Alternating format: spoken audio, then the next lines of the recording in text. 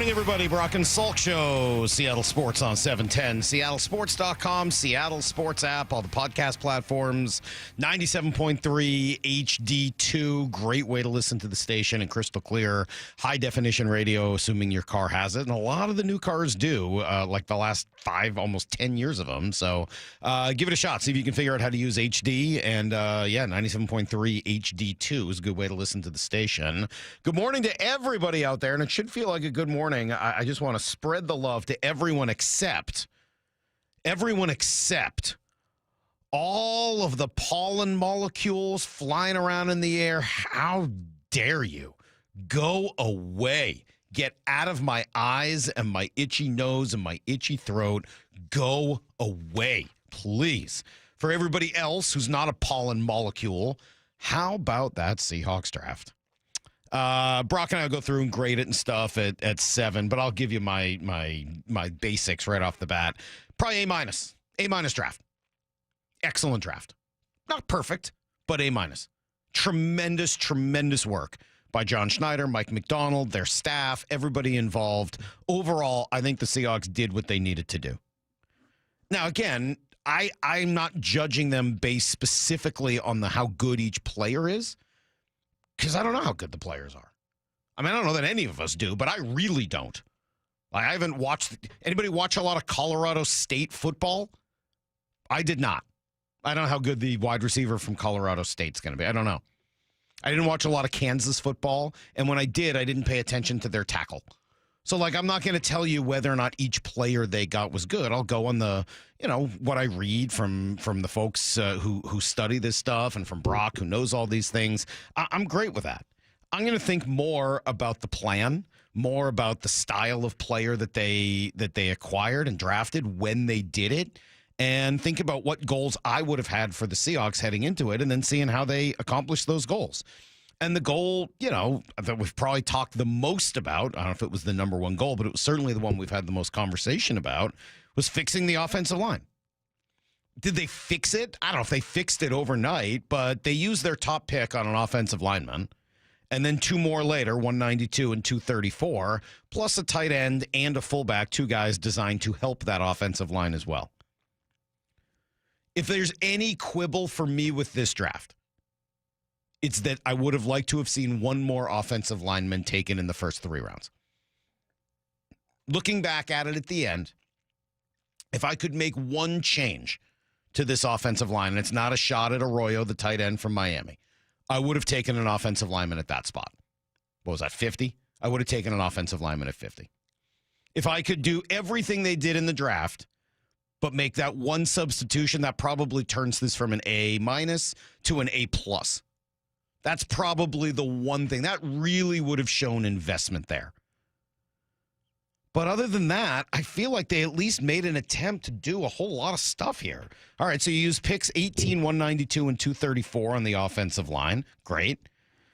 We talked a lot about trying to get better on defense. I don't think they needed to go defensive edge rusher for the most part, because they had that. And unless you were going to do it in round 1, I thought that would be a waste of time. But kudos to them. They find a 5th-round guy who probably could have been a 3rd-round guy who can play up front later. It's going to take some time. That's fine. I'm thinking long-term on the defense. And they traded up for Nick Eamon-Warry, a guy who the plurality of our callers, at least on Thursday, wanted them to take at 18.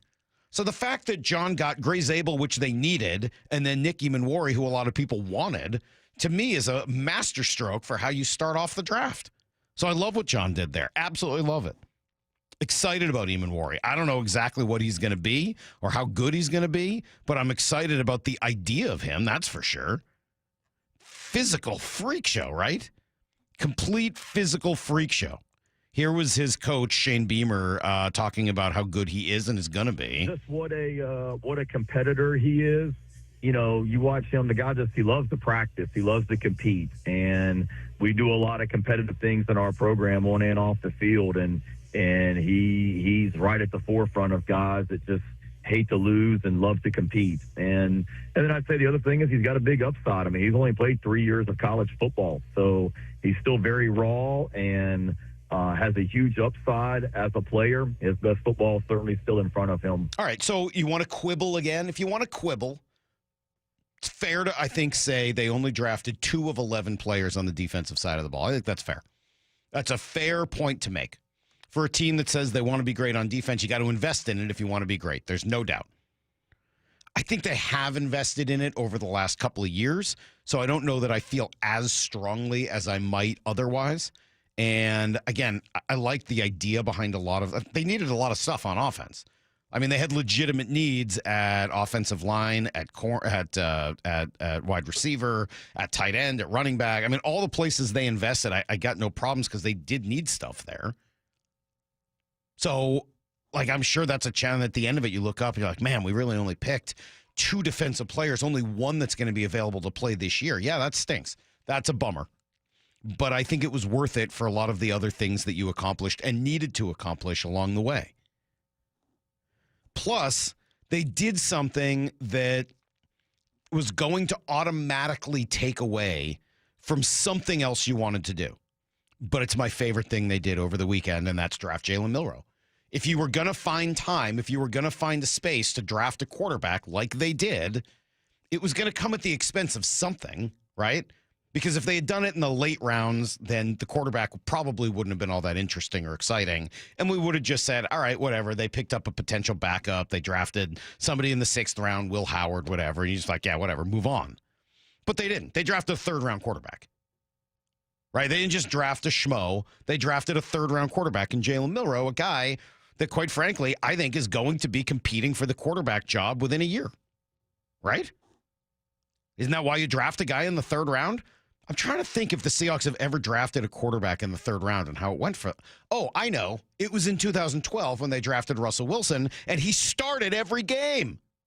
Now, I don't think that's going to happen with Jalen Milroe. I would be surprised. I think it would take a serious and significant injury or 2 for that to occur. But I'm pumped.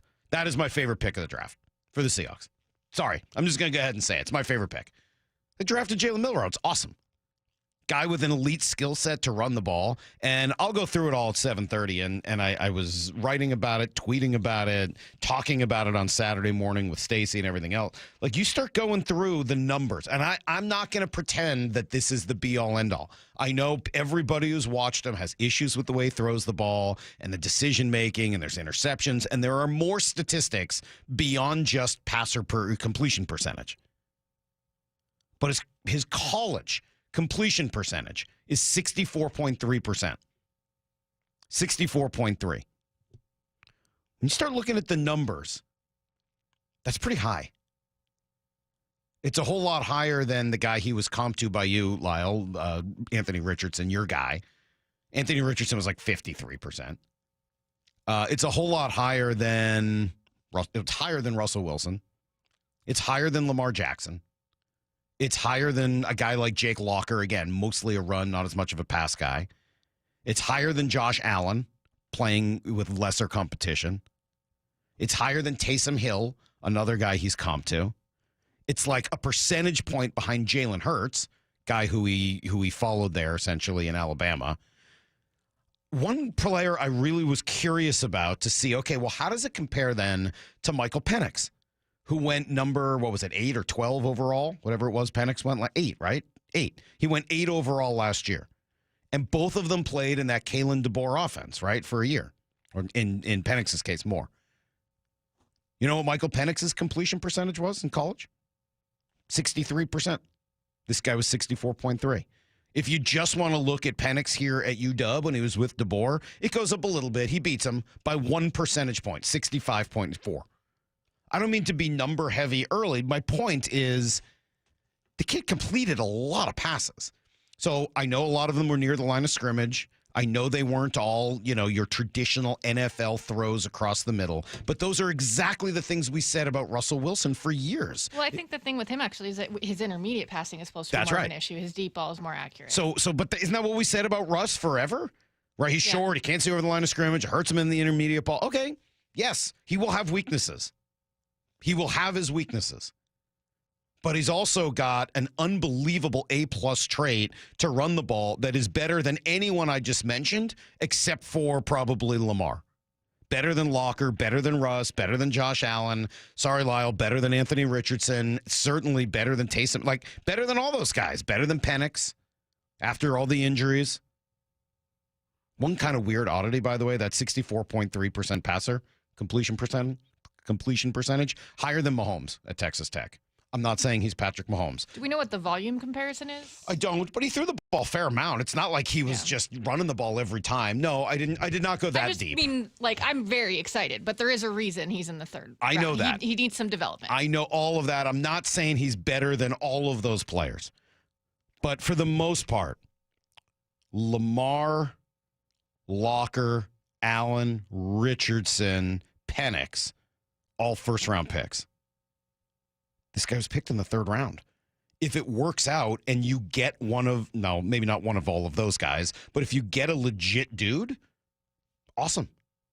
If you don't, oh well. All you did was give up a third-round pick for it. You didn't draft him in the top 5 and commit to the guy forever and ever. I love this pick. I love the athleticism. I love the arm. I love the leadership. I love the intelligence. And if it turns out that it doesn't work, I love the risk because you just didn't give up that much in order to try to make it happen. So I love it. Clamoring for them to try something at quarterback in the draft, right? Absolutely. And if I could have had any one of the quarterbacks in this draft, this is the guy I would have wanted. Couldn't be more excited. Biggest plus trait. I love a guy who can run at quarterback. I think it's mandatory in today's NFL, and that's exactly what this dude does. Is he perfect? Am I telling you he's going to be the next star for the Seahawks? No. But I can't wait to watch him. I can't wait to find out. I can't wait to have a front row seat to figure out if Jalen Milroe turns into the player he could be at the very peak of what he's capable of. Because if he does, we got a franchise quarterback here in Seattle for the next decade, and that's going to be a blast to watch. Wyman and Bob, afternoons 2 to 7. Looking at Cal Raleigh, man, could he be in that conversation for MVP? He deserves the praise. He's been phenomenal. The question, can Cal keep this up? I mean, probably not. I'd feel so much better about this team if Julio went on not some kind of a tear like Cal, but just get back in there. Dave Wyman and Bob Stelton, afternoons 2 to 7 on Seattle Sports, the app, YouTube, and your smart speaker. This is a story of the one. As a maintenance specialist for university housing, he knows college students can major in wear and tear. Plus, housing so many students doesn't leave a lot of room to house all the supplies he needs. That's where Grainger comes in. With over 1 million industrial-grade products and fast, dependable delivery, Grainger carries the quality products he needs so he doesn't have to. From a new door hinge to a whole new faucet. Call, click Grainger.com, or just stop by. Grainger, for the ones who get it done. This message comes from Viking, committed to exploring the world in comfort. Journey through the heart of Europe on an elegant Viking longship with thoughtful service, destination-focused dining, and cultural enrichment on board and on shore. With small ships that bring travelers closer to the destination, there's more time to explore. And every Viking voyage is all-inclusive, with no children and no casinos. Discover more at Viking.com. Wesley Financial Group is not a law firm. Do you find yourself stuck in a timeshare? Get the real facts about the timeshare industry and your options for cancellation. Chuck McDowell, founder of Wesley Financial Group, has put together a free information guide that reveals the secrets the timeshare industry doesn't want you to know, including the 5 ways to get rid of your timeshare. Call now and get this timeshare cancellation guide absolutely free. Call 800-838-6161. That's 800-838-6161. 800-838-6161. Confidence is knowing you're ready to handle whatever comes your way. That's what it feels like to take on your workday with Cintas. They make sure your AEDs are up to date, your fire extinguishers are tested and inspected, your floor mats are cleaned and delivered, and your workwear looks good, feels good, and is freshly laundered with the Cintas Apparel Plus program. So are you ready to take on today? Visit Cintas.com. Oh, I'm ready! And get ready for the workday. Looking for the perfect engagement ring? At Shane Company, we know this is an exciting time. It can also be overwhelming. Customers say this a lot. Where do I start? How do I choose? At Shane Company, this is where the magic happens. Since 1929, we've been experts at helping customers find the perfect engagement ring.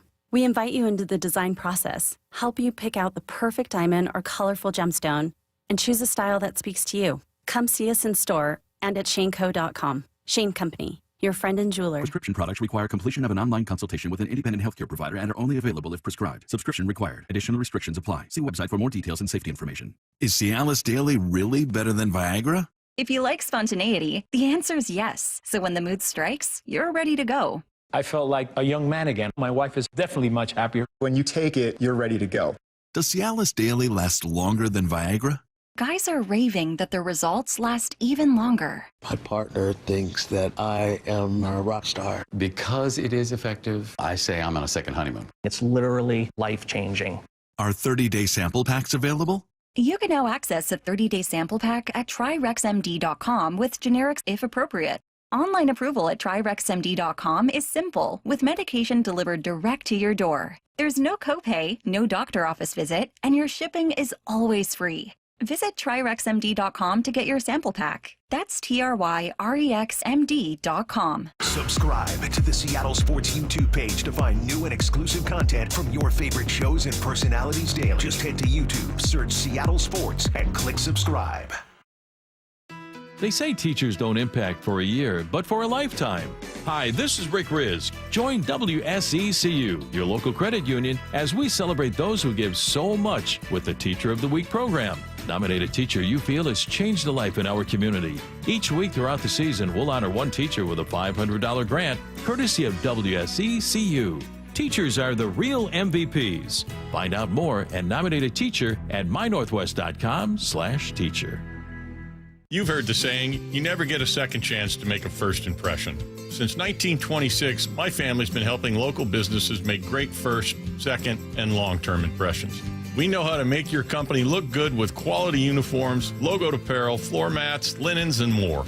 If you're paying for linen service or doing it yourself, let's have the conversation. The information and quote are free, but the savings and service can really add up.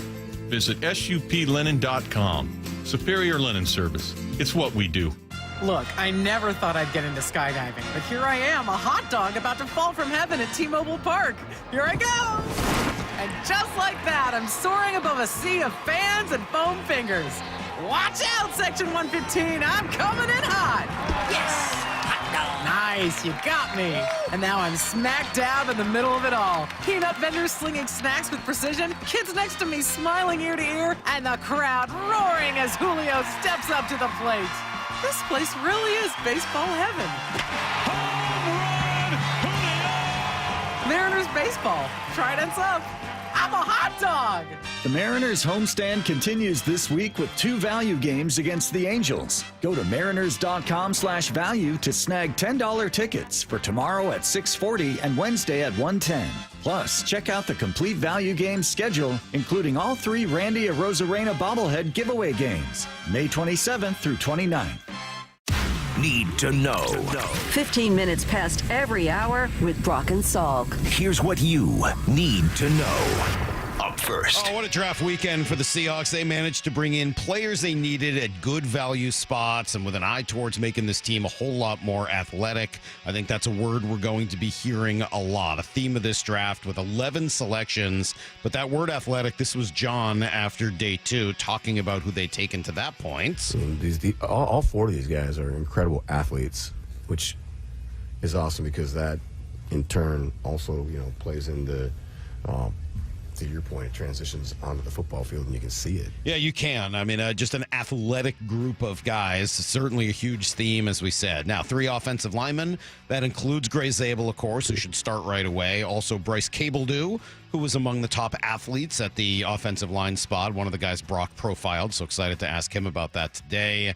Only 2 defensive players, but one of them, again, physical freak show athlete, Nick Eamon-Wari, might be maybe the freakiest athlete in the draft, right? He can play all over the secondary. He could possibly even play a little nickel linebacker. Obviously, the Mike Macdonald use of Kyle Hamilton is going to come to mind in addition to the Cam Chancellor comp, but he was asked about Kyle Hamilton and whether they mentioned him to him in their interviews. Yeah, they say me and him are very similar, but I can still work on some things to get up, to his all-pro level as he is now. But I'm bigger, faster, so things like that. Kind of like the way he says that, like, hey, look, there's still a lot I can work on. That guy's an all-pro, but I'm bigger and faster, so we'll see, right? Like, I'm bigger than he is. I'm faster than he is. Put me out there, and let's see what happens. I think he had a little attitude about falling out of the first round, something that he was not expecting necessarily. And then finally, we just talked about it, but we'll spend a lot more time. They draft a quarterback, Jalen Milroe, in the third round. It gives them their first drafted quarterback outside of Alex Magoo since 2012. So an opportunity to maybe change the future of that position. As for Jalen Milroe, he's just trying to do his best here. So I'm coming in to learn, grow, and bring nothing but positive vibes to the offense, and fulfilling all that as a necessity with my role in the team. So, of course, once I get there, I'll understand my niche for sure. But, ideally, I'm competing, no matter what day it is, no matter how many reps I get, competing for when that opportunity presents itself at the quarterback position. All right, I'm ready for all of those things. Team also over the weekend traded away quarterback Sam Howell, got back one of their fifth-round picks. Here's the second thing you need to know. Well, as interesting as the draft was for us in Seattle, maybe even more fascinating from the national standpoint, the Shedeur story just dominates headlines for all 3 days. He just kept slipping and slipping and slipping, and then there was Mel Kiper kind of losing his mind over it. This isn't a talent issue. This isn't a can-do issue. This transcended that. And that's why I think of anybody on that list that you have of fifth round guys, none of them had the skill set that this young man had. This is not about can you play the position. This is about do we want you to play the position for us. That's what this game. Why wouldn't they, Lou? Well, look, that's a whole nother discussion that we've had in many different ways for weeks I would say and that months now. This is not one of the toughest quarterbacks you've ever But Mel, this isn't about this isn't about quarterback traits and quarterback characteristics, personal football character. That's not about this. This is personal. Has he had an off the field issue? No, he has not. Mel, you don't have to sell it to me. No, I don't know what we're talking about here. You're right. You're right. Yes, you're right. But you know what? The draft has spoken. I think we do know what we're talking about. We're talking about everything that, Dion did around him, and this question of whether this whole thing was a complete mirage, if it was fabricated out of nothing. This Mark the Bird Fidrich. Like, was all of this essentially created in a lab? I think those are all real questions. And then, and we'll talk more about that at 8 o'clock. I legitimately feel bad for Shedeur. And that reached a peak when the prank phone call news came out. And then to find out that it was from the son of Falcons defensive coordinator Jeff Ulbrich. He claims to have just found the number and, decided to make that call. That's terrible, man. So that whole thing is ugly, but we'll discuss more later. And now you get a quarterback room in Cleveland with Shedeur, Dylan Gabriel, who's drafted a couple rounds ahead of him, Joe Flacco, who Dion called old just over the weekend, plus Kenny Pickett, plus Deshaun Watson, the guy with the bloated contract. What a total complete mess. Speaking of the AFC North and their quarterback rooms, who's going to be in Pittsburgh's? They drafted Will Howard in the 6th round, but does that mean what? They're going to actually turn their franchise over to Aaron Rodgers? Are they still going to find a way to trade for Kirk Cousins? You would have assumed that would have happened over the weekend. So very interesting conversation still to come. Here's the third thing you need to know. It was another crazy weekend for the Mariners, that's for sure. They win yet another series after dropping the opener. That's their 4th straight of that variety. 6th straight overall series win. Plenty of heroes, but this guy just keeps surprising everyone. Pitch to him. Swung on. Blasted right field. Has he done it again? Has he done it again? Yes, he has! Jorge Polanco, his 2nd home run of the night. He is absolutely on fire. His 7th of the year. There is no stopping Jorge Polanco, and the Mariners just pouring it on. It is 8-0 M's. It's a pretty good weekend for Jorge. 6 for 12, 3 home runs, and a double. Driving in runs every night. Dude is just on another level right now. And amazing because he's still not able to play the field. He's still not able to hit against lefties. But when you put him in there, he is destroying right-handed pitching right now. So the Mariners get to 16-12. Oddly, last year they were almost the exact same record. As of 27 games in, they were 15-12 both years, but they win yesterday. They lost a year ago, so we'll see. Next up, 3 with Anaheim after an off day at home today. The bad news, however, Logan Gilbert lifted after 3 innings on Friday, found himself on the IL with a grade 1, which is a mild forearm flexor strain. If that's all it is, fine. He'll be very lucky, and he'll come back here in a couple of weeks, and we'll take it from there. But forearms and flexors do have a nasty tendency to be very closely related to UCLs and elbows, which require Tommy John surgery, and that's at least a full year on the men. So Logan going to rest for 2 weeks. Hopefully at that point he's reevaluated and things look better than they do today. That is everything you need to know. 1:15 every hour here on the Brock and Salk Show. There's one more thing we need to know. Yes. Lyle and I are jerks, and we didn't say anything right off the bat. We forgot. I apologize, but happy birthday. Oh, thanks, Maura.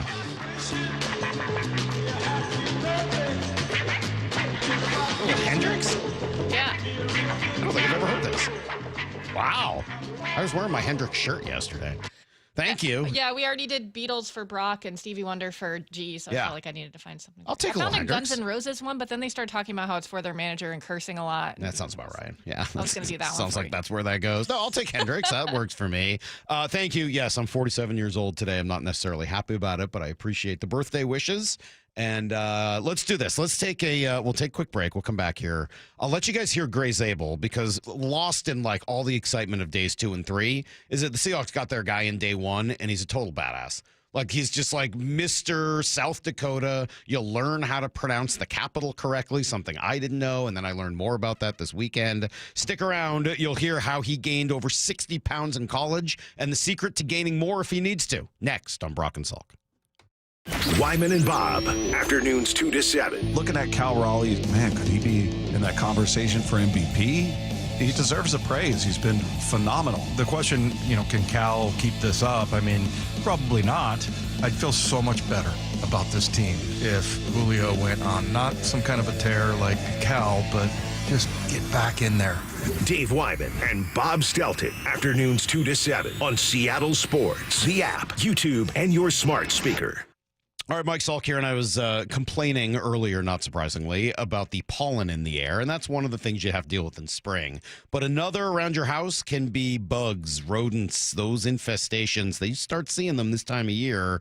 Any sign of pest intrusion in your home, you want to make sure to get it taken care of immediately, right? Rodents peak of their reproductive season, so if 1 or 2 get into your house, well, now you could have hundreds, and they reproduce, and that's even worse. And now there's damage to the insulation or the wiring or even structural features. Yeah, you don't want that. Bugs, ants, yeah, no thanks. They're looking for a food supply, but let them go do that somewhere else. Crawl Pros can come out and help. They got a full-service pest control division called Pest Pros, and they will prevent any infestations from reoccurring. If you're worried about water damage or mold or insulation issues, critters, bugs, anything else related to your crawl space or attic, call Crawl Pros or visit crawlpros.com. Schedule a free inspection at crawlpros.com. At Uline, they know going the extra mile takes hard work. For companies pushing to go further, Uline will go the distance with you. 24/7, they answer the phone to get you the shipping and industrial supplies you need. Business can move fast. Unexpected large orders, adverse weather, new safety guidelines, and changing economic trends. Uline works hard keeping 41,000 items ready to ship, minimizing detours on your way to the extra mile. Visit uline.com. The Oki Golf Platinum Players Card is the perfect gift for your favorite golfer to welcome back spring. With 7 prepaid rounds at any public Oki Golf Course location, including the Golf Club at Newcastle and Washington National Golf Club, along with 7 50% off guest passes and unlimited discount fees, the Players Card is the best value in golf. And now through April 30th, Oki Golf is offering 1 free bonus round with purchase of the Platinum Players Card. Visit okigolf.com today to secure one for you and your golfing loved one this April. Quarterback Jordan Love isn't just on Green Bay's team. He's also on the American Family Insurance team. Because like us, he believes in dreaming fearlessly. Just chase your dreams and don't let nobody hold you back. And we help protect those dreams with the right coverage so you can dream fearlessly. American Family Insurance. Get a quote and find an agent at amfam.com. Products not available in every state. American Family Mutual Insurance Company, SI, and its operating company, 6000 American Parkway, Madison, Wisconsin. Every great team has its core players, but when the season gets tough, adding the right free agent can make all the difference. The same goes for business. At Robert Half, we found that 67% of companies surveyed plan to increase their use of contract talent to handle workload peaks and backlogged projects. With Robert Half's specialized recruiters' experience, combined with our award-winning AI, you can quickly find the skilled candidates you want. At Robert Half, we know talent. Discover how we can help at roberthalf.com/talent. Need a break from everything? Escape to a place where anything is possible and the fun never stops. At Silver Reef Casino Resort, you'll discover world-class dining, championship caliber golf, and so much more. Come join the fun and see why we've been consistently rated one of the region's top destinations. Visit silverreefcasino.com to book your stay and discover all the exciting events and promotions we have in store for you. Silver Reef Casino Resort, located off I-5, exit 260. Find out more at silverreefcasino.com. For Down Territory, going inside the game with Michael Bumpus. I like this. More quarterbacks should start doing this. Every day at 11:15 and 1:15 on Bumpin' Stacy. After years of wear and tear, Joe had osteoarthritis in his wrists and shoulders. I've pretty much worked out my whole life. I actually decided I'm going to train for a half Ironman triathlon. The pain was interfering with every part of his life. Basically, can't sleep, causing those kind of problems, very limited movement. Joe had surgery, but it wasn't the fix he was looking for. The doctor told me, he's like, hey, this is just going to be a partial fix. You're going to eventually need joint replacement. That's when he decided to see Dr. Mark Wagner, MD, at Seattle Sports and Regenerative Medicine for stem cell therapy. And they're just getting better. I can basically do full motion. I don't have really any pain. What kinds of things are you able to do now that you weren't before? I like to golf, and it definitely has made my golf game not as painful. And sleeping. I'm sleeping better because I don't have that aching at night going on and have to roll over. So, are you recommending this to others? Oh, everybody I talk to. Yeah, it's a no-brainer. Before you choose surgery, consider stem cell therapy with Dr. Mark Wagner, MD, at Seattle Sports and Regenerative Medicine. Schedule your consultation at drmarkwagnermd.com. When you have really good leaders, it makes it easy. Gia arrived at Lee Johnson after 10 years at another dealership. You know your job, but then you have people who you can rely on to help you with the big stuff that you need that support from. And I've gotten that every day with my service manager, with our assistant service manager, with even like our GM and our GSM. The way that, we're now on the showroom together, we are so close-knit just as a department. My service manager here, he's always open to teach you whatever you want to know. He just wants everybody to do good around him, and if somebody wants to learn something, I'm here to do it. And I've never had a service manager like that before. They're really good at promoting from within. That's one thing that I've learned from working here. I see people start out as a lot porter, and people work their way all the way up to being a general manager. The LJ way is the Lee Johnson Auto family. Brock and Salk's Rewind is presented by Toyota of Kirkland and Toyota of Renton. I'm going to guess, as we are getting ready to speak to new Seahawk Gray Zabel, he's not going to get tired of hearing this. With the 18th pick in the 2025 NFL Draft, the Seattle Seahawks select Gray Zabel, guard, North Dakota State. It's got to be a moment you remember for the rest of your life, and he's kind enough to join us now the morning after. Gray, good morning. How are we feeling today? Man, I'm feeling blessed. What a surreal experience this past night was, and super excited to get out to Seattle. I got to be honest, you don't sound like a guy who drank too many Busch Lights last night. What was the count for the evening? Because you sound pretty good. Yeah, man, we had a lot of fun. I know we ran out about halfway through and had to make a quick trip, but we enjoyed ourselves last night. For sure. A quick trip from the farm to the liquor store. How far is a trip like that when you're in South Dakota? No, we're in town here at our house, so it was a short trip. Luckily, we weren't run out for too long. So, did you know, Gray, before the call came or the name was announced? When did you know? I knew when I got the call after they announced the Cincinnati Bengals, and all the way leading up to it, I had no idea. I was just praying. I was holding my breath because I knew Seattle was a place that could possibly be a landing spot for me, but I was holding my breath. And when I got that phone call from Washington, man, my heart started beating for sure. What were you thinking as a lot of other offensive linemen were going? I mean, a lot of the picks, 12 of the 17 picks ahead of you were big people, either on the offensive or defensive line. Were you thinking that's good for you, not good for you? Like, what was your reaction as it was going down? Man, I was excited for the guys that went before me. I mean, I got to meet a lot of them through this process, through the draft process, and I was super excited for Will, Armand, Calvin, Tyler, those guys. And I knew it was a good thing that teams were kind of prioritizing offensive linemen in the first round. So, but I was super fired up for those guys. And when I ended up getting that call on the 18th pick, man, it was all my dreams come true. Did you know when you boarded the plane from Mobile, Alabama, how big the Senior Bowl week was going to be for you? Not really. All I wanted to do is go down there and just compete and prove and be a tough football player. Other than that, I had no idea how it was all going to play out, but I'm grateful that Jim Nagy sent me an invite to go down there and be able to showcase what I have and the skill set that I have. What did you feel like you showed that week? And I thought I went down there. I think I showed my versatility, my hunger to be a good physical offensive lineman, and then my ability to kind of improve throughout the week. I mean, it was a little bit of a step kind of going up against guys like that. But at the end of the day, you come to realize, like, playing this game of football, everyone puts the shoulder pads on the same way and everyone wears a helmet. And if you're a good physical football player, you're going to have success.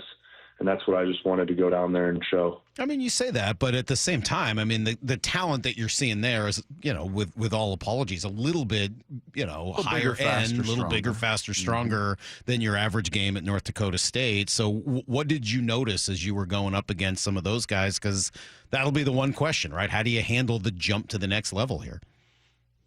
Yep. I noticed everything's just got to be a little more locked in. You just got to be more precise with everything you do. If that's your footwork, if that's your hand placement, all that. And then at the end of the day, I mean, football is a physical game, and you're going to have to be a physical football player. And I think that's what's going to might be the biggest jump, or might be the biggest issue that people struggle with, is the physicality. But when that's kind of one of your pillars of your foundation, it's going to be hopefully a good transition to the next level. Gray, I think before you were born, I was a Seattle Seahawk, and I was in the Seattle Seahawks locker room. I remember this when the Seahawks drafted Steve Hutchinson in 2001. We heard a lot last night after the draft, a little bit from you and from John Schneider, the role that Hutch played in it, the Hall of Famer. Can you take us into some of those conversations and some of those meetings a little bit deeper? Yeah, absolutely. Any time that you get a chance to talk with, one, an unbelievable person like Steve Hutchinson is, and two, an unbelievable player he is, you just want to try and soak up as much knowledge as you possibly can. I mean, being able to sit down and talk with him, talk about some football, and just kind of pick his brain a little bit about this game, it was a super unique experience.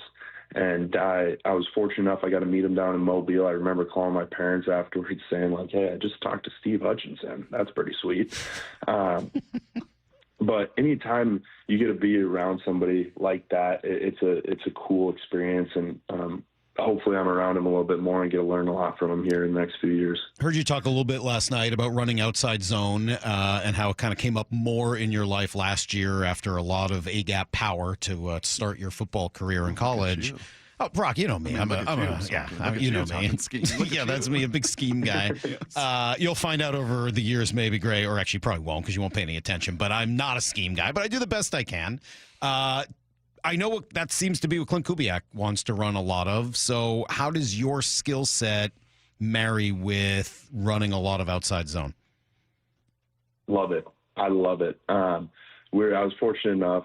Coach Polsek came from Iowa, and he was a firm believer in outside zone this past year at North Dakota State. So being able to kind of translate that, and the biggest part is use your athletic ability to go and play ball and get out and run a little bit in outside zone. So I'm super excited to be a part of the Seahawks and the scheme that they do, and hopefully get to kind of continue to showcase what I have. Are you still growing at all? Like, any chance, like, what was it, 6'6", 312, 3'4"? Like, could we see a bigger Gray Zabel at some point? Is there room to add weight?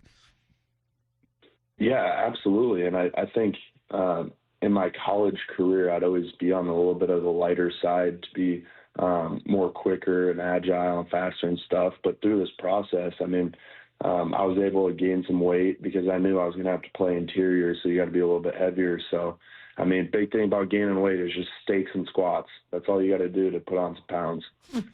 Steaks and squats. Well, and you could go from Bush Light to Bud Heavy if you need to. I mean, that would, I think, help, right? Yeah, exactly. A few extra carbs. Okay, we just had a guest in with us. Yeah. He wanted to know from you, speaking of steaks, you open the door to meat right there. You get the choice of 3 things to order here in Seattle. When you come and visit and we get to meet you, three things are on the menu. You go on brisket, prime rib, or dino beef ribs. Ooh, I'm going to go with prime rib. I love a good steak. Yeah. So I'm going to go prime rib for sure. Okay. How'd you end up going to North Dakota State? I mean, you grew up in Pierre, right? I just read this in the bio yesterday, but you grew up in Pierre. From everything I know, from the limited number of people I know from either Dakota, there's a lot of rivalry. Like them bison. How did that play? Like, what led to all that? Yeah.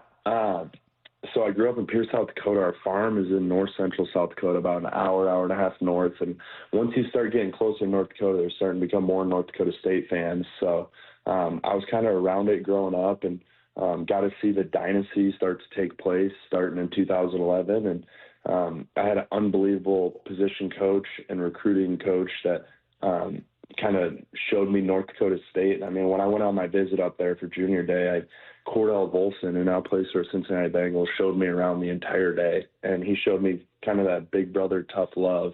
And I fell in love with it right away. And unbelievably grateful that North Dakota State gave me an opportunity. They saw something in me that most schools and bigger schools didn't see, and they developed me into who I am today. So I'm forever in debt to them. But yeah, there's a lot of pissed off peer people when I decided to go up north and not stay in state. Yeah, get ready. It only happens more and more the further you move along. Yeah. Okay, I got like 4 quick rapid fire questions for you, Gray. All right, 4 quick ones. Yep. Do you hunt and fish? Yeah. Which do you enjoy more? I'm going to go hunting more for sure. Quail? What are we doing? Quail? Pheasants, ducks, geese, deer. Yep.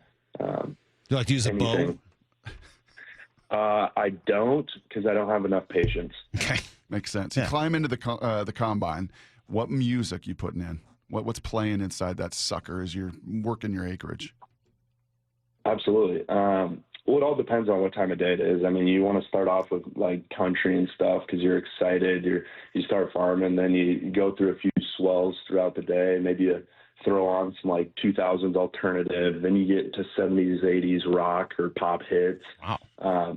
And then you kind of get back to the new pop, kind of pop country. But so it all depends on the time of day. But I'm telling you, my phone has too many playlists from sitting in the tractor. Makes sense. You hear that, Lyle?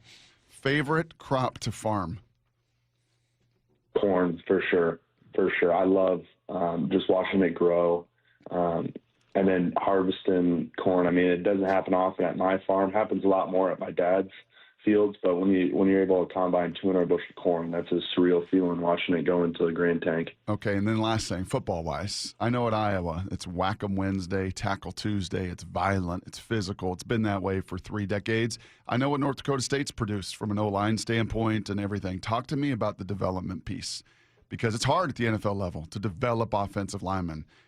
Take me into how you developed from a 2-star whatever recruit from Pierre to the 18th pick in the draft. How'd that happen?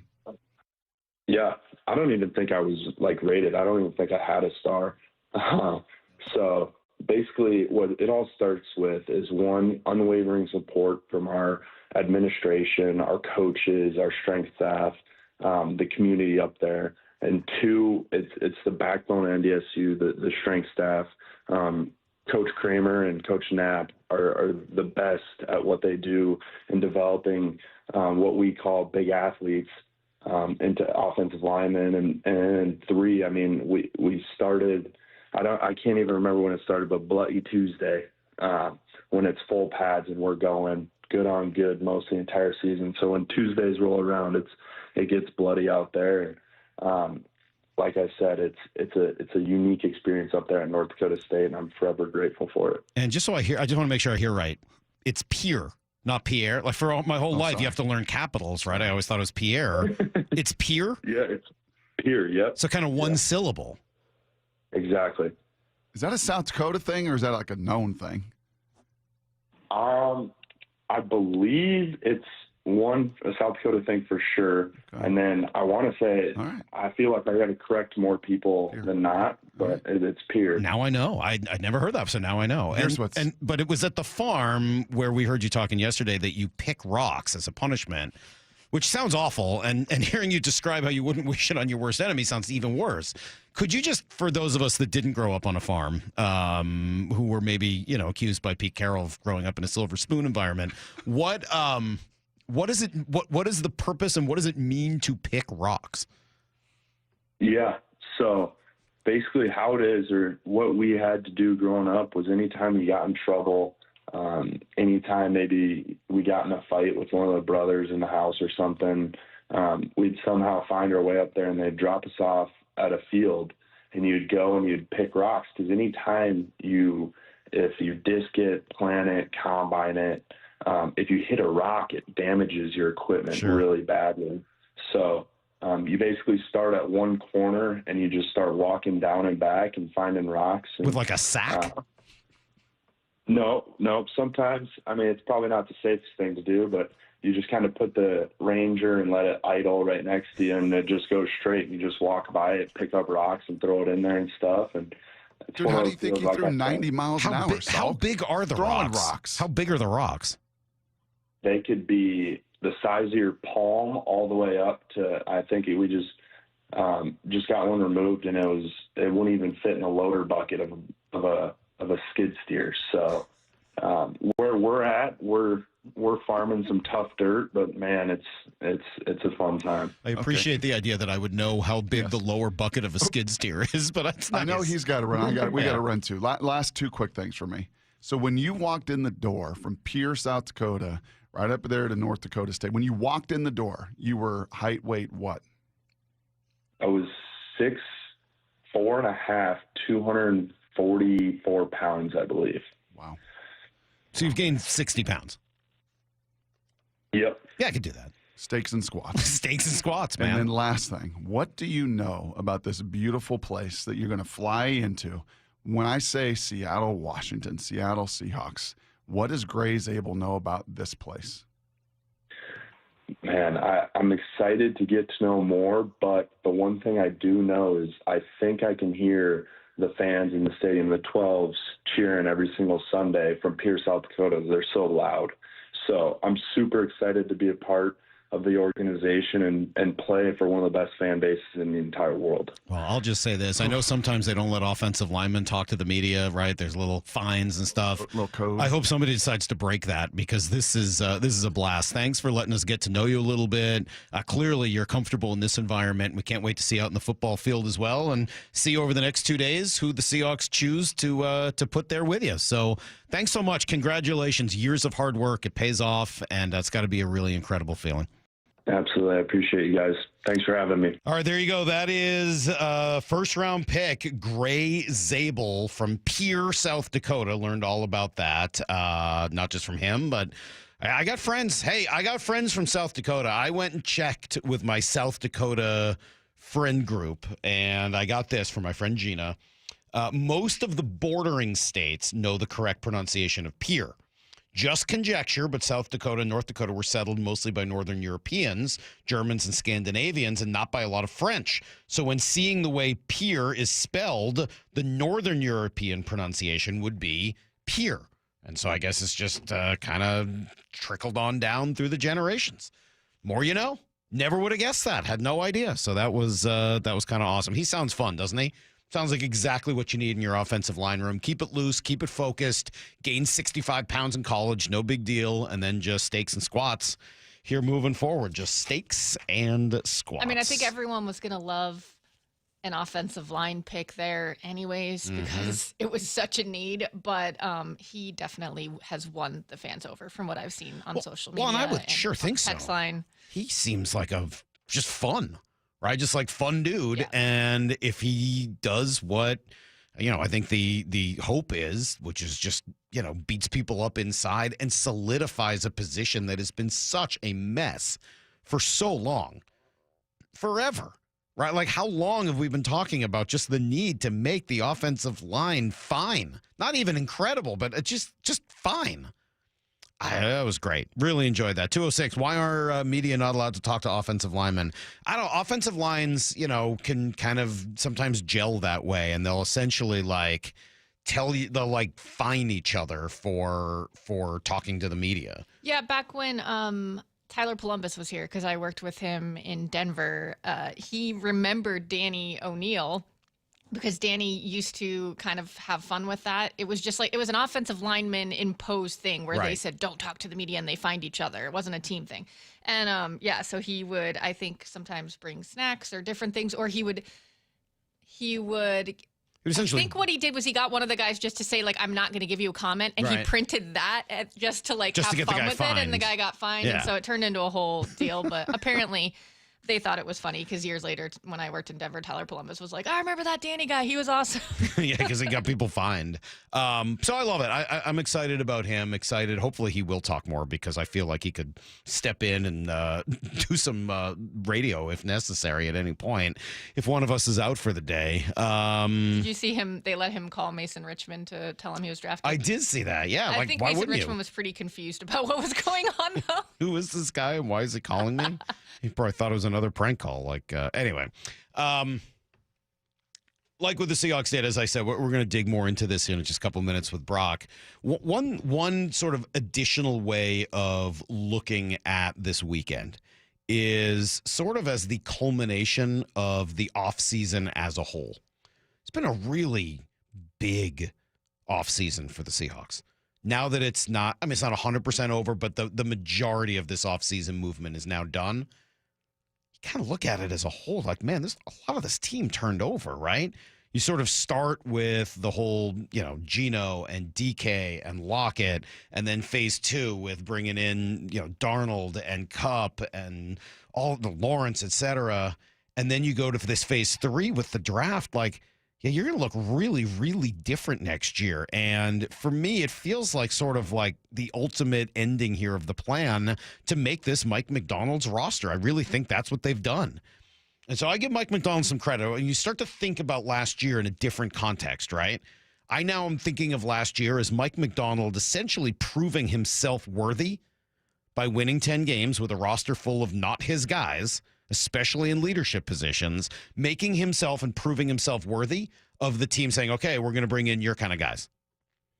Maybe it earns him the trust or the power to bring in his kind of guys and send the old guys packing, but that's kind of what they've done, and this is what they've needed. They've needed to turn this over. This, to me, is almost the end of the transition process. Started with the trading of Russell Wilson, continues through the firing of Pete and the hiring of Mike Macdonald, and now this offseason, to me, becomes really a true line of demarcation. This is where it goes from we're making changes to we're now building. We're building the new team. We're done with the changeover from the old team. Now we've got the new team. We've got the new coach. We've gotten rid of the quarterbacks. We are now moving on and moving forward with a new team, a new roster. And so the building process, by the way, you never lost more than 10 games, even in or never won fewer than 10 games. Great. That's you never even had to lose in order to make it happen. Now, we'll find out whether or not they've got their franchise quarterback, and that's still going to be a conversation moving forward. But, yeah, you now have sort of, I think, finished the transition and are now on to the next stage, which is building a new team. And I think they got a lot of foundational pieces here over the last couple of days to try to make that happen. So I give it an A-. What does Brock give this draft? Was he still hooting and hollering like he was on Thursday night? We'll find out together next. Brock and Salk, Seattle Sports on 710, seattlesports.com. Bump and Stacy, weekdays 10 to 2. Aaron Goldsmith joining us now. For the success that they are having, you can't necessarily pin it all on one guy or one group. But it feels like we're seeing the Mariners win in multiple ways, which is different. One of the things that's encouraging to me, they've won consistently in that stretch of time. without their outlier strength. Bump and Stacy, weekdays 10 to 2 on Seattle Sports, the app, YouTube, and your smart speaker. This is Secret Clinical dominating extra stinky stress sweat. And this is regular deodorant. Secret Clinical in a heat wave. Oh, what a beautiful day. This is regular deodorant. Ugh, I can't. Secret Clinical with workout sweat. Let's run another marathon. And regular deodorant. How much more? Secret is the GOAT because nothing fights sweat better. Stay fresher under pressure. This is a story of the one. As a maintenance specialist for university housing, he knows college students can major in wear and tear. Plus, housing so many students doesn't leave a lot of room to house all the supplies he needs. That's where Grainger comes in. With over 1 million industrial-grade products and fast, dependable delivery, Grainger carries the quality products he needs so he doesn't have to. From a new door hinge to a whole new faucet. Call, click Grainger.com, or just stop by.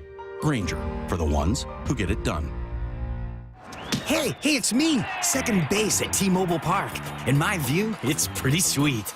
I can see the big dumper flashing his platinum glove, firing a perfect throw right at me. Here comes the tag. Oh, got him. Another strike him out, throw him out for Cal Raleigh. Then there's Julio, stomping on me on his way to a stand-up triple. That dude is unreal. Swinging a line drive, Julio round to third with a 2-out, 3-run triple. And JP, smooth as silk, snaring line drives out of thin air. And he takes a hit away! Come check it out for yourself. There's nothing like being this close to the action. Although I'm still waiting to get invited to the wind dance. A base can dream. Mariners baseball. Trident's up. The Mariners are celebrating Mother's Day during a 3-game series May 9th to 11th. And on Mother's Day, Sunday the 11th, the first 10,000 moms will score a clear purse thanks to Muckleshoot Casino Resort. Then the action continues with a showdown against the Yankees May 12th to 14th. Tickets at mariners.com. This is the story of the one who, as a maintenance specialist for a historic high-rise, knows that vintage charm historically needs constant attention. Which is why when it's time to upgrade turn-of-the-century mechanicals, they turn to Grainger. With easy access to 1 million-plus products and the scale to deliver when and where you need them. The right tools and supplies are never far away. So the one can keep that vintage building running like new. Call, click Grainger.com, or just stop by. Grainger, for the ones who get it done. This is Secret Clinical dominating extra stinky stress sweat. And this is regular deodorant. Secret Clinical in a heat wave. Oh, what a beautiful day. This is regular deodorant. Ugh, I can't. Secret Clinical with workout sweat. Let's run another marathon. And regular deodorant. How much more? Secret is the GOAT because nothing fights sweat better. Stay fresher under pressure. From whiplash to herniated discs, there are a few car accident injuries we've all heard of. JP Pendergast with Pendergast Law explains that even the most common injuries differ from one another. Pre-existing conditions, health history, beginning of treatment. There are hundreds of factors that make every person and every injury unique. While these variables aid medical treatment, the strongest case recoveries must also take them into account. Could you explain a little bit more? Our team at Pendergast Law is obsessed with turning over every stone to differentiate each case. This requires thorough investigation, diligent listening, and relentless research. We never pursue cases with a one-size-fits-all approach. We built our success by treating every injury and every case with the individualized attention our clients need and deserve. Pendergast Law's individualized approach to even the most common injuries makes the difference in case outcomes. It's another reason why I can't recommend them enough. If you or a loved one has been injured in a car accident, call Pendergast Law. We can help. The sports calendar is heating up, and with ESPN Bet Sportsbook, you can go from checking news to stats to placing bets in a couple of taps. Stream games, bet live, and get exclusive offers when you link your ESPN account. Right now, you can get $100 in bonus bets when you make your first $10 wager. Download the ESPN Bet app and sign up with promo code USL to get started today. Must be 21 or older. Gambling problem? Call 1-800-GAMBLER. Terms and conditions apply. See app for details. Offer not available in New York.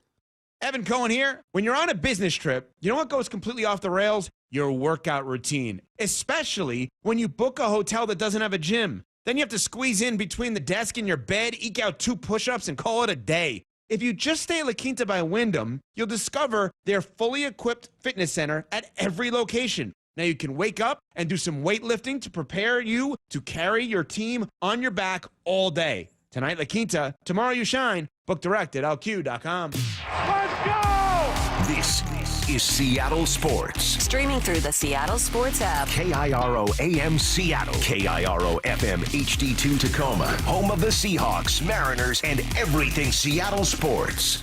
This hour of the Brock and Salk Show is powered by Star Rentals, preferred supplier to the West's best contractors. Give me a freaking auto! From the Quantum Fiber Studio, this is Brock and Salk on Seattle Sports. Brock Heward and Marcus. Sorry about just Mike. Heward, not exactly Joe Cap there in the pocket. Now here are your hosts, Brock Heward and Mike Salk. All right, what a draft. What a draft weekend. Brock, your grade is? Oh, A. Straight A. That's an A. Straight A. Yeah, that's a 94.8. Yeah, 94.8 Salks. I don't know if that's an A at Pomona on you guys' kind of crazy 12. That's an A. That sounds like an A. That's an A. Yeah, I dug it from beginning to end. The only reason it's not like a 97 or 98 is it'd have been neat to add a corner. But it just never fell, right? Those guys were asked Saturday night, John and Mike, is it fair to characterize that the board just market-wise didn't really fit with corner? Because there's no question that now I think coming out of this draft is your biggest need area. And it was just, I kind of knew that after the third round, there were not a lot of guys that I think they were in love with. So that was a little bit of a bummer, but, still 94.8 and A is about as good as I can remember. Yeah, I'm probably just behind you. To me, this is my favorite draft they've had probably since 2012. It's been a while since they've had a draft, I think, this good. I'd go A-. I got probably a few extra quibbles. They're not huge ones, and I don't want to start off by focusing on them because then people are like, why are you being negative? I'm not. To me, if you gave it what'd you say, a 94.8, I'm probably at a 91. I really, really like what they did. I love that they tried to fix the offensive line. I love that they spent the 18th pick on it and then two more later. Mm-hmm. If I have one big I would have liked one more earlier pick on an offensive line. Mm-hmm. If I could make one change in this draft, and it's not a shot at Arroyo, I would have used the 50 pick on an offensive lineman. Mm-hmm. If you make that one change, go offensive line instead of tight end at 50, to me, this is an A draft. Mm-hmm. That's what it would have taken, or an A- or an A+ draft even. That's the one thing. But I'm not going to sit here and spend the morning complaining about that. You spend pick 18 and then two more guys later, and they all fit that athleticism thing that we've been talking about. Yeah, I know on Friday after the Gray Zabel pick, we just loved, man, what a big, just a big guy and a big athlete. And then Friday happens with the seconds and the thirds, and oh my gosh, and here comes Milroe, and here comes Arroyo, and obviously Amawori. And then it just continued with Cable Dew on through of just big, physical, athletic people. And someone was giving me a little hard time on social when I tweeted that this is from beginning to end my favorite draft in at least a decade. I can't remember specifically 2012. I know we loved Russ, right? We didn't know who Bruce was. We really didn't know who Bobby Wagner was from Utah State. So it's probably fair to characterize and say this is my favorite one ever. In the moment. Yeah, like the day after and the Monday after. But, man, they were just so aligned and so consistent with getting exactly the kind of players they want. Yeah, John Smart, talked tough, about reliable, that. fast, swaggy, athletic, and speed. Smart, tough, reliable, swaggy, athletic, speed. The GPS, we added a 275-pound fullback that runs 19 miles an hour. That's pretty cool, It's a lot of, what does Pat say? A lot of momentum heading downhill. It's got some. Pat Ward, shout out, Pat. Yeah, there's a lot of mass, a lot of inertia, and when it hits you, you move. Whatever he hits, he destroys. And it just, I don't know, Salky. We were not in the war room. We're not privy to all of it. Mike Macdonald's not going to take any kind of lap or any kind of credit, just not the way they operate there. But it just kind of felt like his super processing computer and the way that he goes about, laying things out, combined with John and the entirety of that staff and all the cohesion and years and time on task and all of it. You just kind of put those two things together and here, spits out 11 guys that you can't wait to watch rookie camp. I can't wait to watch these guys at rookie camp. Like, oh my gosh, these two receivers, Ricky White. I saw him back-to-back Mountain West Championship games. How he's like a late seventh, I don't know. Because that dude was the best receiver in the history of that university, right? I mean, you could kind of go through the list, and that was one of the best players they've had that have gone through there. That is one of the most dynamic dudes they've had go through there, and they littered him 1 through 7 in this draft. It's pretty unique and pretty special. What'd you like? Who did you like?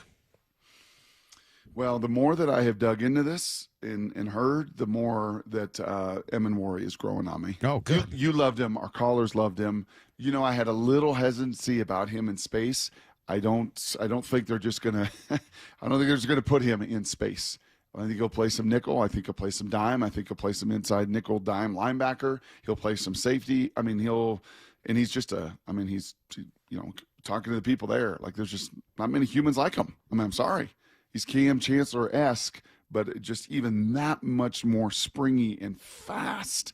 4'3", 43 inches, and he plays to it. So they cannot wait to get their hands on him. So I would say from kind of when we chatted Friday, Salk, to what I've learned and gleaned, and as we sit here Monday morning, that's the one that got me a bit stoked. Well, that's cool. I mean, I was certainly pumped when I saw that they did that. It's bizarre that they used the exact combination of picks that I suggested. No, one away, I think, right? And when you did it, one away, yes. But in terms of what they gave up, Yes.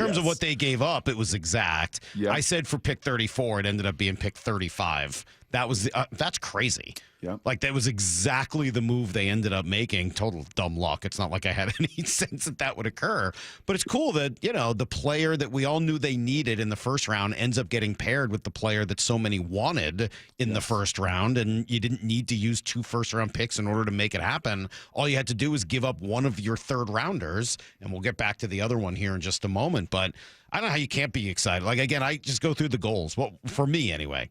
Fix the offensive line, you get Gray Zabel and then 2 other guys. Could you have done more? Sure, but I like the effort. Get dominant on defense. Now, you only drafted 2 defensive players. One of them may not be able to play right away. So, again, if there's another little quibble, 11 guys and only 2 on defense for a defensive-minded team, maybe that's a question mark, especially when we've said before, like, the draft is where you get defensive guys, but what you did in investing the resource in a guy that you think can be a game changer for your defense, fine. Turn this into a Mike Macdonald team, right? A tight end, a fullback, a quarterback in the Lamar Jackson mode, a versatile chess piece at safety, explosiveness, athleticism. So, like, it does feel very much like you're turning this into a Mike Macdonald team. And then at 7:30, we'll address the quarterback position even more. But I mean, like, this is sort of how you do all of those things. Yep. I think we look at these things just naturally, chronologically, as we sit here and do this job on a daily basis in these mornings. And we say, okay, well, here was free agency. Okay, and here was the combine. And I think what we learned and what John, I think, tried to express is that, hey, man, part of free agency was because we looked at a lot of these guys that came through the door, save for Will Fries. And we're like, yeah, we're not going there because we're going to get X, Y, and Z in this draft. There's going to be this cable do guy, and I don't know if he'll be a 5th rounder or 6th rounder where he is. I like him better than this Lucas Patrick guy that we brought through that's beat up, at the end of his career. We want to reset this thing, man. We don't just want to be good. We want to take a swing at this thing at being great. So I think they saw kind of paired and kind of knew what was coming in resource-wise in this draft, as far as it came to the interior offensive line. And same, I would say the same defensively. He has 2 picks, but where did they spend their tens of millions in free agency? Right, exactly. Yeah, there's Jaron Reed, there's DeMarcus Lawrence. Yeah. There's re-signing Ernest You got to Jones. look at the offseason as a whole, not just this in a vacuum. I still think they could have invested more in the offensive line. I still think there was more they could have done in the draft. If there's one small issue, I still think they could have done more. And John sort of recognizes again that this is a National Football League issue. It's an area of need, but it always is. I can't emphasize that enough. I mean, every team in the National Football League is looking to help their offensive line, and it's just an ongoing issue. And we'll have these guys in competing, and we'll see where it goes with this new group, with these 3 guys coming in and the free agents that we signed, and so we'll see what it looks like. Yeah, good.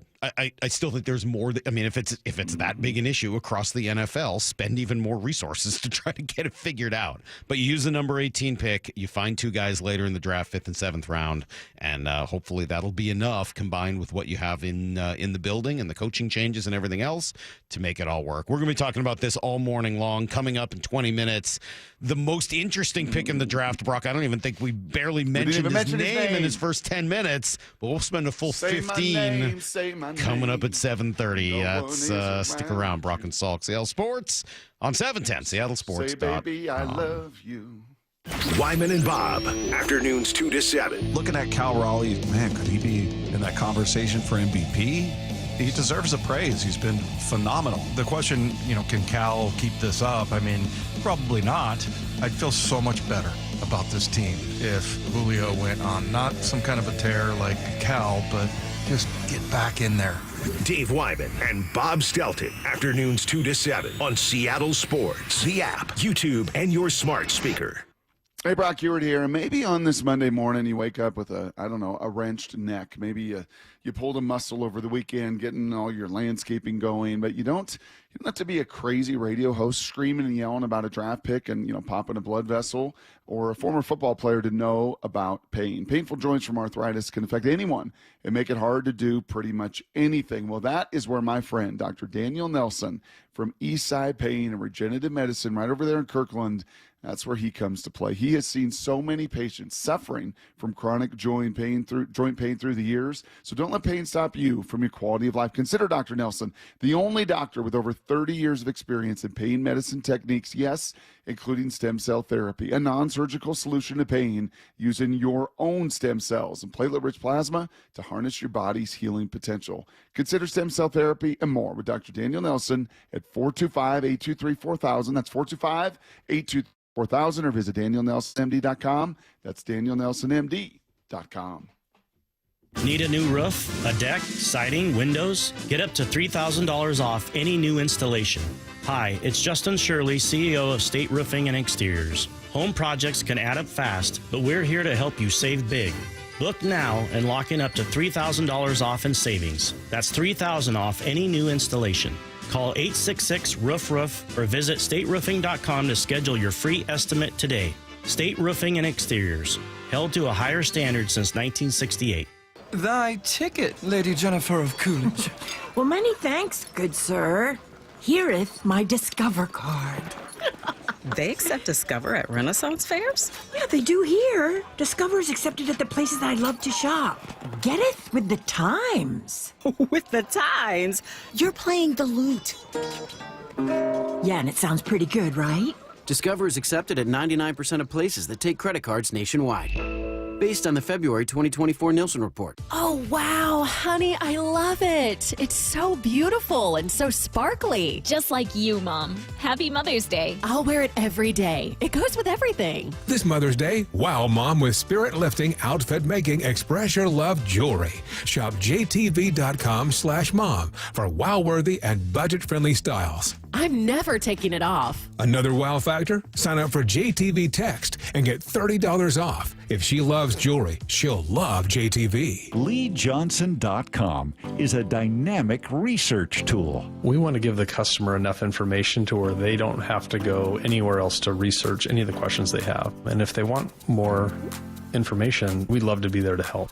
We don't want them to feel like they're dependent on emailing us or texting us or calling us just to get the information they need. So we put it all out there. We call them digital retailing tools, big fancy calculators where you can get in there and change the terms and change the payments and change the cash down. And it'll give you a disclosure of, hey, when you do this, this means here. And a consumer can get on there and do a lot of this themselves.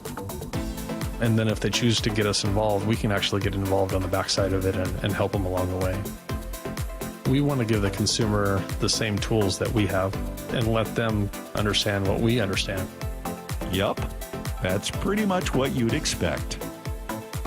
The LJ Way is the Lee Johnson Auto family. We are Seattle Sports, the home of the Seahawks, Mariners, and everything Seattle sports. Watch your favorite show live at seattlesports.com.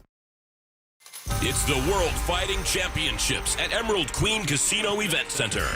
Saturday night, May 10th. Experience the thrill of live MMA, boxing, Muay Thai, and kickboxing. Tickets at emeraldqueen.com. Don't miss this exciting mixed martial arts event. The World Fighting Championships, May 10th at Emerald Queen Casino, the entertainment capital of the Northwest. 21 and older, need gambling help? Call 800-547-6133 or visit emeraldqueen.com. You've heard the saying, you never get a second chance to make a first impression. Since 1926, my family's been helping local businesses make great first, second, and long-term impressions. We know how to make your company look good with quality uniforms, logoed apparel, floor mats, linens, and more. If you're paying for linen service or doing it yourself, let's have the conversation. The information and quote are free, but the savings and service can really add up. Visit suplinen.com. Superior Linen Service. It's what we do. Swedish Cyberknife is expanding. Dave Wyman with exciting news from our friends at Swedish. They're adding a second Cyberknife. Patients can now receive Cyberknife treatment at Swedish Cherry Hill and First Hill campuses. As many 710 listeners know, Cyberknife is a non-invasive, non-surgical treatment option for prostate cancer with proven results. It uses advanced technology to track your slightest body movements while adjusting in real time to deliver radiation with extreme precision.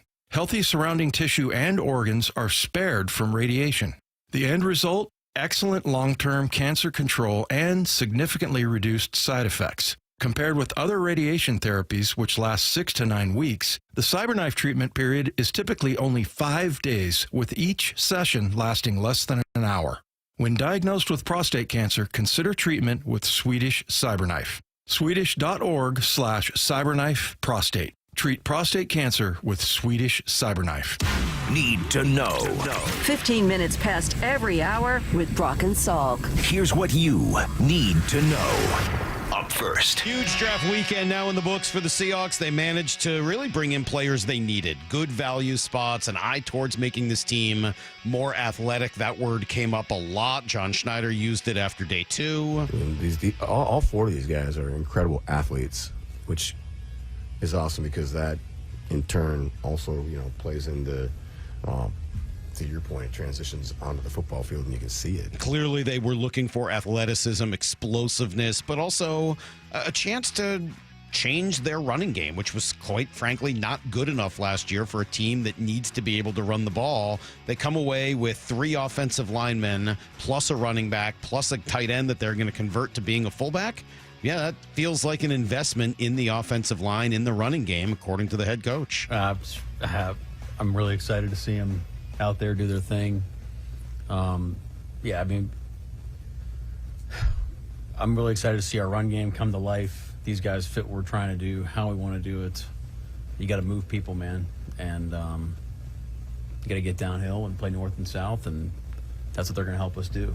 Yeah, you got to move people. And they didn't do that enough last year. And I think Mike was bothered watching Detroit, watching Philly, watching Baltimore, that those teams could move you and his team couldn't. And so they go out and they make some investment in that. Yeah, I think that's 100% true. I mean, just like cosign. And then even the sledgehammer they got in the 7th round, the running back Martinez that I know is an Oregon State Beaver for 3 years and obviously went down to Miami. And I think we all kind of lost track of him as he moved to the other coast. But that dude will run right through you as well, and it's hard to tackle. I guess the other thing, right? Move people, athletic. I guess kind of the other adjective, and we've heard this from some of our favorite teams here in town. You want to be miserable to play against. You want to be hard to play against. You want to come up on the schedule and you're like, ugh, I got to play Baltimore. Ugh, I got to play Philly. Ugh, I got to be hit by, I got to play the Yankee. Ugh, it's just hard to deal with.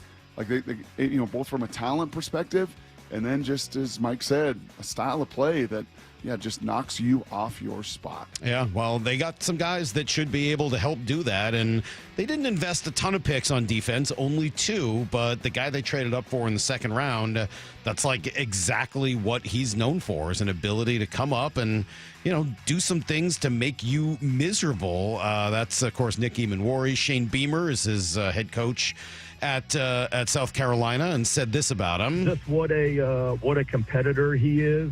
You watch him, the guy he loves to practice. He loves to compete. And we do a lot of competitive things in our program on and off the field. And and he's right at the forefront of guys that just hate to lose and love to compete. He's going to join Bump and Stacy later today, so we'll hear even more about Eamon Worry. But pretty exciting. Anytime you feel strongly enough to give away a third-round pick to move up in the draft to take someone, yeah, they must really like what they have the opportunity to do. Team also traded away. Brock, you were right. I was wrong. Sam Howell was worth a pick. He was worth a pick. Yes. I was shocked. Yes. He ends up going for a fifth-rounder back to Minnesota. Here's the second thing you need to know. We'll go deeper on this at 8 o'clock, but the Shedeur Sanders story over the weekend dominated headlines, and it really was fascinating just watching him slipping and slipping and slipping, and Mel Kiper freaking out, and people prank phone calls and everything else. The fact that the prank phone call, pretending to be drafting him, turned out to be from the son of Falcons defensive coordinator Jeff Ulbrich. Dude, that is dirty pool. I don't like that at all. No. That's gross. No, but man, Mel was just melting down. He was. Holy cow. Yeah. Kind of felt bad. When you when you irritate Reese Davis, you've crossed the line. Yeah. Like, Reese is a patient Southern gentleman. And when he finally is like, Mel, enough. Like, it was enough. Yeah. But it was must-see TV. These ratings absolutely off the chart. Chatted with DJ over the weekend, and yeah, I mean, it's a bummer that some of the other kids that I think were worthy of more conversations gets just kind of trumped by this saga that had never been seen before. But casual eyeballs, I got to see this mess. This obviously goes above and just sports, right? I mean, this brings in everybody, and the fact that the draft is on ABC all weekend as well, so it's not just people finding it on ESPN or NFL Network. Everybody is seeing this story. Heather's asking me about it, and we'll go into some great detail. I'll give you my very quick. I do feel bad for this kid. I'm not saying that he didn't do a lot of things along the way to make it happen, but ultimately, I feel like he is finding out that his whole world is a lie, and then his dad really put him in a bad spot. And I don't know how you handle that, especially when the closest person that you would turn to help you deal with it is your dad, who's the guy who created the problem to begin with. No, it'll be great though because Prime wants to be out there for the opening presser. This kid's gonna have a real He's going to have to see a shrink. He's going to have to think about what he wants to do to get away and break free of this thing, because I don't know. I found myself almost thinking about the parents out there who do Munchausen syndrome or something. I know it's not as serious as that, so I'm not making an accusation, but I think his dad really screwed this kid up, and we'll dig into it a little bit more at 8 o'clock. Here's the third thing you need to know. I want to make sure we have some time for the first place Mariners, right? Another crazy weekend. They lose game 1. They win games 2 and 3. That's the 4th straight series that's gone that way. And 6th overall series win in a row. I don't know how many heroes you need, Brock. Cal Raleigh, his 10th home run. Logan Evans debuted, got his win, and pitched pretty well yesterday. Got through 5. The 0-2 again, and it's strike 3 call, and he struck him out looking. Logan Evans strikes out Sanchez. That's going to retire the side. And what a major league debut for the 23-year-old kid out of Ann Arbor, Michigan. We should, again, remember that spring training means nothing, as Logan Evans was awful down in Peoria and tremendous yesterday at home. Of course, you can't not talk about Jorge Polanco. 6 for 12, 3 home runs and a double in the series. He is just on fire. How about the best shortstop in baseball? J.P. Crawford's got a 146 WRC plus. That is the best in all of baseball. How about the best closer in baseball? Mooney is 10 for 10 and comes into that game, and all of a sudden the Marlins gain a little momentum on Thornton in the 8th, and it is top of the lineup. You're like, oh, and then it's just nails. Winners of 12 of the last 16, best in baseball, right? 5-0 in rubber matches. 5-0 in rubber matches, best in baseball. Yeah, and sitting there right now, 16-12 atop the American League. Now, not all the news good, though. Unfortunately, Logan Gilbert lifted after 3 innings on Friday, finds himself on the IL with a grade 1, which is a mild forearm flexor strain. Now, if that's all it is, a couple weeks, fine. But flexor, forearm, real close to UCL, real close to elbow and Tommy John. So let's hope it doesn't go in that direction. He's going to be reevaluated here after 2 weeks of rest. That's everything you need to know. 1/4 every hour here on the Brock and Salk Show. They're off today, just quickly. And then Angels come in for just a quick 2-game series. Tomorrow's like one of these value games, right? So tickets are like $10. Wednesday is day game. Supposed to be beautiful here on Wednesday. So pretty good opportunity to go out and see the first place Mariners while they're playing some of the best offensive baseball they've played in years. Yeah, Lyle and I were there all weekend long. I mean, I don't know if it was the 70-degree weather, right? It was just absolutely a glorious week and weekend. But, man, it was barrel after barrel after barrel. A lot of, like, both sides. A lot of hard-hit balls, some great defense. Williamson also, I know he didn't play yesterday. He had a nice Friday and Saturday. So, yeah, man, some good just energy, good juice down there in the building with these guys right now. Are the Seahawks recreating 2012's training camp with the 3 camps on the berm? Probably not, but you could certainly say it's like a Hollywood redo here, a little reboot. Is that what they're doing? Is that why they made the most interesting pick of the draft in the 3rd round? Brock, that's next on Brock and Salk. Blue 88 on Brock and Salk. Will Sam Howell play for the Seahawks in 2025? If I had to bet today, like crystal ball, no. I think he gets moved. Every day at 7:45. Sam is trying to see, can I still be a starter in this league? And I bet you once that Drew Lock deal gets done, it wouldn't surprise me at all if Sam's people reached out to John and the personnel department and said, hey, find a better spot for him. Blue 88, answering 3 football questions as only Brock Heward can. All right, let's talk about losing a little weight. If you have any need to do so, it's all about Eastside Weight Loss Clinic. Why? Because the plan just works. It just works. If you need to drop some pounds, I was like, yeah, I'm feeling like I'd maybe gained a couple back, got around, just a little bit more than I want. No problem. 3 weeks, lose 20 pounds. It works. It's easy. It's convenient. It adjusts with your lifestyle. You're not hungry while you're on the plan. The program has tons of great recipes that all taste pretty good. So you're just buying real food at the grocery store and then cooking it at home. Kind of helps with that whole yo-yo effect where you gain the weight back immediately afterwards and it's like you never even did it.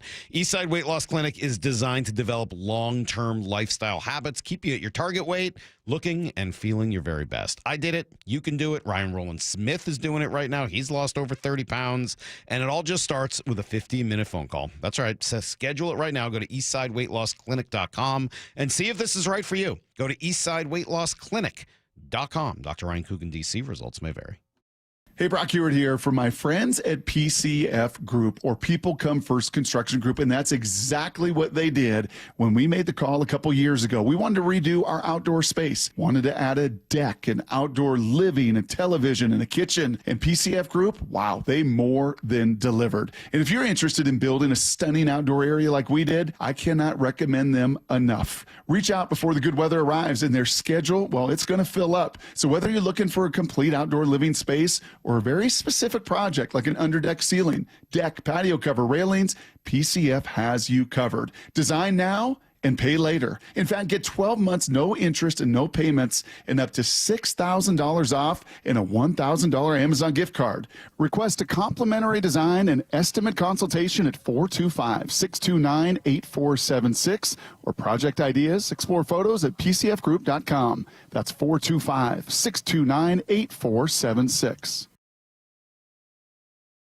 Best deals on new Fords and Isuzus in the Pacific Northwest? Wayscar Ford in Auburn.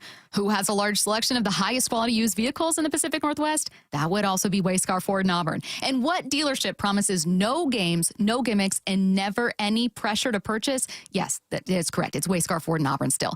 Who's the only Ford dealer in all of Washington to offer a 5-day or 500-mile, no questions asked, 100% money-back return policy? Wayscar Ford in Auburn. They offer free lifetime powertrain warranty on virtually all of their new Fords. Who's the only dealer that will purchase your used car, pay you right up front, and then once they resell your old car, return 50% of the profit to you? Only Wayscar Ford in Auburn. They've given over $750,000 back to customers who have sold them their cars. And finally, what dealership has been family-owned and operated in Auburn for over 103 years? You guessed it, Wayscar Ford in Auburn. Visit them at wayscarford.com. At Uline, they know firsthand the road to success is an uphill climb. Uline started in the family basement, and through hard work is now North America's most trusted shipping and industrial supplier. They get what it means to have the support of reliable, hardworking partners. So they keep 41,000 items ready to ship. Whether your company is still in a basement office or expanding cross-country, Uline will be there on your road to success. Visit uline.com. Subscribe to the Seattle Sports YouTube page to find new and exclusive content from your favorite shows and personalities daily. Just head to YouTube, search Seattle Sports, and click subscribe. No more waiting. It's time to go all in on that new car. And Toyota of Kirkland and Toyota of Renton are the dealerships to make it happen. Why? Because they're all in for you. All in on the widest selection of new, used, and certified pre-owned vehicles with their combined inventory. All in on their amazing staff and incredible showrooms. And all in on setting you up with a test drive so you can take that car home the same day. Go all in, whether you're in the north or the south. Toyota of Kirkland and Renton got you covered. Visit in person today or online at toyotaofkirkland.com and toyotaofrenton.com. My teacher is the best because she gives us pajama day. No matter how old you get, you always remember that one great teacher. Hi, this is Rick Riz, inviting you to join WSECU in celebrating Teacher of the Week. This year, we're going to honor 24 great teachers with grants of $500, sponsored by WSECU, the credit union for Washington. Nominate an exceptional teacher now at mynorthwest.com/teacher. Did you know you can get your prescriptions for less at your local pharmacy? You can with GoodRx. It's the free app that can save you money on your medications. Just search for your prescription, choose the pharmacy and the price that works best for you, and then show your GoodRx coupon to your pharmacist at the drop-off counter. GoodRx works at over 70,000 pharmacies, including Walmart, Rite Aid, and Walgreens, and it works whether you have insurance or not. It's easy to save. Next time you drop off your prescription, check GoodRx. To start saving today, go to GoodRx.com. GoodRx is not insurance. Hi, I'm Smokey Bear, and I made an assistant to help you out, because only you can prevent wildfires. Hey, Assistant Smokey Bear, call me Papa Bear, because I'm grilling up dinner.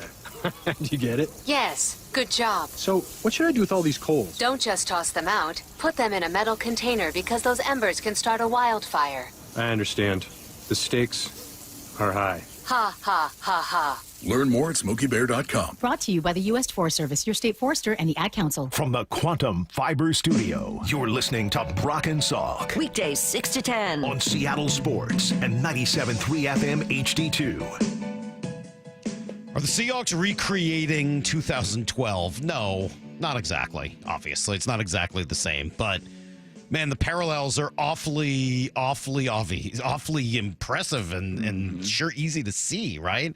It's like a Hollywood reboot, but this year you've got Drew Lock playing the role of Tavares Jackson, right? Been here before. You got Sam Darnold signed in the offseason to play the role of Matt Flynn. But now we're introducing Jalen Milroe as Russell Wilson. Like, I mean, the idea of these three guys in training camp together has a lot of similarities. And like all reboots, some of the characters change. In this case, Darnold, I think, is a lot better, a lot more experienced, a lot more upside, a lot more everything than Matt Flynn. So I'm not saying they're exactly analogous. Yes. Drew Lock doesn't have quite as much experience here or the sort of love and respect of every teammate around like Tavares Jackson did at that time. But both Flynn and Darnold were anointed when they signed.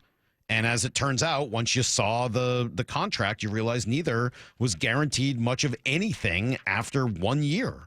And so, yeah, I don't think we're going to have the same open competition in training camp because I'm not convinced that Milroe was quite at the same, level of polish as Russell Wilson. Yep.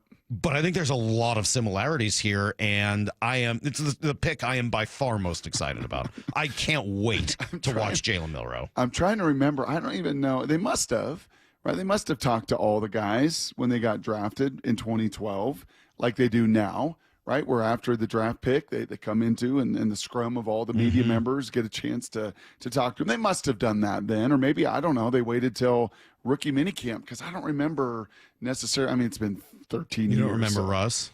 Oh, I remember Russ. I just don't remember him that first time. And I certainly don't remember him ever saying something like belt to cheeks. No, well, he instead, remember he told that ridiculous story about how he was walking on the beach with his brother and he had a premonition that the Seahawks were going to draft him and all that. I mean, that was a little bit more of what you heard from Russ. No, Jalen Milroe, different vibe. He was asked about a message for any of the teams that passed on him. Do you think you're the best quarterback in the draft? And do you have any message for the teams that passed on you today? Belt ass. Belt, hindquarters, cheeks, whatever you want to use. That's where he decided that's where the belt was going to go. Man, this kid's fascinating, Brock. I know we've said Nicky Manwari might be the best athlete in the draft. Are you sure? Are you sure it's not Jalen Milroe? No, Nick's a better athlete. Yeah. Are you sure? Yeah, Jalen's not running 4.38 and jumping 43 and 12-foot broad jump. He's not quite there. Now it's close. But he comes close, and he can throw the football all over the field. So I don't know. I'm not convinced that he's not the best athlete in this draft. I'm fascinated by him. I can't wait. And I've been kind of going on a tangent here about this. And I know that I know, before you start arguing with me, people, I know completion percentage doesn't tell the whole story. I know that.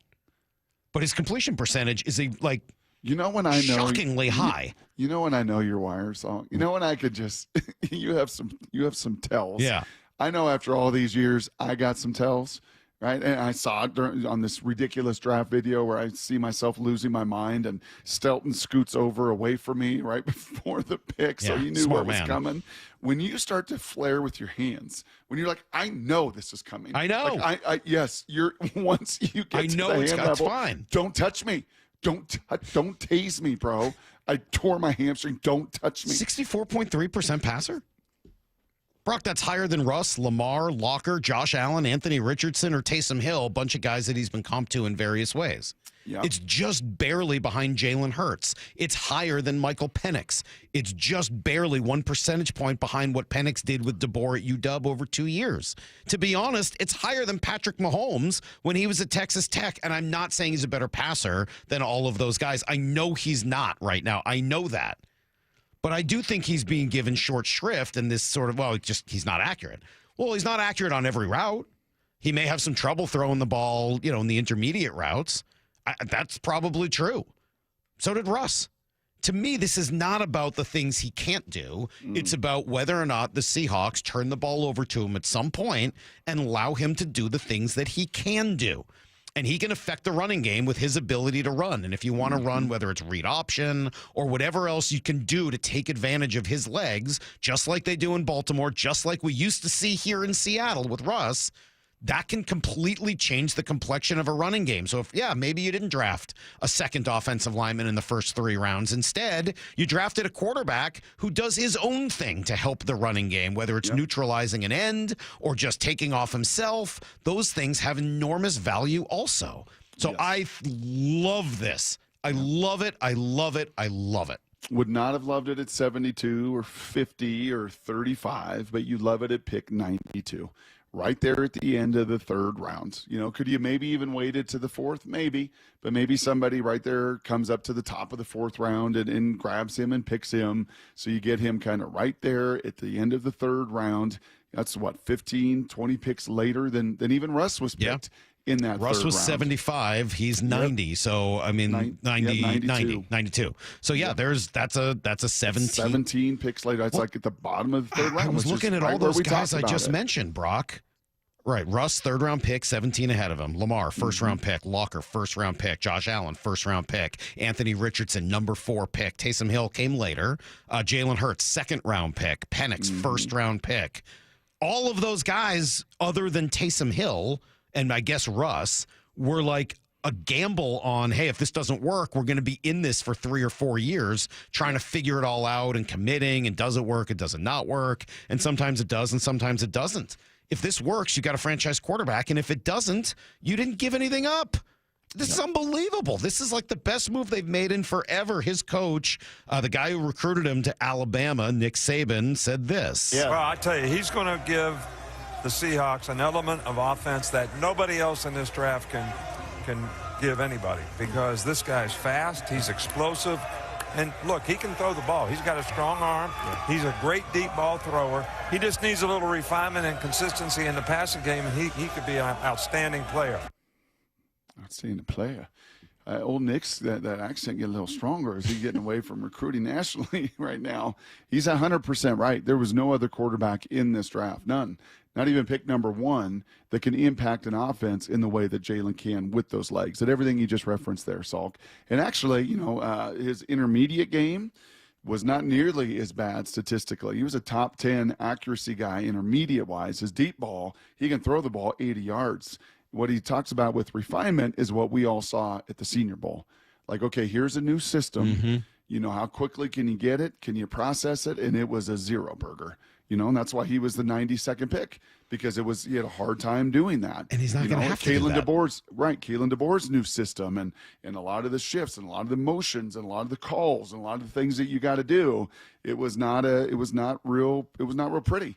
So they kind of had to scrap it at the end and just say, get in gun and find a running lane and go, and ran for 20 touchdowns in the SEC. So you're going to have to kind of really, an old Pete Carroll, you got to really learn the learner here. You got to learn the learner. I'm frankly a little surprised with all the picks there that the Raiders had and a couple in the third round. I was thinking that was either going to be Shedeur or that was going to be Jalen. For Chip Kelly and Pete Carroll. Yeah, seems like a good fit. Ashton Genty, and oh my gosh, why would you not have done that? But they took, I think, 2 offensive tackles, had bigger need there, and it left this kid to refine. I mean, this is going to be about refinement for Clint Kubiak and that entire offensive staff to kind of refine his spray passing, his spray chart, and kind of like the Mariners do with their pitchers, man, find what they do well and then really exploit that. Yeah, I want to be clear. I'm not going to be sitting here at training camp saying that this guy should be the starter or even compete for it. I'm excited about the long-term potential. I have no delusion that he's going to show up and immediately, like Russ, compete for the job. I don't think that's the case. No. But he's special in his own way. And if you can find a way to take advantage of that, you've got a weapon on your team. Here's Brian Baldinger. Seattle just drafted Jalen Milroe. The guy is just an elite athlete. Like, nobody can really catch him. If this was flag football, teams would have a hard time just ripping the flag off this guy. He makes it look so easy. But that's what happens when you run a 4.37 40. Like, you can be a great runner. He's faster than the wide receiver they drafted. Mm-hmm. I mean, well, that was handheld. That was handheld at Bama. So scouts will tell you add a 10th for what the combine is. But yeah, he's right there. He's right there. I don't think any of these receivers or running backs or anybody want to get in a race with Jalen Milroe. Maybe a couple of defenders, and that's about it. Yeah, man, you line up the 85, 90 guys that we're going to see at training camp, Salk, and it was like field day back in the day at BB&N, right, where you guys are running for your popsicles and tea. Like you do a little 50 or 75-yard sprint. I think this dude's on that medal stand on the entire roster of these Seattle Seahawks. That's the caliber of athlete, and as you said, maybe even wins the whole doggone thing. Him and Nick kind of neck and neck. So, yeah, I don't know. I know that there's a lot. And you know what else he's going to be, by the way? I'm going to just tell you right now on this Monday, April 28th. Right, I'm going to tell you right now what he's going to be. He's going to be a preseason star. Oh yeah. He's just going to be running around like crazy. Oh, you can watch him in the preseason. He can run for 100 yards a game. It's going to be awesome. Like, I can't wait. Get this guy. He's got to play. Don't you think they will find some ways to have him on the field, though? Like, there's too much athleticism there to let him sit for 17 games without putting him out on the field for something. Yes. I don't know what that is. I don't know if it's a short yardage thing. I don't know if it's a trick or a gadget. That as the third quarterback on game day, and what does that look like with Drew? And yeah, and I mean, you look at his frame, Salk, belt to cheeks. Duke could put on another 10 or 15 pounds. Like that's not unreasonable at all. Like he got a frame that could be 235, 240. And then you're talking like Taysom Hill. I know they were asked about it, and it's like, no. And it's right. You don't do that immediately. You don't put him in a joker role immediately. You let him work, and you try to refine all of those unique QB skills. But, yeah, man, if there's third downs, if there's short yardage, if there's red zone, if there's opportunities to put that threat on the field and put basically another runner, an elite runner on there, yeah, that's going to be fun for Clint to figure out. I think, I mean, again, that's a fun. He's a guy who understood how to use Taysom Hill, and this guy's better than Taysom Hill. Yeah, he's a better thrower and he's a better runner. Like I'm pumped. I think this is so fun for everybody who's crushing it, saying he can't throw and this and that. Yeah, I heard that too about Lamar. Sorry. Like you're not going to like. I'm not saying he's going to turn out to be a great thrower, but I heard that about Lamar. Like I've heard that story before. I heard Lamar couldn't hit the broadside of the barn. Josh Allen. Yeah, I've watched Josh Allen not be able to hit the broadside of a barn at times, and it's working really well. Look, I've always valued accuracy, but the league is not necessarily. Now, turnovers are going to be a problem, and he's going to have to figure out a way to limit those. Yeah, and the bigger one, if he turns the ball over, that's a problem. Yeah, the bigger one is not accuracy between Lamar and him or Josh. The bigger one is anticipation. Right. Okay. When you watch that Senior Bowl week and you just kind of, shoulder to shoulder with the rest of the guys, the processing, the anticipation. And those guys are ahead of him. Those guys came in and played day one. He's not going to. He's going to sit. He's going to learn. He doesn't have to get thrown to the wolves like at the Senior Bowl. That's not the situation he's going to be in. Nope. He's going to sit here for at least a year and try to learn this. And then at that point, they'll figure out what they have in him. And I think it's the perfect way to do it with a guy of this kind of upside talent, but without some of the, refinement that hopefully can come in the next year or so here in Seattle. And by the way, two great dudes in that room too. Like two great dudes in Darnold and Drew that have been there, that have done it, that have seen ghosts, that have been run over, that have been run out, that have seen some mountaintops and seen some valleys, and I think are going to be tremendous resources. And this guy's supposed to be a great dude as well. And that's the other part that I like. Like, he's supposed to be exactly the kind of leader you want in your room also. So you create a much better quarterback room than you had before. Great leadership at the position all the way through all three of the guys. Man, of all the things, I love everything they did really this weekend, but this one is the most exciting for me. Let's do some Blue 88. This is Brock and Salk's Blue 88. Blue 88! Blue 88! We take you to the field as Brock Ewert breaks down 3 football questions as only he can. Now here's your hosts, Brock Ewert and Mike Salk. All right, Brock, question number 1. Let's start here. Where was there a run on quality players that may have sort of hurt or changed the way the Seahawks had to handle this all? Yeah, I'm trying to remember where I was Friday. I think I was heading to the Mariner game Friday, and it was like pick 70, mid-70s to mid-80s, man. And that is where my guy Jalen Noel, my guy Savion Williams, in the corner from Cal, Noel Williams, like there was just a run on guys right there that I was like, oh, that one really, really stings. Both for the Seahawks, and just me personally, like that's okay. Starter, difference maker, starter, right? Like how far in this draft can we get to? And then at about 80, I'm like, okay. But right after Savion, I'm like, okay, yep. Now I'm starting to see some guys that are a little more project, a little more filler, right? The tackle from Tech that goes to the Raiders there after 80, kind of at the end of the third. And it did. I think it opened the door for a Jalen Milroe conversation. But there were some corners, there were some receivers that the Seahawks had grades in the second and third rounds on. And obviously, they wait to the 5th to get their receiver. They took their tight end, who we've not even mentioned yet. He's probably the most intriguing prospect on this whole list that I know the least about. But yeah, that was kind of the range where I was like, all right, it now changes. And you could see that with the Seahawks, right? After that point, they take the flyer on Jalen. Let's bring this athlete in. Let's bring this talent in. And then what they do in the 4th? We're out. And traded out of the 4th all the way to the 5th, where once again, kind of from a value, a grade, a talent situation, much more mirrored, where they took those three different difference makers in that 5th round. But yeah, the starters, the dudes that have some real upside that we may be talking about as 3rd round Pro Bowlers, it was right there in that range, around 80, 85, that faucet to me turned off. All right, question number 2. So going back to Nicky Manwari, again, the guy they trade up for in the 2nd round. How do you see them using him? I heard Schneider even say that he was from the old school where Green Bay still kind of look at whether or not he could play corner. Like, how does this work? Yeah, man, I think all options are on the table. This is just going to be one of those classic situations that you see with baseball prospects, football prospects, I'm sure hockey prospects, maybe not NBA as well, because by that point through AAU and college, you kind of know what you're getting and where they're going to slot. This is one of those, like, you tell me. You tell me, Nick, when you come out here for rookie camp next week. You tell me whether or not you can handle kind of the workload. You tell me, and your play will tell me. Or can you play really, really fast in these different spots? Can you be like Devin Witherspoon and play some corner and play some nickel and move around the board a little bit? Or do I got to just kind of stick you at safety? And then what does that do to Kobe? Does Kobe move around a little bit? Like all these different chess pieces that you get to play with now, and you could just feel it with Coach Macdonald. You could just read his body language on that Friday, and you could just kind of read it still Saturday when asked about it. Like I just can't wait. Can't wait to get this chess piece. He's a queen, man. He's no rook. He's no castle. He's no bishop that can only move diagonally. Like this is a queen, man, that can move all over this chessboard, and then we'll just see how much he can handle.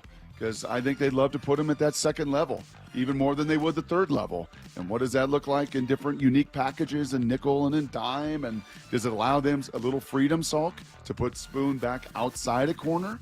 Right, where you can have some real strength with Reek and him and this dude around the line of scrimmage cleaning stuff up on aisle 9.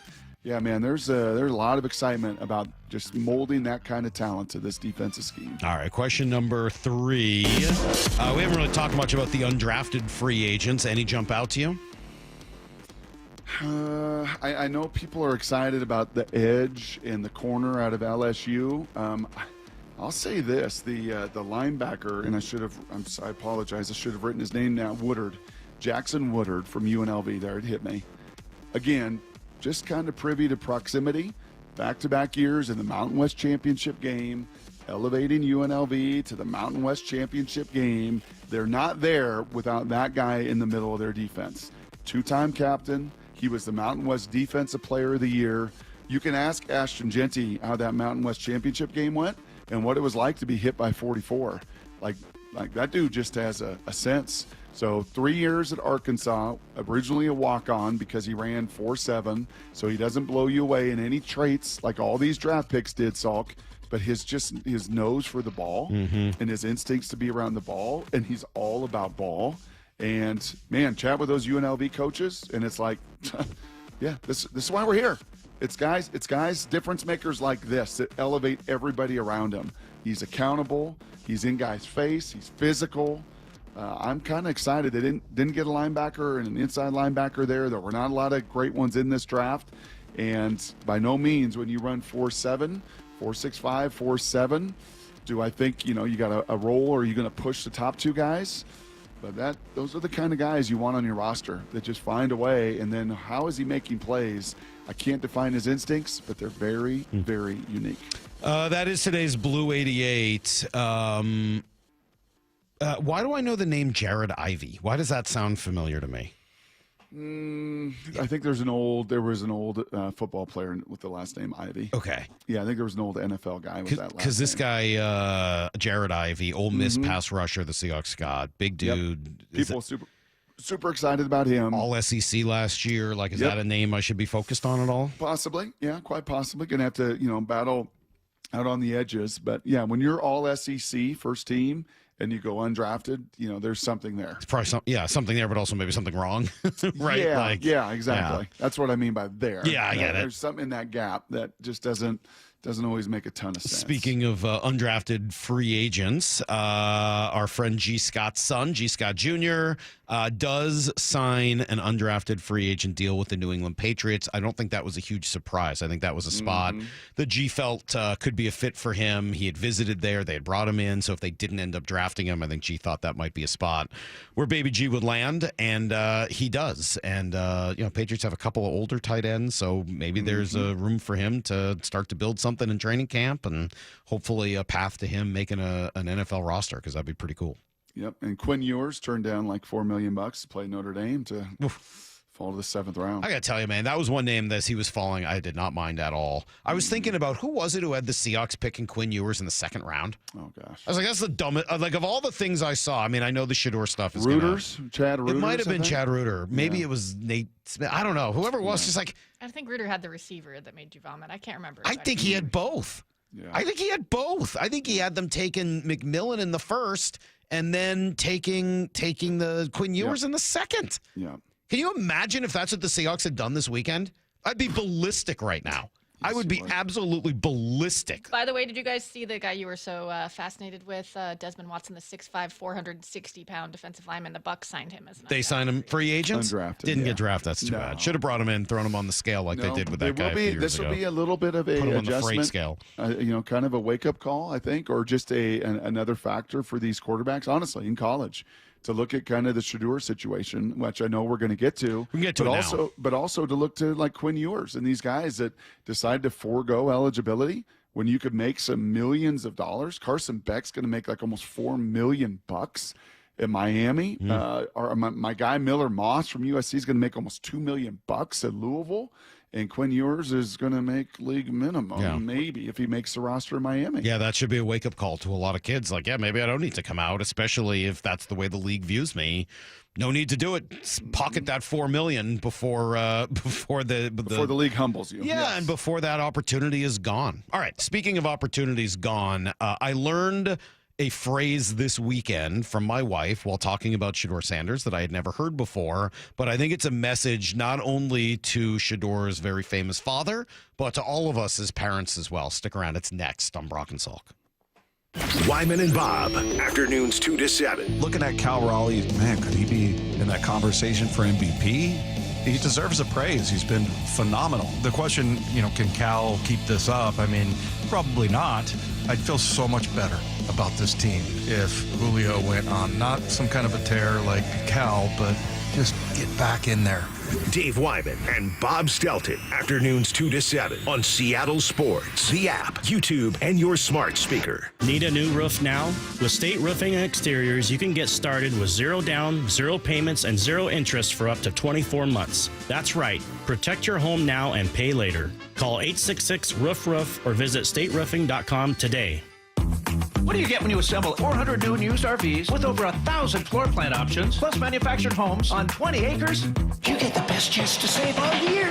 The Puyallup RV Show, May 1st through 4th. Free parking. Get tickets at PuyallupRVShow.com. Sponsored by Progressive Insurance. When buying a battery, most people don't know one brand from another. And brands don't start things. Watts do. And who remembers that volts times amps equals watts anyway? At Pacific Power Batteries, you're buying a battery from someone who you can trust. Lately, we've been working hard on our product knowledge so that you don't have to remember all that you may have forgotten about Ohm's Law. Studying vendors' strong points helps us find a battery that's right for you.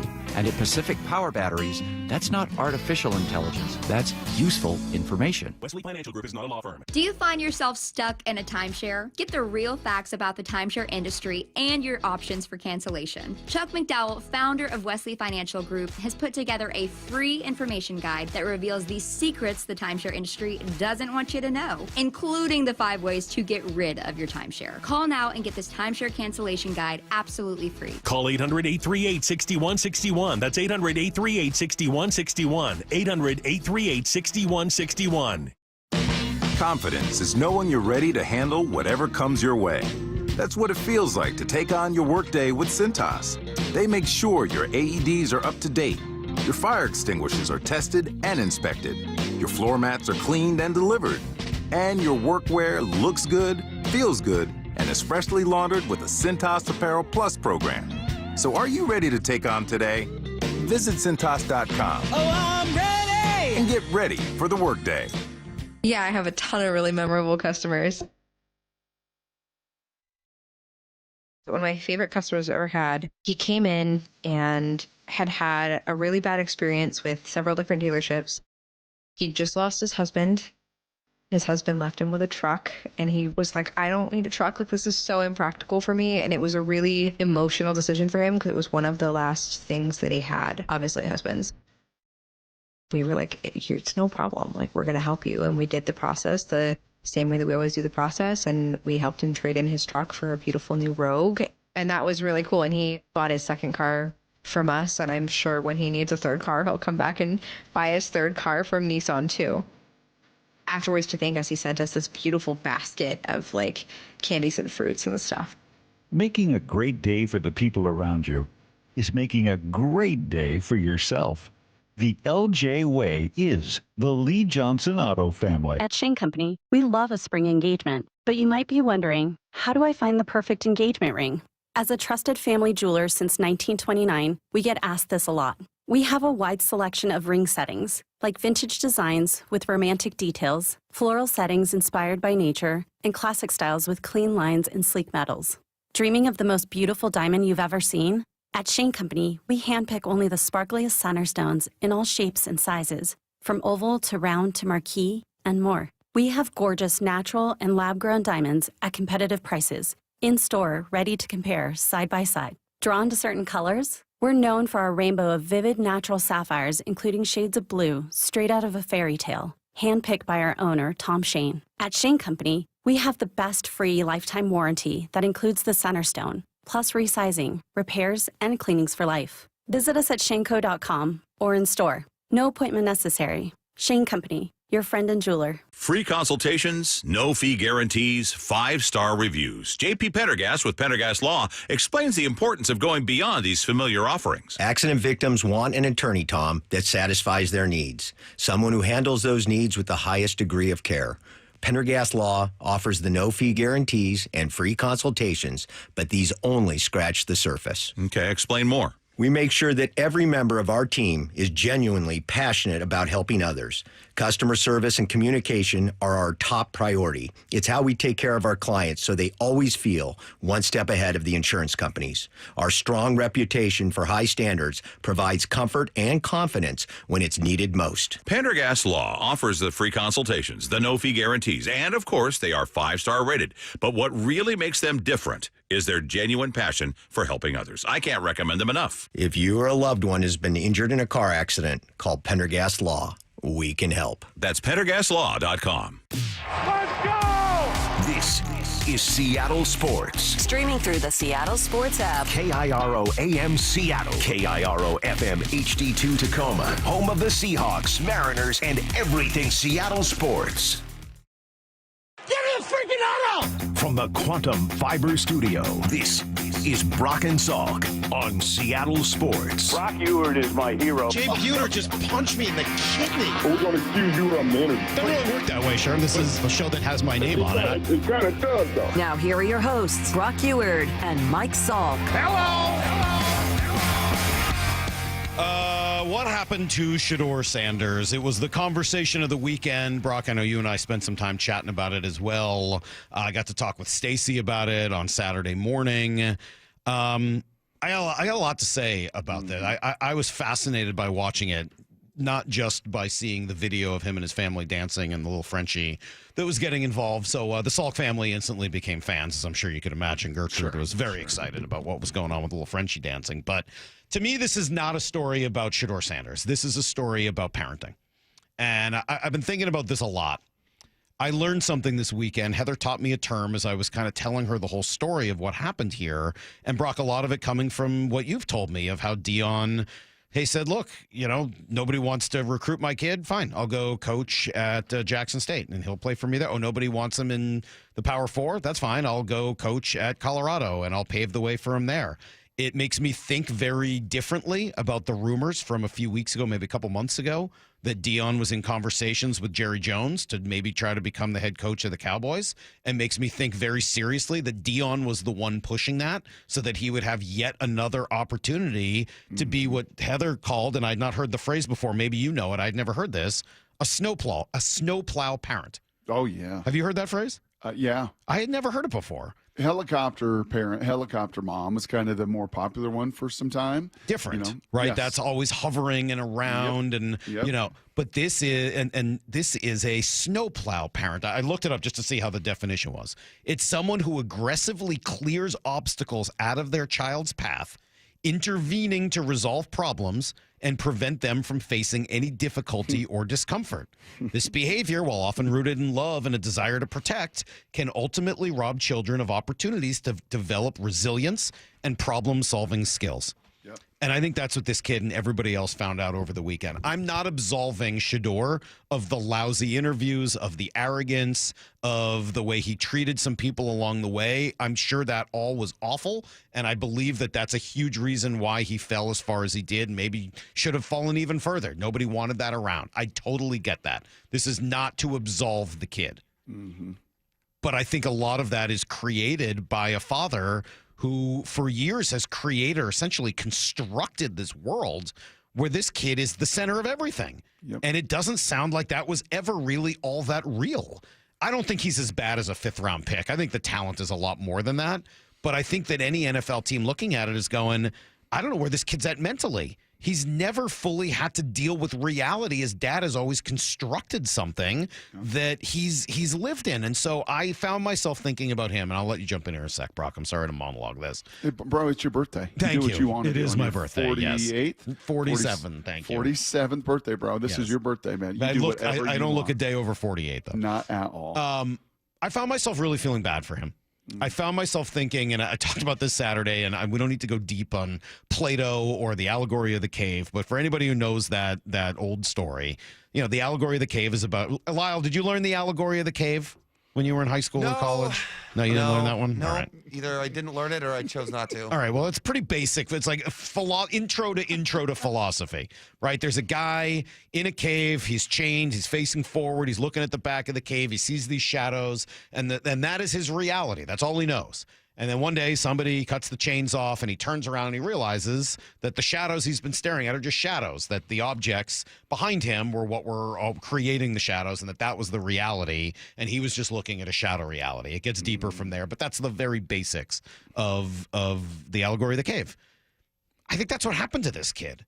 I think he found out this weekend, but not just in front of a couple of friends, not just in the privacy of his own home. He found out on national television in front of the entire world that his entire life was a lie, that everything that he believed to be real was not real, and that the person who caused all of that to be true was not just his closest confidant, but his dad. If I found out that my dad had been kind of unintentionally gaslighting me, ruining my life as a snowplow parent, and then I found out on national TV, you know who I'd want to talk to about it? My dad. But I can't because he's the guy who screwed it all up to begin with. I think this is an awfully sad story. And I know that doesn't have to be viewed that way. There's a lot of ways in which the kid is the villain. And I know there's a lot of other things that become a part of this. But I feel passionately bad for him. I felt really sad. And seeing the joy that some people were taking in his fall just made it even worse for it.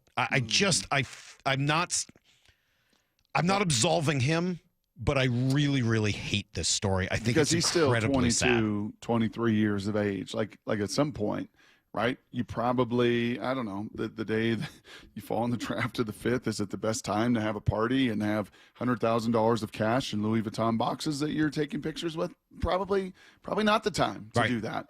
But there's nobody to tell him, like, not the time. It's fascinating, Salk. I hadn't thought about this until you went through that conversation. And, his nickname from when he was like in middle school, Grown. That's what Dad called him, like Grown. Like he wanted to grow him up, and he still does. The fact that reports, and I can't believe it's going to happen. I mean, at this juncture, you would think, come on, Dion, look in the mirror, man. You reports this weekend that he wants to go on rookie minicamp this week, and he wants to sit up there for the first press conference. The kid should tell him never again. I mean, you're done. Like, enough. Yeah, you ruined this. You blew it. This is on you. And there's a great couple of texts here comparing him to Billy Madison. It's a pretty good text. I mean, like, that's essentially what happened to Billy Madison, right? He was I can't believe I'm making this comparison now on the radio. And thank you to the two different people who texted that in, which is hysterical. But it is sort of it's a good one, right? Like, he allowed his kid he cleared every obstacle.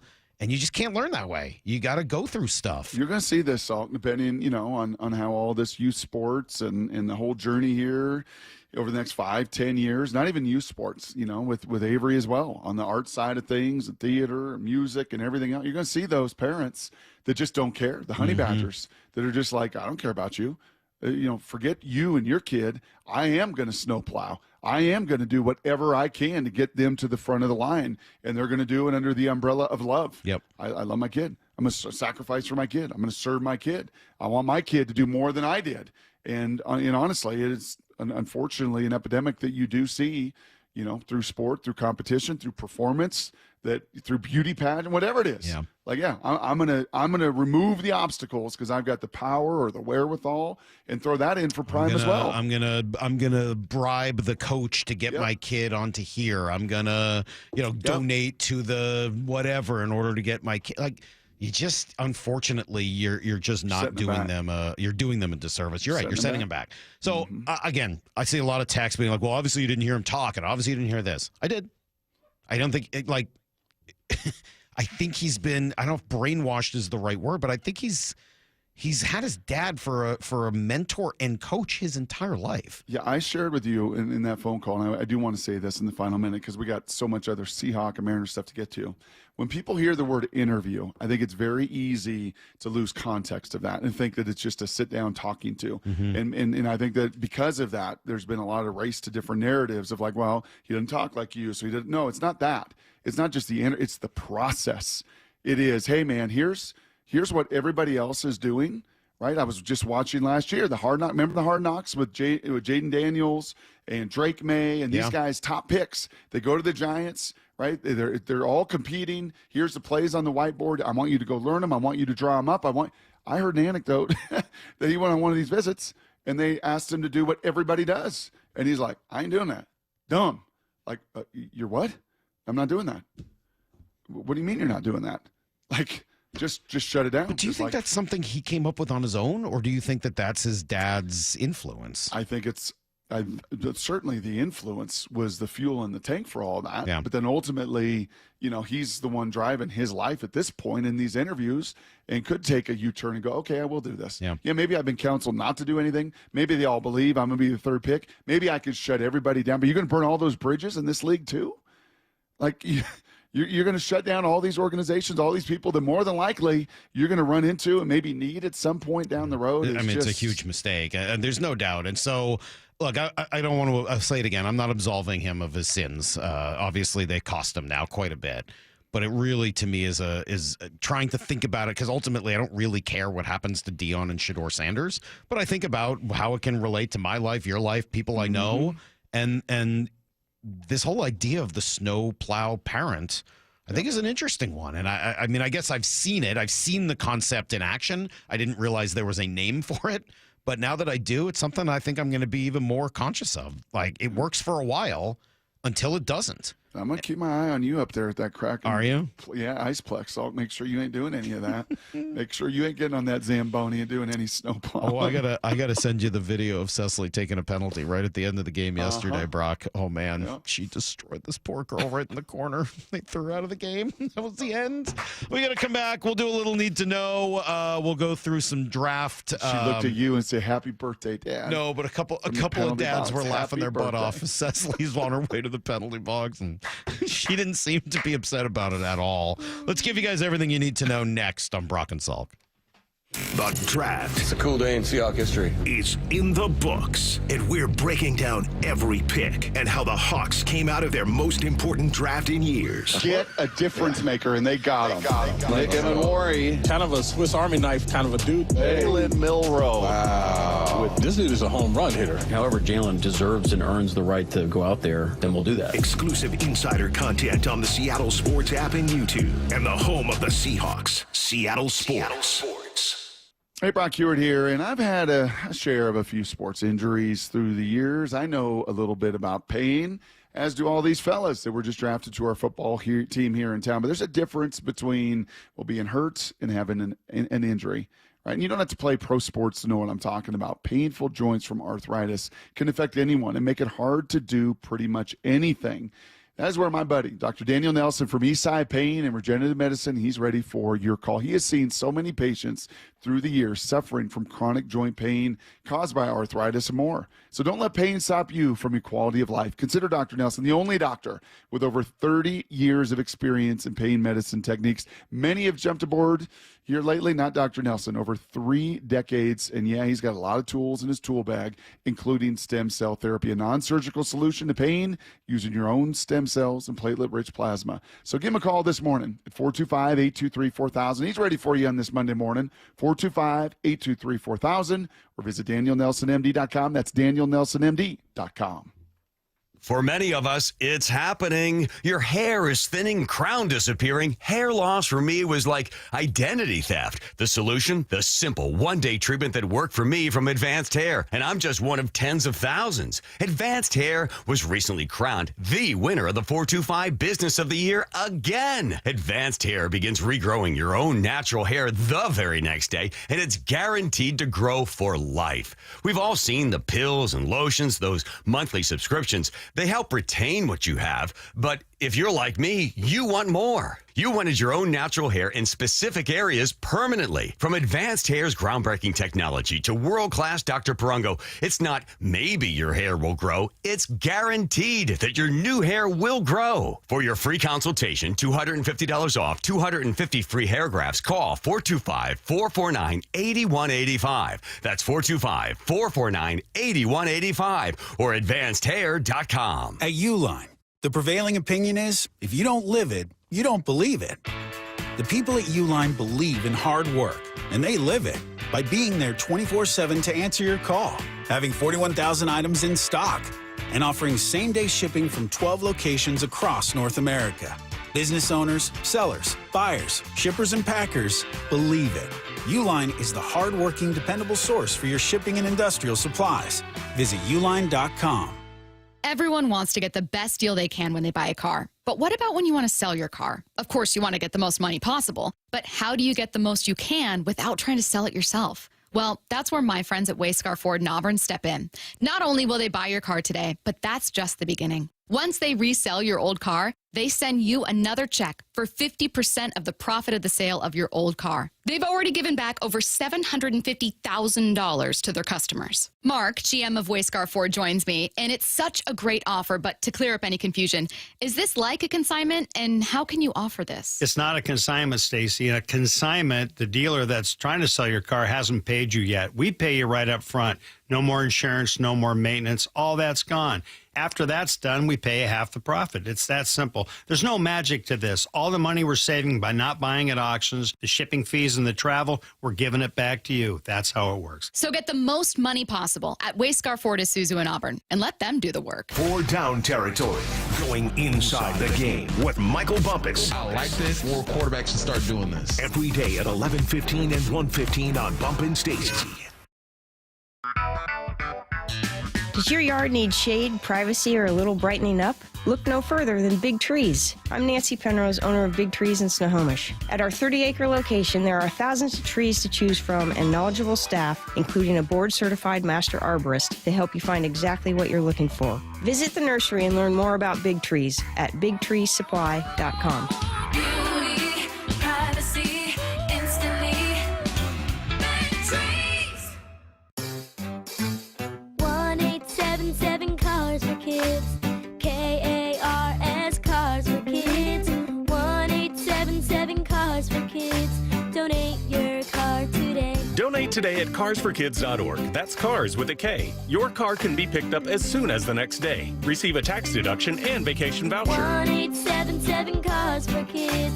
Donate your car today. Now accepting donations of land, homes, buildings, or any kind of real estate. No more waiting. It's time to go all in on that new car. And Toyota of Kirkland and Toyota of Renton are the dealerships to make it happen. Why? Because they're all in for you. All in on the widest selection of new, used, and certified pre-owned vehicles with their combined inventory. All in on their amazing staff and incredible showrooms. And all in on setting you up with a test drive so you can take that car home the same day. Go all in, whether you're in the north or the south. Toyota of Kirkland and Renton got you covered. Visit in person today or online at toyotaofkirkland.com and toyotaofrenton.com. O'Brien. You've heard the saying, you never get a second chance to make a first impression. Since 1926, my family's been helping local businesses make great first, second, and long-term impressions. We know how to make your company look good with quality uniforms, logoed apparel, floor mats, linens, and more. If you're paying for linen service or doing it yourself, let's have the conversation.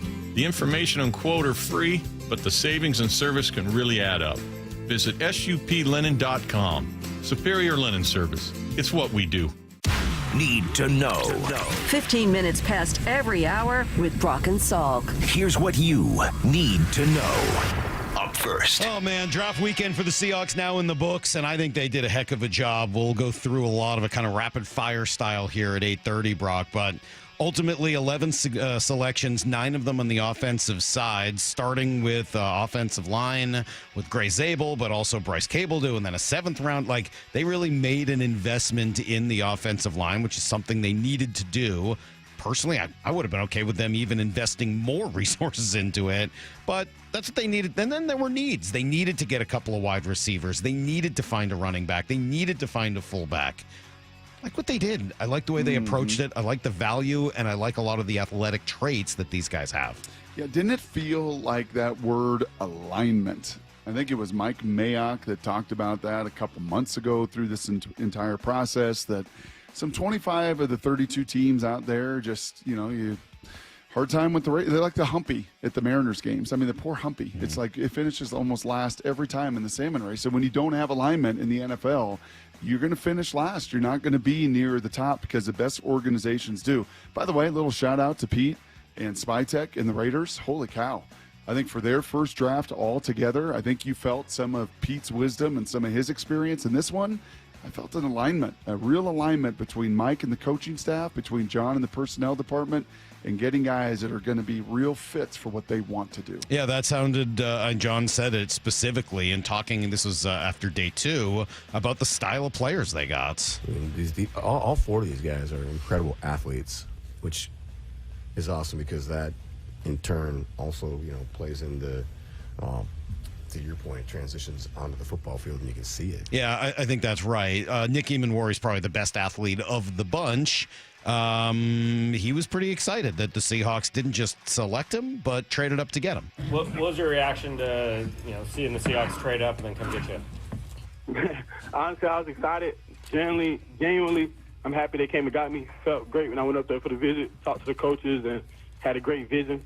Felt the most connection with them. So if it was anybody to do it, I knew it was going to be them. So I remember the first time I went and visited the Northeast. As a West Coast kid, Puyallup, Washington, right there in the shadows of Tacoma. I'd never been to Boston, New York, and it was felt at times like a foreign country. Like, what? What is this place? It's so old. There's so much history. I mean, it's just like it feels like a different country. I think, for Zabel, he was out here, and he had his visit. He was even in the draft room making calls for Nick Eamon, for Jalen Milroe, for these guys to come out here this rookie weekend. A long flight. Now, they did it. They did it on 30 visits and everything, so not going to be the first time around the block. But the second time around the block, it's like, wow, this is an entirely new world out here. But thankfully, I'm surrounded by guys that kind of look and run and play a lot like me, and that should add some level of comfort. Team did make a trade with a player. One of the only players traded this weekend, maybe the only one. Sam Howell dealt to Minnesota in exchange for moving up in the 5th round. So not a ton of value there, but they moved up about, I think it was 28 spots or so in order to give away Sam Howell and lower the number of people in this quarterback room. Here's the second thing you need to know. Well, since we've been talking about quarterback rooms, how about the quarterback room in Pittsburgh? It's still empty. I mean, they drafted Will Howard in the 6th round, but what are they doing? It's got to be Kirk Cousins, right? I mean, it can't be Aaron Rodgers after all this. No, he said. I think he said he was going to retire, right? Whatever. I don't care what he said. I think there are rumblings about I don't know about that. Letting teams know that he was going to okay. be in shutdown But, mode. if it was going to be Kirk Cousins, doesn't that seem like something that would happen during the draft? Or about now. Okay, let's get through the draft, get through all the undrafted stuff, and, let's figure out a way to make this happen. He's certainly the name that would make the most sense. Yes, it would. And if you're DK and you're George Pickens, you probably really want that to happen. Yeah, at least a guy who knows how to capably run an NFL offense. If not, they could take one of the leftovers from the Browns quarterback room, because right now they've got 5 people in it. Deshaun Watson, obviously. They signed Kenny Pickett. They signed Joe Flacco. They drafted Dylan Gabriel. And I don't know if you've heard, but they also drafted Shedeur Sanders. What if you're Dylan Gabriel? I was thinking about him a lot. Yeah. You were thinking about Shedeur. I was thinking about Dylan Gabriel. You're pretty psyched. You got drafted in the 3rd round when nobody thought you were going to be a 3rd-round pick. That's exactly right. And I get to go to this situation where, there's no established. Deshaun's coming off Achilles, may not even play. There's 40-year-old Joe Flacco. And Kenny Pickett, I might play. And then the next day, Shedeur Sanders, and that whole show is coming to town. Yeah, the circus God is coming bless to you. town with the whole deal. Yeah, I'm sure that is going to be quite the scenario in Cleveland. Well, they've got 5 guys in the quarterback room, and I'm still not convinced they have a quarterback. Here's the third thing you need to know. Especially since they dealt for another first-round pick next year. They could have 2 top 10 picks next year to draft another quarterback. Just bizarre. Crazy weekend for the Mariners, Brock. This team just keeps doing the same thing. They lose the first game of a series and then find ways to win the next 2. They've done that in 4 straight series. They've won 6 series in a row. They have just been on fire. Jorge Polanco leading the charge. Pitch to him. Swung on. Blasted right field. Has he done it again? Has he done it again? Yes, he has! Jorge Polanco! His second home run of the night. He is absolutely on fire. His 7th of the year. There is no stopping Jorge Polanco. And the Mariners just pouring it on. It is 8-0 M's. He's 6 for 12 this weekend. 3 home runs and a double. It's quite a weekend for a guy that lost his job last year because he legitimately couldn't hit. Yes. Doesn't look like the same guy at all. I mean, at all. Just watching him in BP, watching the confidence. Now he's just doing it still from the left side. I think there were some intimations this weekend that he may be getting closer to hitting from the right side in some of these games here coming up. But just, I mean, look, this was the guy you were hoping for last year when you traded for him. J.P. Crawford right now is the best WRC plus at shortstop in all of baseball. The hundreds of millions spent on Correa and Trey and all the other guys, he's sitting at a 46% better than the average shortstop in all of baseball in the last 3 weeks. Has been on fire. Cal tied for the lead league with 10 home runs. Mooney is as good as Mooney has ever been, and well, that's why they're 5-0 in rubber matches and the best record in baseball over the last 16 games. Yeah, they're 16-12 overall. They got a couple with Anaheim after the off day today. They'll play Tuesday, Wednesday. Quick series with the Angels. Little bad news, though, mixed in with all the good, and that is Logan Gilbert. Lifted on Friday after only 3 innings. So he's on the IL with a grade 1, which is a mild forearm flexor strain. I'll let Dan Wilson explain. Yeah, flexor strain in the forearm, and you know, it's we're gonna take it like we should. We're gonna be precautious with it and you know, not try to push him. I know he will you know, want to get out there as soon as possible, and so you know, the work will be ready. He's gonna get a little rest, and then we'll just take it as we go. And you know, I think it's good news in some ways that there wasn't anything more serious, and you know, like we said, we will you know, just continue to monitor it and look forward to seeing him out there just as soon as possible. Let's hope that's how it goes, because otherwise you're probably looking at Tommy John surgery in a year plus before we see. So Logan help me Gilbert real again. quickly. I know we got to run here. Yeah, that's everything you need to know. Robbie Ray last year or 2 years ago, right? Had the forearm tighten up. Didn't they MRI it? And he had right away. He was shut down and done. Yeah. Yes. No, it wasn't right away. No, it wasn't right away. The two of them had the exact same initial prognosis. Okay. Robbie Ray tried to bounce back from it. He tried to rehab from it. He did the same thing, shut down for 2 weeks, started throwing again. Yeah. But then after some time, Robbie really didn't bounce back well, so then eventually it led to the Tommy John. How about Wu last year? The exact opposite, right? He had some flexor strain, and then they shut him down for a while, and then he came back and didn't need Tommy John. So it can go either way. I think we just have no idea right now. This is either going to be he comes back and he's fine, or he needs Tommy John surgery by June. So really, really hope it's the former and not the latter. Herbie was in the dugout. I did see George around, so hopefully. Yeah, he was around. Yep. I hate to think worst case scenario, but if there's no baseball in 2027 and he gets that Tommy John, is this the last we'd see of him until 2028? That is really an awful way of looking at it, but that's low. Hey, so I'm hoping that doesn't happen. We got to take a break, for God's sakes, man. We've got rapid fire draft stuff next. It's Brock and Salk, Seattle Sports on 710.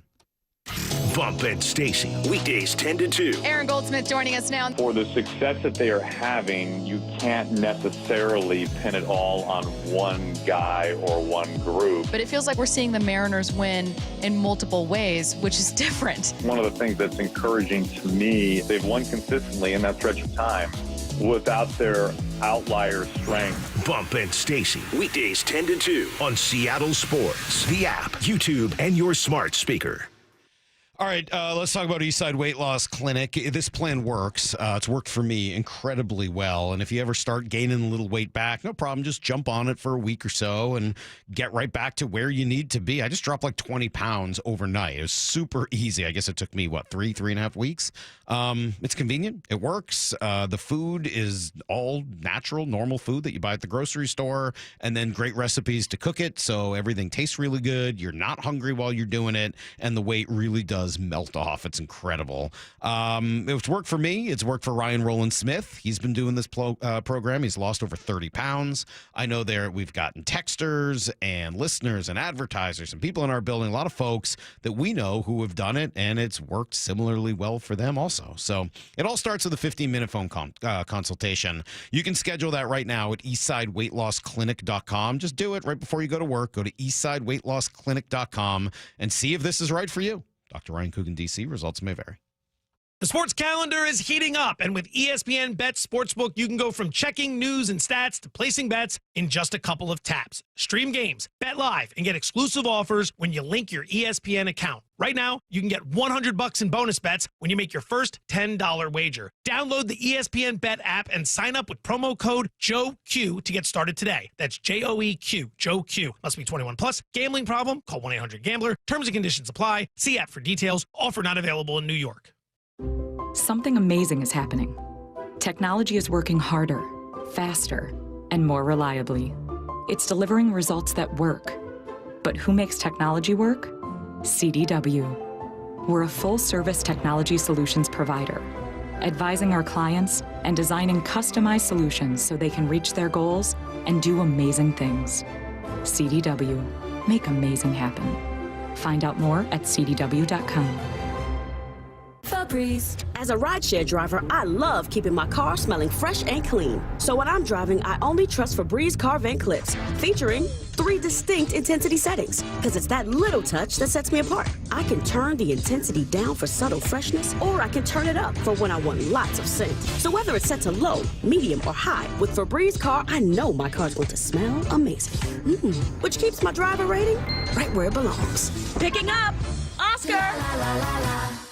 Why'd I go to the doctor? My heart would race just taking my son to practice. It didn't feel right. So I got checked out. Turns out I have atrial fibrillation, which increases the risk of stroke about 5 times.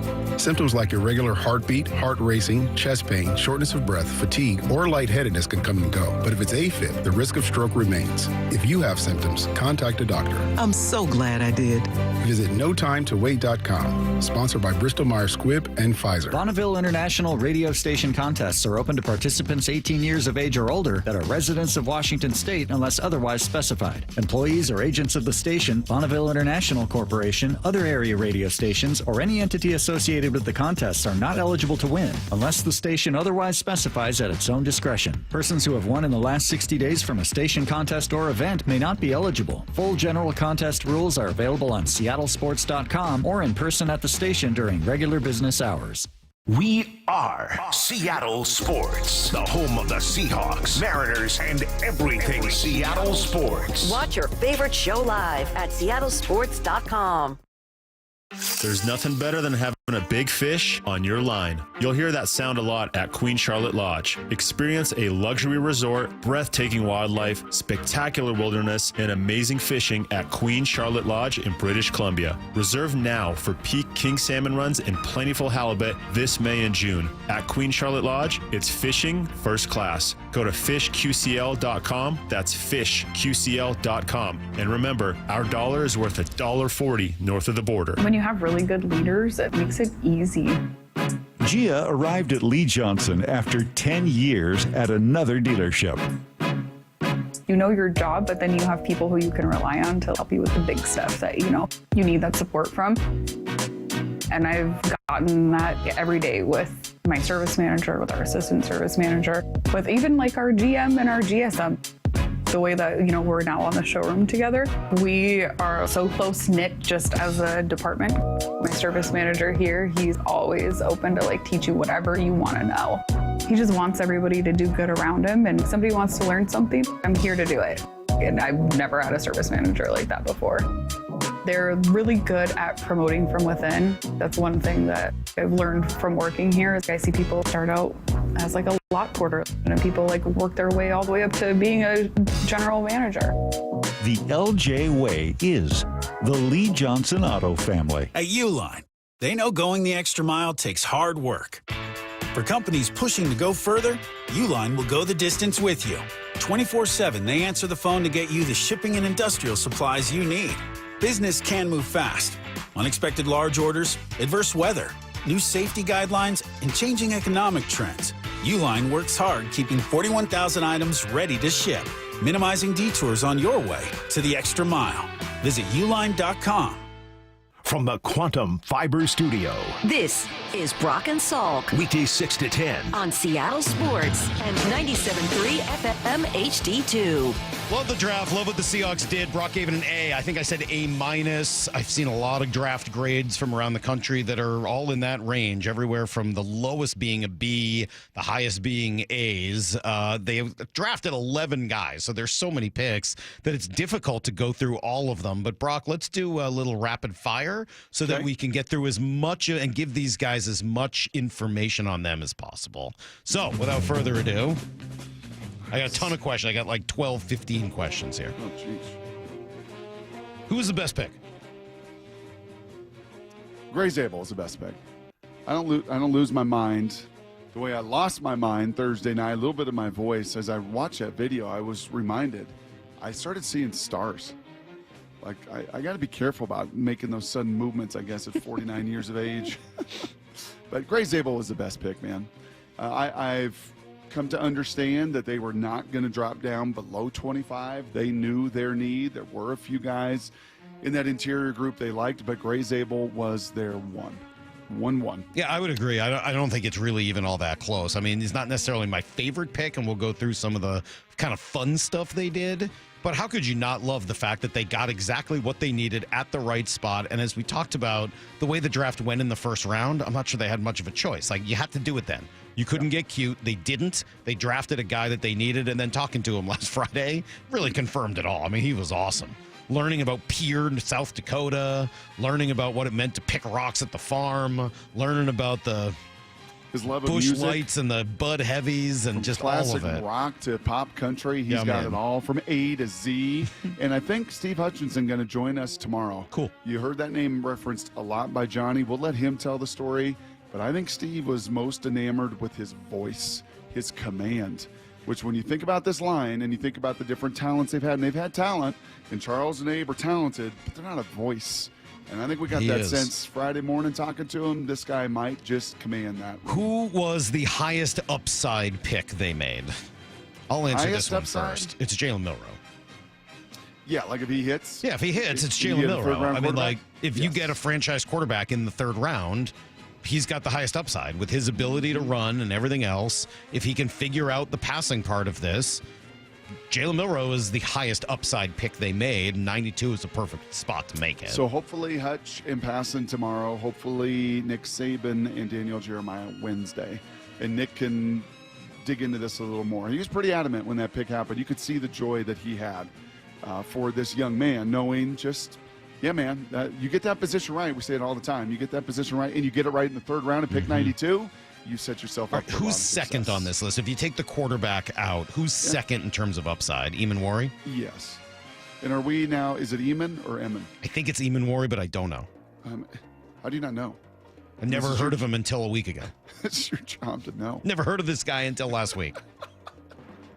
That's totally Wait, how is it not our true. job? Don't you get you get pronunciation guides in college football? Maura, this isn't about you. This is about me and Mike. Mike, you knew about this guy before last week. Watch your mouth. Last month. Combine. Last month. When I started really paying attention to the mock drafts in, late March, early April, I started hearing about Nick Eamon-Warry. I don't know how to pronounce his name. I don't listen to any of this. I just read about it. Eamon-Warry.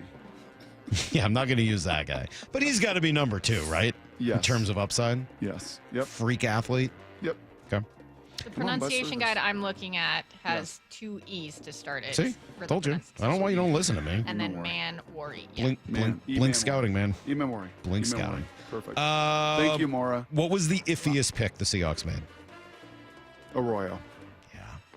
Yeah, you and I see this like exactly the same. No, we'll probably get mixed up here in a minute, and that's not to diminish the 50th pick, Salk, because honestly, when you start to just watch the highlights, you know, I say this about O lineman. What I was looking for in O lineman, you heard me say this a lot. I want a 320 pounder that looks like a 220 pounder. Dwayne Brown is my prototype. Like that's what I want. And this guy's 255 pounds, and he looks like he's 195. He moves with that fluidity, that ease. I know DJ's comp on draft day, and even when I chatted with him the other night, his comp was Noah Fant from an athleticism standpoint, not from a dog. Like this dude, you come out of South Florida, you come out of programs like that, you got some bite. You got some dog to you. He was a little injured, he was a little beat up. I don't think he was their one tight end. That kid, Mason Taylor, went real high in the second round. But he was right behind him, and they were not going to let him get off the board. I mean, clearly, they spent the number 50 pick on him, so they must have that level of commitment and conviction about him. It still kind of surprised me. I mean, it's not a name that we had chatted about much, but even more than that, just not that I don't like the positional need. I do think of getting a tight end who can do what he does, but he's also, again, more of a receiving tight end as opposed. I mean, I almost heard some people saying he might be able to play X if you needed him to. 3 other tight ends on this roster as it's constituted will do a lot of your blocking. I know. You need that move guy, and now I wonder what happens with Noah Fant. We talked about that leading up to the draft. Now I got to imagine that's a big cap number. Well, he could go somewhere else and not break tackles would be fine. Wow. Okay. I kind of like the idea of the Elijah Arroyo, AJ Barner tight end room. Yeah. Maybe I'm on an island on my own here. No, it's not that I don't like that. I do. That would be great. I'm not down on Elijah Arroyo. I'm a little down on picking a tight end at 50. I would have liked to have seen them take another offensive lineman there, and there were some pretty good ones still available. But I get it. Like this is a need also, and it's a big part of what they're trying to do. Where'd the Rattler go? I'll look that up as you get to the next. He was gone. He was gone by 50. I think Ratledge was gone, but the Wilson center was there. Yeah, the center was there, but he went to New England. He was still there before Milroe got taken. Which current Seahawk benefits most from this draft? And then conversely, which current Seahawk is now looking around like, uh-oh? I'll answer if you're while you're thinking. I would say the person who benefits most is Reek Woolen. Yes. They did not really bring anybody in to challenge him, and now he goes into the last year. And I'd whereas say even Josh, Joe, sure, both of them together, yeah, like their jobs just became a lot more secure for now. Now that doesn't mean they're not going to find somebody to challenge them eventually, but at least for now. In terms of being on the hot seat, Noah Fant has to be the first name that comes to mind, right? Yep. No question. I mean, obviously it's Noah Fant, but also, I think that if you are in that running back room, whether it's Ken Walker or the kid from Georgia, Kenny McIntosh, like I think all those guys are probably a little bit on watch now also after taking another running back. Nope, I think that is once again all 100%. What about the two guys you mentioned, Brock, based on the Ricky White and Jake Torrey Bobo. Horton? Yeah, Jake Bobo would be another one who's just kind of beloved. They got some dudes here that can really, really run. They got some dudes here that know that are going to make this team, and even through the undrafted route, which is what Bobo was, that are going to come in here and put their special teams hard hat on. So, I loved Macdonald the other day when he was talking about Russell. Like, hey man, don't count out this fullback just because we drafted this 200. I never bet against that guy. I don't know if I want to bet against Jake Bobo, and it's not like he needed his urgency knob to be turned up. But yeah, a Jake Bobo. Well, just especially with what Ricky White does. I mean, like, he's a special teams maven. Like, that's what he does. He blocked 4 punts. That's pretty crazy. So that's, that's a type of guy that's, and look, maybe there's room for both of them on the roster, but that seems pretty hard to imagine, especially for a team that only wants to play with 2 wide receivers a lot of the time. What was the most surprising pick? Milroe. No. Yes. No. Yep. No. Okay. The most surprising pick was Robbie Oots. Nah. Brock. No. Brock. Robbie Oots. Oosts. Robbie Oos. Maura, we're going to need you again, please. Fact checker. Oh no, I was on the air when he got picked, and I definitely struggled with that one. But we came to the conclusion it's Oots. Especially when he was listed as a 330-pound tight end or whatever it is. They're like, wait, what? This tight end who's caught 160 yards last year in passing, and then you find out quickly he's going to be a fullback. But you don't think that was surprising? Not at 175. Bottom of the no, not at 175. I thought that's what they were going to take your Milroe guy. Before Shedeur. Jonah Monheim. Yeah, Milroe is still with Sam Darnold and Drew Lock on the roster. Now, I love it. You pit me against the wall a few times, especially down the stretch. And I said to you, yeah, Milroe, 3rd or 4th round is kind of where I would take him. So it wasn't shocking, but it was bold. It was bold. And it's why Mike Macdonald called Sam Darnold, right before that pick and everything else, and said, hey, just heads up. We love you. This is not an indictment on you. This is a unique talent, a guy with unique traits. It's going to take some time to refine, and we're going to make that move. All right, I'll give you one more answer potentially for this. And again, maybe you don't value it that way because it's 5th rounder. But how about Riley Mills at pick 142, a guy that got hurt in the playoff this year, is in all likelihood not going to be ready to go at training camp, maybe not by the start of the season. Defensive tackle, but he's really sort of that kind of tweener defensive end type, right? He's not like a rush edge end, but he's sort of like that, almost like healthy, what Red Bryant used to be. Yeah, had he not torn his ACL in the playoff, and he was a big reason they got to the playoff. He was unblockable at times for Notre Dame. He would have been like a 3rd-round pick to the Pittsburgh Steelers. He just smelled and reeked of a Pittsburgh Steeler. But because I think of that knee injury and may have to redshirt a season and other needs that they had, yeah, that guy. That's a bit of a surprise. I didn't say that one coming. I would agree. Especially being their only other defensive pick especially after trading out of the 4th round to get 3 5th-rounders. Yeah, that was a little surprising, I would say. Okay. When you get to rookie minicamp and just throw eyes on these guys, who will be the most impressive looking? Have you seen Nick Emanwari? I mean, it's got to be him, right? I'm sorry, Maura. You're going to have to shelve K9.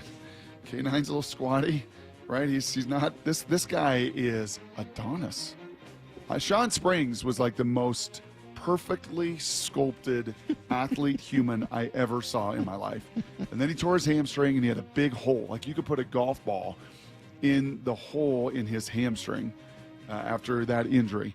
But beforehand, I was like, yeah, you can't. I mean, Italian sculptors in the first century, you can't do it better than that. Like that, it doesn't get better than that. And that's Nick Emanwari. And then when you watch him bounce and move and run, like, oh my gosh. What am I gonna say when I see Damian Martinez? Am I gonna see a little Marshawn? You're gonna see a little Charbonnet, a little bulk. Just kind of, he is more Charbonnet than he is McIntosh and K9. Okay. I don't know, man. I am hard pressed to say anybody moves like Marshawn. Right, that's because true. he was such a gyro ball. Yeah. He was just so different. But you're going to see like and again, shorts and T-shirts and helmets isn't going to do him justice. It's going to be breaking tackles. I mean, look at his yards after contact. They were extraordinary. 4 yards after contact. It was him right behind Ashton Genty. That's a 6th pick in the draft to the 223rd pick in the draft. So, urgency meter, that would be the one thing. How did he fall to the 7th round? Like, come on, man.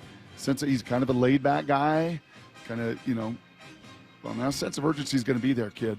Because 7th rounds, this is like do or die. You're going to get no snow plows in front of you. You're going to have to be your own snow plow to make it in this league. Better chance to play this year, Bryce Cabledew from Kansas, offensive lineman, or Mason Richman, offensive lineman from Iowa? By the way, I get nothing for that snowplow reference. Nice work. Thank you. Can I get a nod? I was about to give you some credit for mentioning that Bryce Cabledew was one of your draft profiles this year. Yes, he was. One of those 30-30-30 guys that John referenced a bunch of different times. Just a unique trait. Who plays? He does, because of that athleticism, because he slides in the guard. And, one of the conversations I had with some of his coaches through the years, and even in this buildup was, you know what? It may not be a bad thing that he's a late round pick and he's going to be in prove it mode instead of know it mode. as you said that, it reminded me that I have another answer for a current Seahawk on the hot seat, and that's Anthony Bradford. Given the 3 guys they drafted and their biggest connective singular trait of being athletic and speed, I don't see how Anthony Bradford's on this team. Sorry. I just don't see it. Like, if that's what they're looking for from their guards, Anthony Bradford's not that. I'm not sure Christian Haynes is either, but I know it's not Anthony Bradford. So I don't see how Anthony Bradford is here. My guess is he is not on that. I would say that here's a bold prediction today. Anthony Bradford is not on the roster this year. Salklamation. Watch, he'll start every game. But I just based on what they did and what they seemed to be looking for at guard, hard to imagine how he's going to fit with that. I think that is that's a 47th birthday, you said? Yeah. 47? 47. That's very well said on Thank the you. 47th birthday. Well, you put like Christian Haynes in that same group, though, is like... No, 3rd round pick. I'm not saying he wouldn't be on the team. He's going to get more benefit of the doubt. Yep. But just in terms of the athleticism, does he have enough of it? If I'm him, I'm a little worried about these 3 picks. Give me that your they most Mike Macdonald pick. Yeah, I've been trying to think about that. I mean, I think it's got to be Nicky Manwari, right? I mean, just the ability to move him around on defense. Did you listen to any? Yeah, you were driving around. You had dances, you had recitals, you had concerts, you had pig eating, you had all sorts of stuff. Big weekend. By the way, which reminds me, before we end the segment, I just need to ask the people out there. So this is the beef tallow, the beef fat. All the fat. One package of it. I went tried to do some rendering with my other. So if I'm going to slather this on my face, I get it's frozen rock solid. How do I take this? So if you're watching on the stream, you can text in. How do I take this That's frozen like shrink wrapped lard and turn this into some form of a substance / lotion to rub on my wrinkles? How do I do that? Let me know.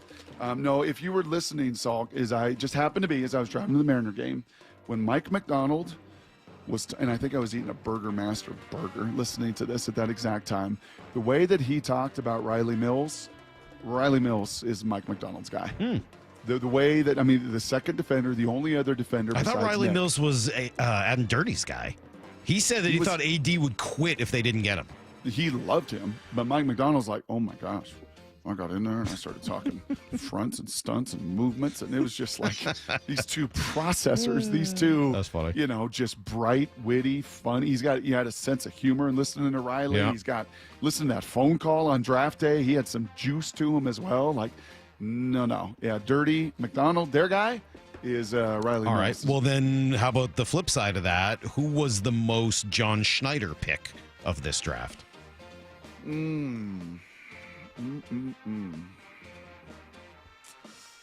Yeah, that's a good. Can I say the last one so I can play the phone call to Ricky White? Ricky White?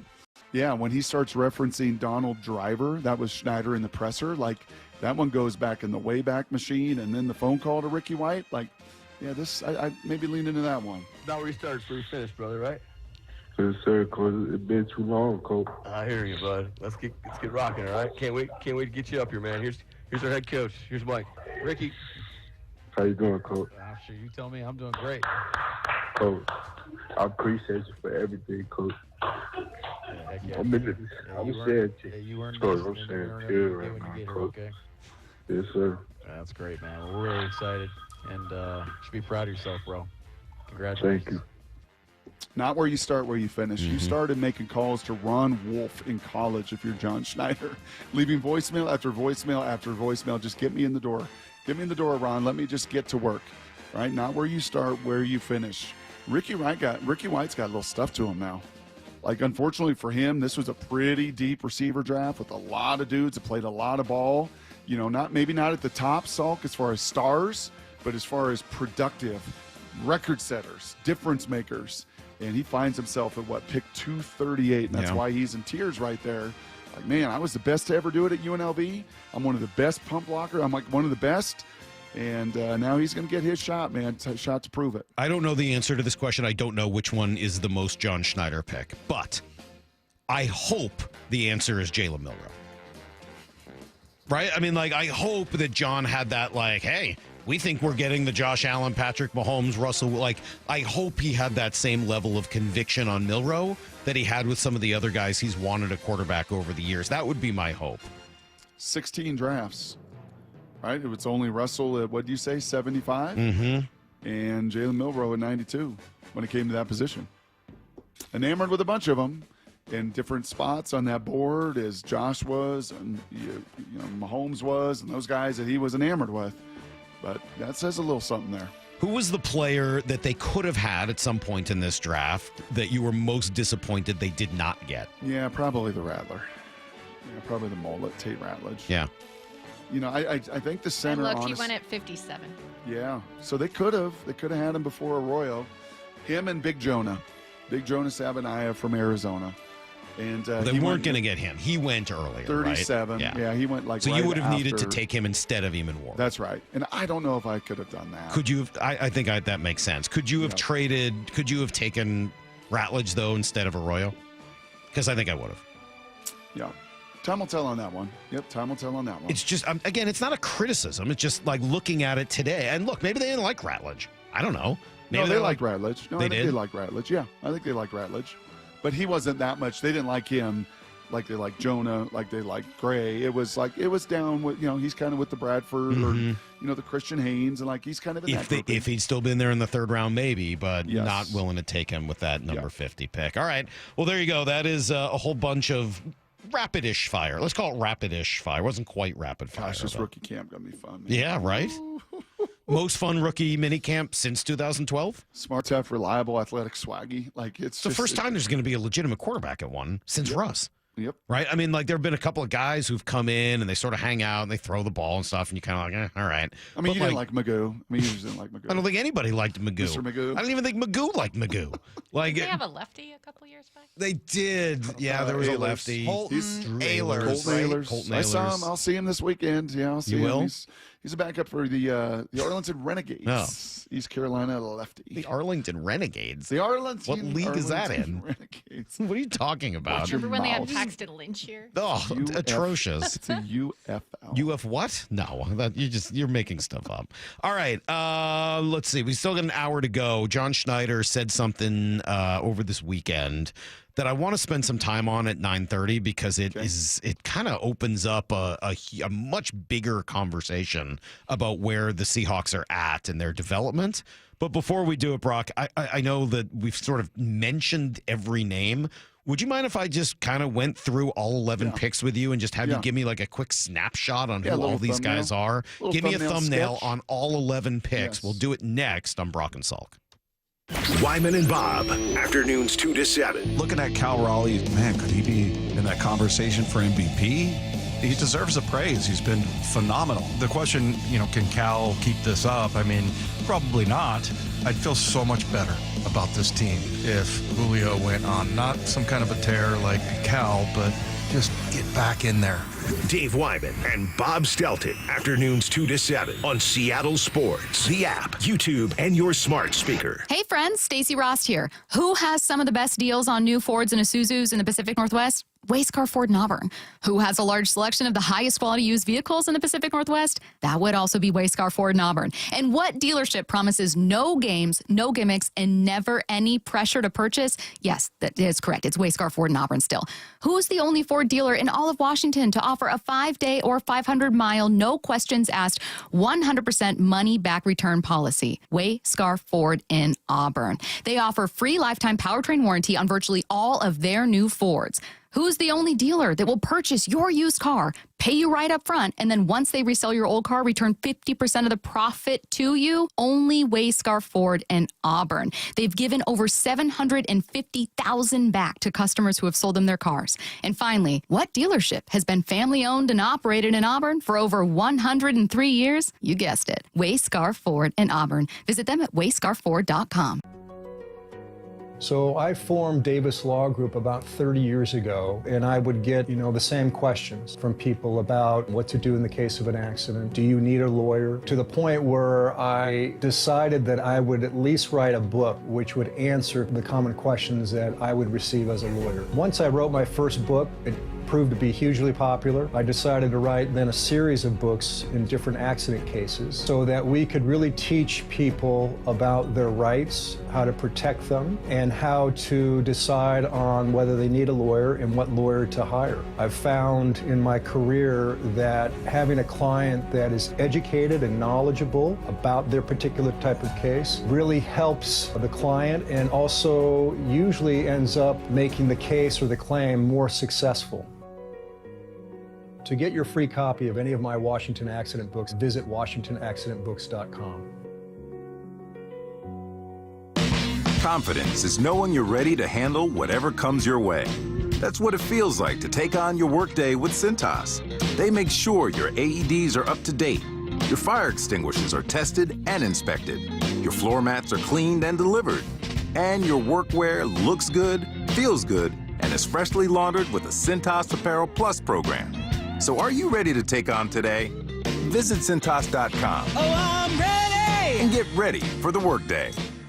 Ready to order? Yes. We're earning unlimited 3% cash back on dining and entertainment with a Capital One Saver card. So let's just get one of everything. Everything? Fire everything. The Capital One Saver card is at table 27 and they're earning unlimited 3% cash back. Yes, Chef!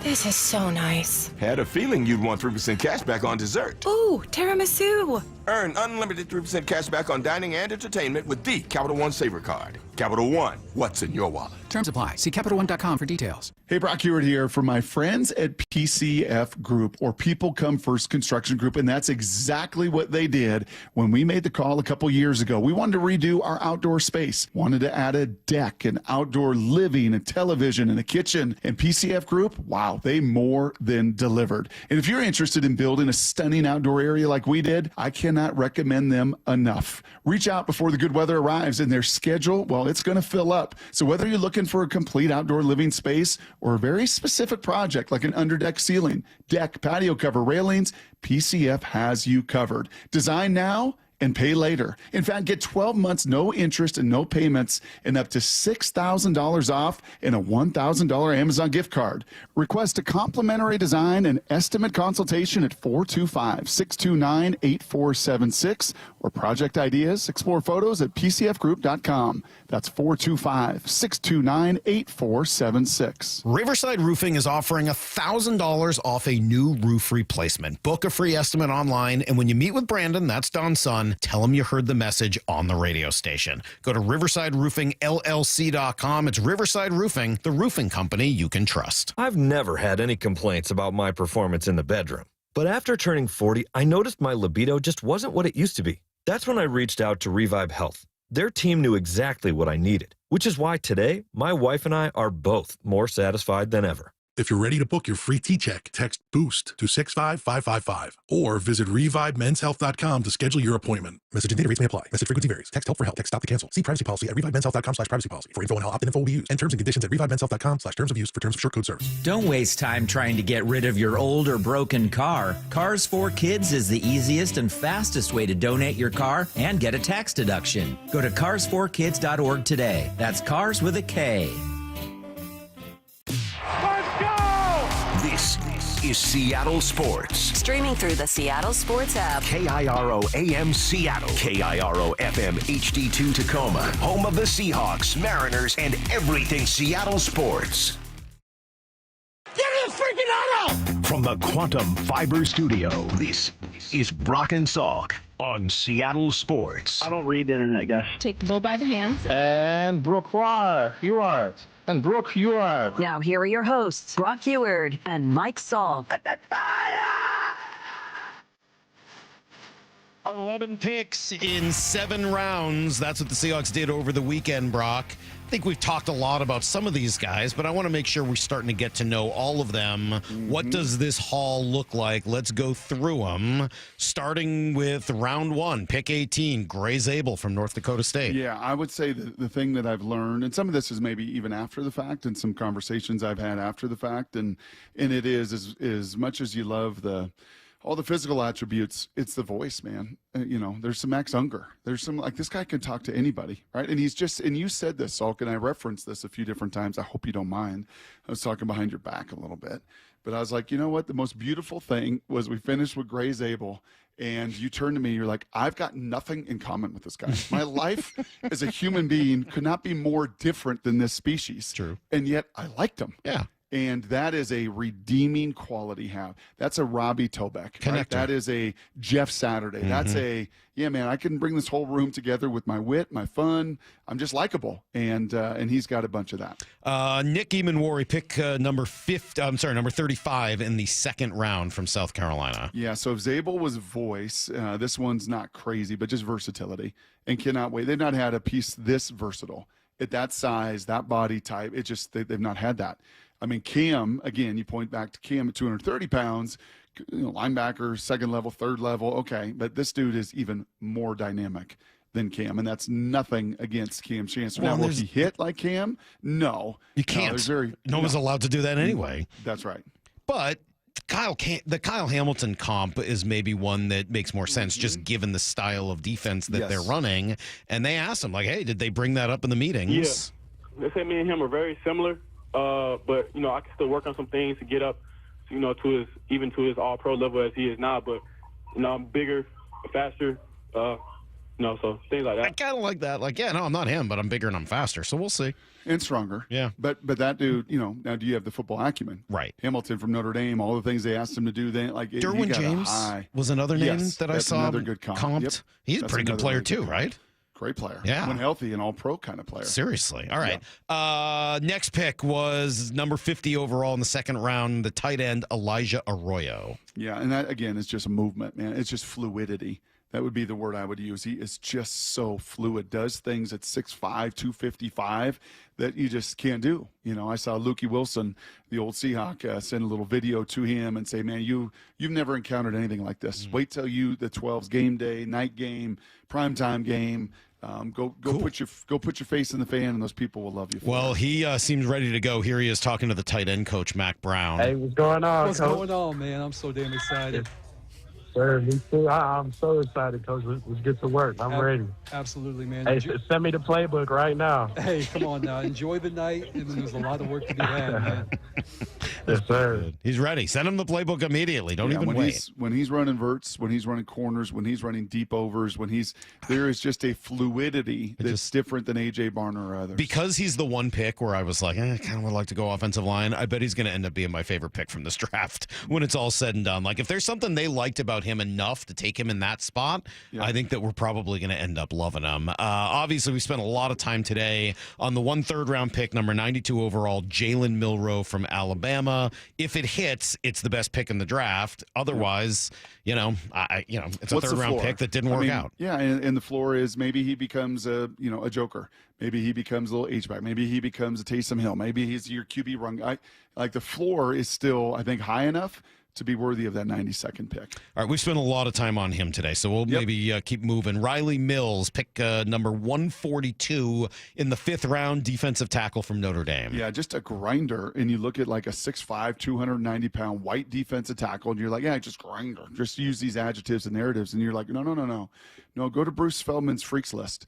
Go look at who squatted 600 pounds and who cleaned 400 pounds. And this dude is agile too. He is not as stiff as maybe he might be stereotyped to be, Salk, and he's going to slide up and down that line of scrimmage in his football acumen. He's not an edge DN though, right? He's more of the like Leonard Williams 5 kind technique, of DN. Yes, just kind of different. Be able to. He's not as big as Red Bryant, but yeah, kind of slide around, and he's bigger than Michael Bennett. Okay. But just kind of blend Red Bryant and Michael Bennett and throw some football acumen in there, and you probably get that kid. Next pick in the 5th round, their second of 3 there, 166 overall, the wide receiver from Colorado State, Torrey Horton. Yeah, make sure we ask DJ about him because I don't know why he fell to 166. I'm trying to figure that out. Injury? I've asked a few questions, I guess. Right, but that doesn't always. ACLs. I guess that's probably it. Scare people off enough, but he still came back and ran like 4.41 and was disappointed because he feels like he's a 4.3 guy. And so I watched him against CU 2 years ago in the field. You want to talk about Shedeur and Travis Hunter that night? Best player on the field. Like they couldn't. I think he had 14 catches. Like they could not stop that guy. Dynamic punt returner as well. So now, where last year you felt like, did we have anybody that can return punts? Now you signed a free agent that's really, really good off the streets doing that, and this guy will come and push right away for that opportunity. All right, and you knew they were going to take a wide receiver at some point, so they do 100%. it. Interesting that it wasn't until the 5th round, but maybe because Arroyo was such a pass-receiving kind of tight end, maybe they felt like they could wait a little longer on that. I think they had 3 in the 2nd round that they liked. Those are gone. Just the board didn't speak that way, and none in the 4th, and end up getting. All right, so then you take the fullback. He's listed originally as a tight end with their final pick in the 5th round, Robbie Oots out of Alabama. Yeah, I know nothing about Robbie other than I loved his dunk tape at like 270 pounds, dunking a basketball like effortlessly. So just one of these, yeah, man, height, weight, strength, any of these Nike Spark or the other RAS, He was metrics. A blocking guy, right? I mean, barely caught the ball. Correct. Hey, so you know what? Cement mixer head, go block that guy. Yeah. And do it with a lot of force. And so, there's going to be some collisions between him and Mr. Russell that he'll be competing with for that kind of role. All right, then one pick in the 6th round, Brock. It's one of the guys you profiled, Bruce Cabledew. Bryce, excuse me. I want to keep calling him Bruce. Bryce Cabledew from Kansas. So this guy started 49 games. I'm looking at my board. I had Kansas last year. He was a starting left tackle. Last year, after starting at right tackle the previous 3 years, he looks like he's 33 years old. When you see him at rookie minicamp, you're like, there is no way that you're a rookie in the NFL. Has been so doggone durable, so athletic, kind of raised up on a great offensive line the last couple years. You've mentioned the name Pooney a bunch of times. This would be Pooney. Pooney was a tackle at Kansas, slid in, started and played at a high level for San Francisco. This is a guy that profiles the exact same way, but is even more athletic than Pooney was a season ago to San Francisco. So why in the 6th round as opposed to Pooney in the 3rd? That's a good question. I think that's a fair question. Maybe not as powerful, maybe doesn't have as much anchor, to play on the inside. Not at, he's 6'6", he's 315, so almost a very similar build to a Zabel. So, maybe that would be the question. Is there just enough stoutness? But the guy can move, and he's going to get an opportunity. We got 3 more to get through here quickly. The 3 7th rounders, running back, Damian Martinez, Miami. Just a monster, man. 4 yards after contact per carry. He beat Oregon single-handedly. When they beat Oregon and knocked them off a couple years ago down in this Civil War in Corvallis, literally, so they ran the ball, I think, 29 straight times to end the game. I'm running it here, and you still can't stop me. I think taking him in the 7th round smells like Chris Carson. Smells like, hey, man, you're going to be right there on the razor's edge of ever playing this game professionally, and you better bring it every single day. And if he does, got some unique set of skills. All right, the other offensive lineman, Mason Richmond from Iowa. 4-year starter, 51 games, 51 starts, 4-time academic All-Big Ten. Also looked at him athletically, not like some of the others in this draft class, and that's why he's in the 7th round. And then finally, last pick, Ricky White, wide receiver from UNLV and special teams ace. Yep, we talked about him last segment. It's just, to me, being the kind of a Schneider pick. Not where you start, it's where you finish. I've never seen in all my 19 years of college football a guy that blocked 4 punts. And in that Mountain West championship game, he scared the daylights out of Boise State. They were like, we have to figure out where this guy is. We are not letting him block a punt. That's quickness. That's instincts. He's got some fun stuff. And compared to Donald Driver, who was a late-round pick in Green Bay for John years ago, that would be pretty neat if he can go from this 7th rounder to a Donald Driver kind of All right. Well, there you go. Those are the 11 selections the Seahawks made. We'll see them at rookie minicamp coming up, and then eventually, of course, at training camp in late July and into August. Man, I love the draft. That was fun, man. Good. I love this. This is a great draft. This is an A kind of draft. This is, John Schneider said it was a big day in Seahawks history. Will it be? We'll try to answer that question in 20 after everything you need to know next. The draft. It's a cool day in Seahawks history. Is in the books, and we're breaking down every pick and how the Hawks came out of their most important draft in years. Get a difference maker, and they got him. Nick Emenwari. Kind of a Swiss Army knife kind of a dude. Jalen Milroe. Wow. This dude is a home run hitter. However, Jalen deserves and earns the right to go out there, then we'll do that. Exclusive insider content on the Seattle Sports app and YouTube, and the home of the Seahawks, Seattle Sports. Sports. All right, a little bit of rain in the forecast, and all of that water that comes in the spring here in Seattle can be a huge problem for your crawl space, right? So if rain or groundwater makes its way in, that can create problems, maybe structural damage, maybe toxic mold. Well, that's why Crawl Pros is here. They can keep your crawl space dry. They can install a sump pump and drainage and reroute that water back out and away from your home. And if it has been any mold or anything created, they can even address that, or plumbing issues, anything that you've got going on in your crawl space. Have them out to your house. It's what I did. They'll take a look around for free, and if they find problems, then they'll tell you about them, show it to you in a book, and then it's up to you if you want to get it done. If you need to, they'll take care of whatever problem you have. Again, you got to go to crawlpros.com if you're worried about water damage, mold, insulation issues, critters, anything else related to your crawl space or attic.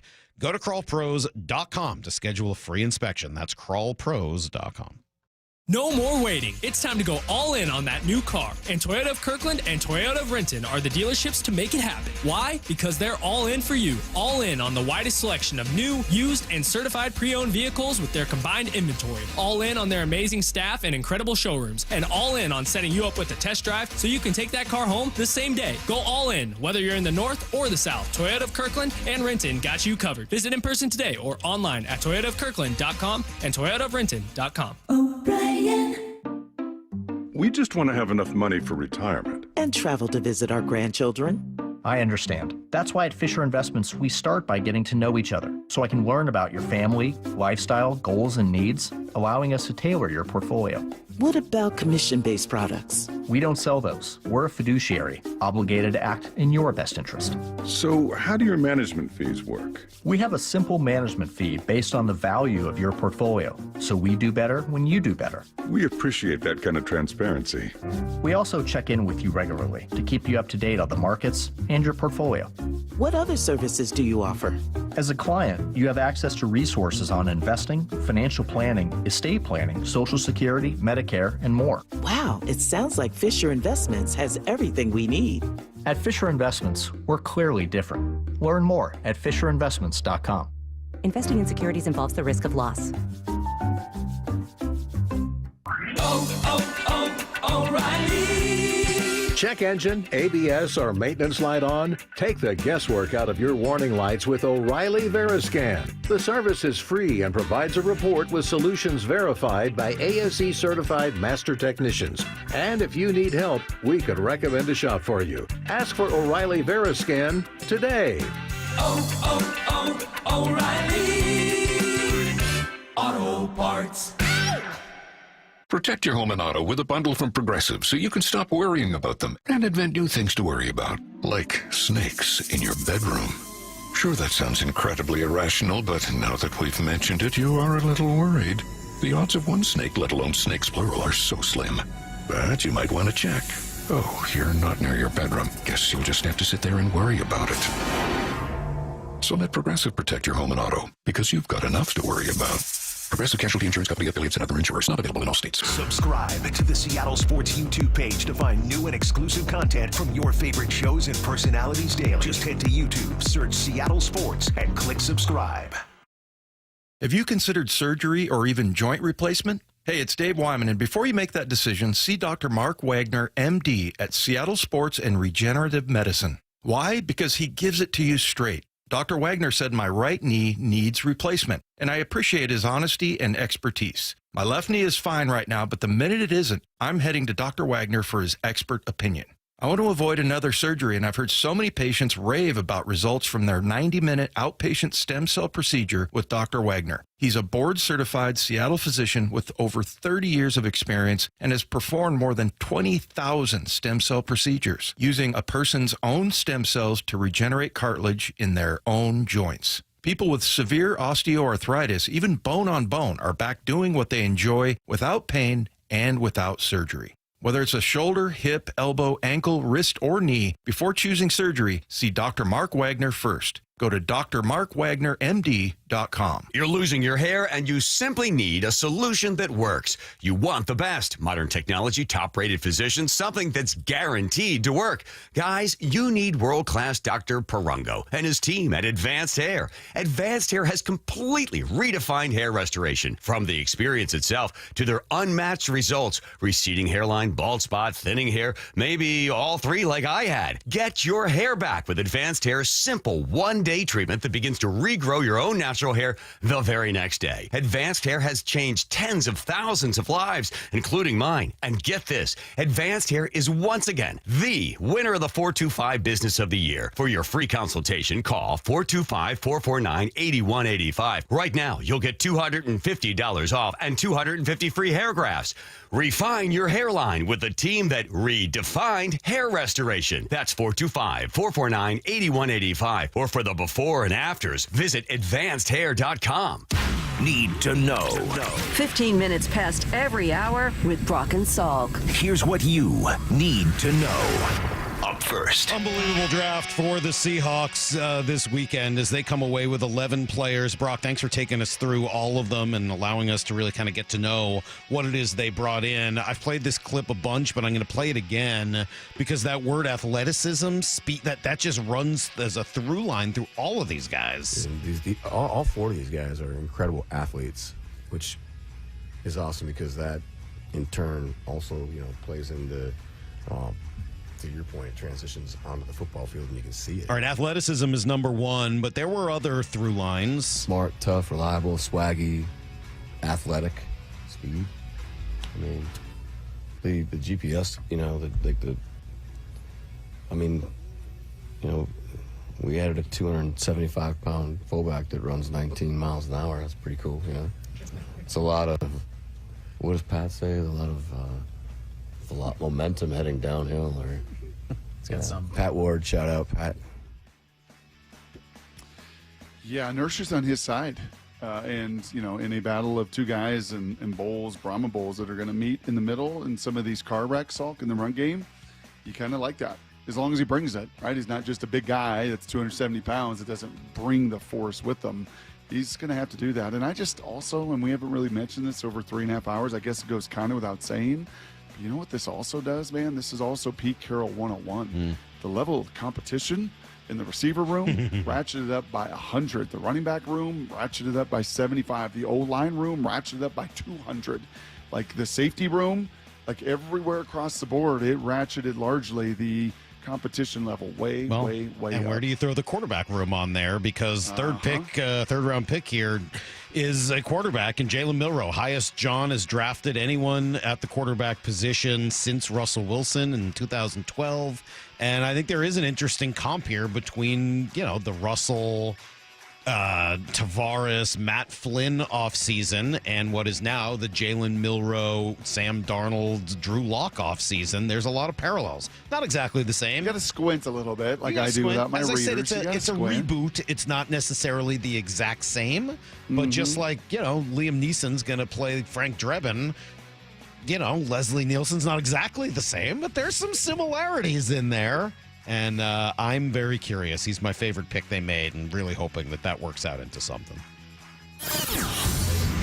Here's the second thing you need to know. We did spend some time today talking about Shedeur and Dion and that entire mess. If you'd like to hear sort of the long talk on it, go to the 8 o'clock segment when you get to the podcast. Go find hour number, what is that, 3. Find the beginning of hour number 3. So we start at 6 a.m. Thank you. Okay. Yeah, sorry. Hour 3. That would be hour 3. 1. We start at 6. Look for hour 3 right off the top. We went pretty deep on Dion, and I'll just say quickly again, this idea of Dion trying to control everything around him, I found it to be really sad.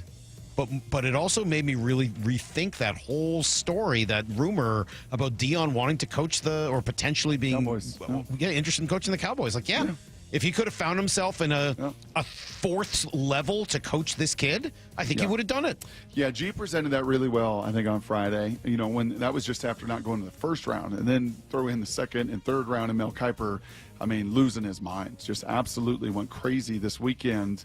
And, what if he would have played at Cedar Hills High School down there in Texas, Salk?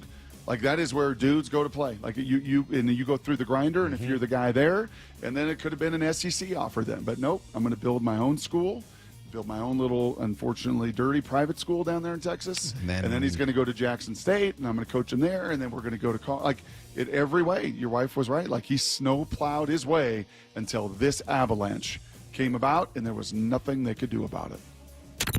Here's the third thing you need to know. Ridiculous weekend for the Mariners as they win their 6th straight series, the 4th one in a row in which they dropped the first game and then battle back, and that's becoming a bit of a storyline for this team, bit of a personality trait.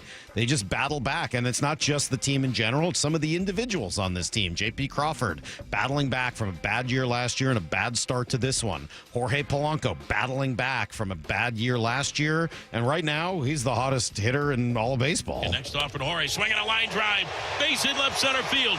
Rivas rounding third, he's being waved in. He'll score. Julio to third. The throw to second, the slide by Polanco. He's saved. Poor Rick. Rick was he's just getting back So after the I cold. wouldn't say all of baseball. Eugenio's pretty hot, and whoever hits third there for the Marlins, that guy who's hitting like 600. All right, but the dude is on fire. I mean, he hit 6 for 12 this weekend with 3 home runs and a double. He's on another level, especially considering where he was a year ago. Julio with a couple of home runs this weekend. Cal had a home run, or Julio had one. Sorry, just one. He had a nice 2 RBI hard single yesterday. That's though. right. That was nice. Cal had a home run. I mean, Lyle. Ben I know Williamson why playing good baseball. I know why Big Lyle and TJ were at the ballpark all weekend long. You loved. I think Logan Evans was the one you were talking to for 45 minutes when I watched you talk to him down at spring training, just having a relationship with him. I'm sure there was a little excitement for you and TJ in particular, watching him come up. What did you think of his performance yesterday? Oh, a ton of excitement. We're thrilled for him. Yeah, he looked good. There'll be things he builds on as time goes on, but like the fact he basically kitchen sinked the Marlins the whole start. He threw six different pitches at him and kept him off balance for the majority of the day and didn't get hit hard. Yeah, it was a good start. That's I saw a question earlier saying, "Hey, Logan got hurt a couple days ago. Why would Logan Evans start here?" And I'm going to guess, I don't know, but I'm going to guess that that's a pretty good soft landing. Like, hey, if you're going to do it at home against the Marlins. And having an off day today gives Bryce Miller and Wu, and with the Logan Gilbert injury, a little reminder. We know these arms are tenuous. And if it hadn't gone well yesterday, and you needed to throw the entire bullpen at it, then you had the off day coming up right afterwards. Right. So I think a lot of that kind of makes sense. Yes, Logan Gilbert. We'll find out more, but going to be on the IL for 2 weeks with a forearm flexor strain. If it's nothing, great, comes back just like Brian Wu did last year. Otherwise, you start worrying about the dreaded words of Tommy John surgery. That's everything you need to know. I'll just throw one other thing in there for you hockey fans out there. Two little hockey notes, Brock. One, Wednesday, it does sound like there's a good chance the Kraken, or there's going to be an announcement, I think through the Kraken, that the PWHL, the Pro Women's Hockey League, is going to be expanding to Seattle. Are you breaking news right now? No, I'm not breaking that news. That's already been out there a little bit. I'm blanking on the gal from King 5. I think she had it over the weekend. Cool. And I've heard some behind-the-scenes rumblings of some people that I know that are attached to this a little bit. But well, you're up at the Kraken Iceplex every day. Yeah, I'm there a lot. I would think you would hear what's rumbling around. It does sound like we're going to get the expansion team here in Seattle for the PWHL, and I can tell you my daughter is freaking psyched about that. Also, if you're wondering who the next Kraken head coach is going to be, so am I. I don't know whether it's going to be Mike Sullivan, but he's been the Team USA head coach. He's been in Pittsburgh for a long time, and they parted ways today. So I would think that's a name that you would at the very least want to talk to. I covered Mike Sullivan for a year in Boston. They were not a good team. He's a very intense guy. His hand, he would put his fingers together like in a, what do you call that? When you kind of lock your fingers and cradle your hand? Yeah, is that what that's called? When they interlock them essentially in like a prayer thing? That's what he would do with his elbows on the table while doing his presser after every game. And he would be so freaking mad that you could see the white knuckles in his teeth just getting like so much.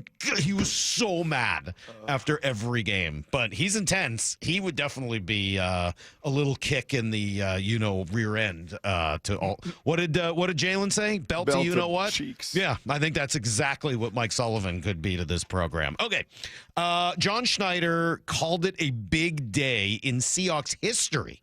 Was this a historic weekend? It might have been. It's next on Brock and Salk.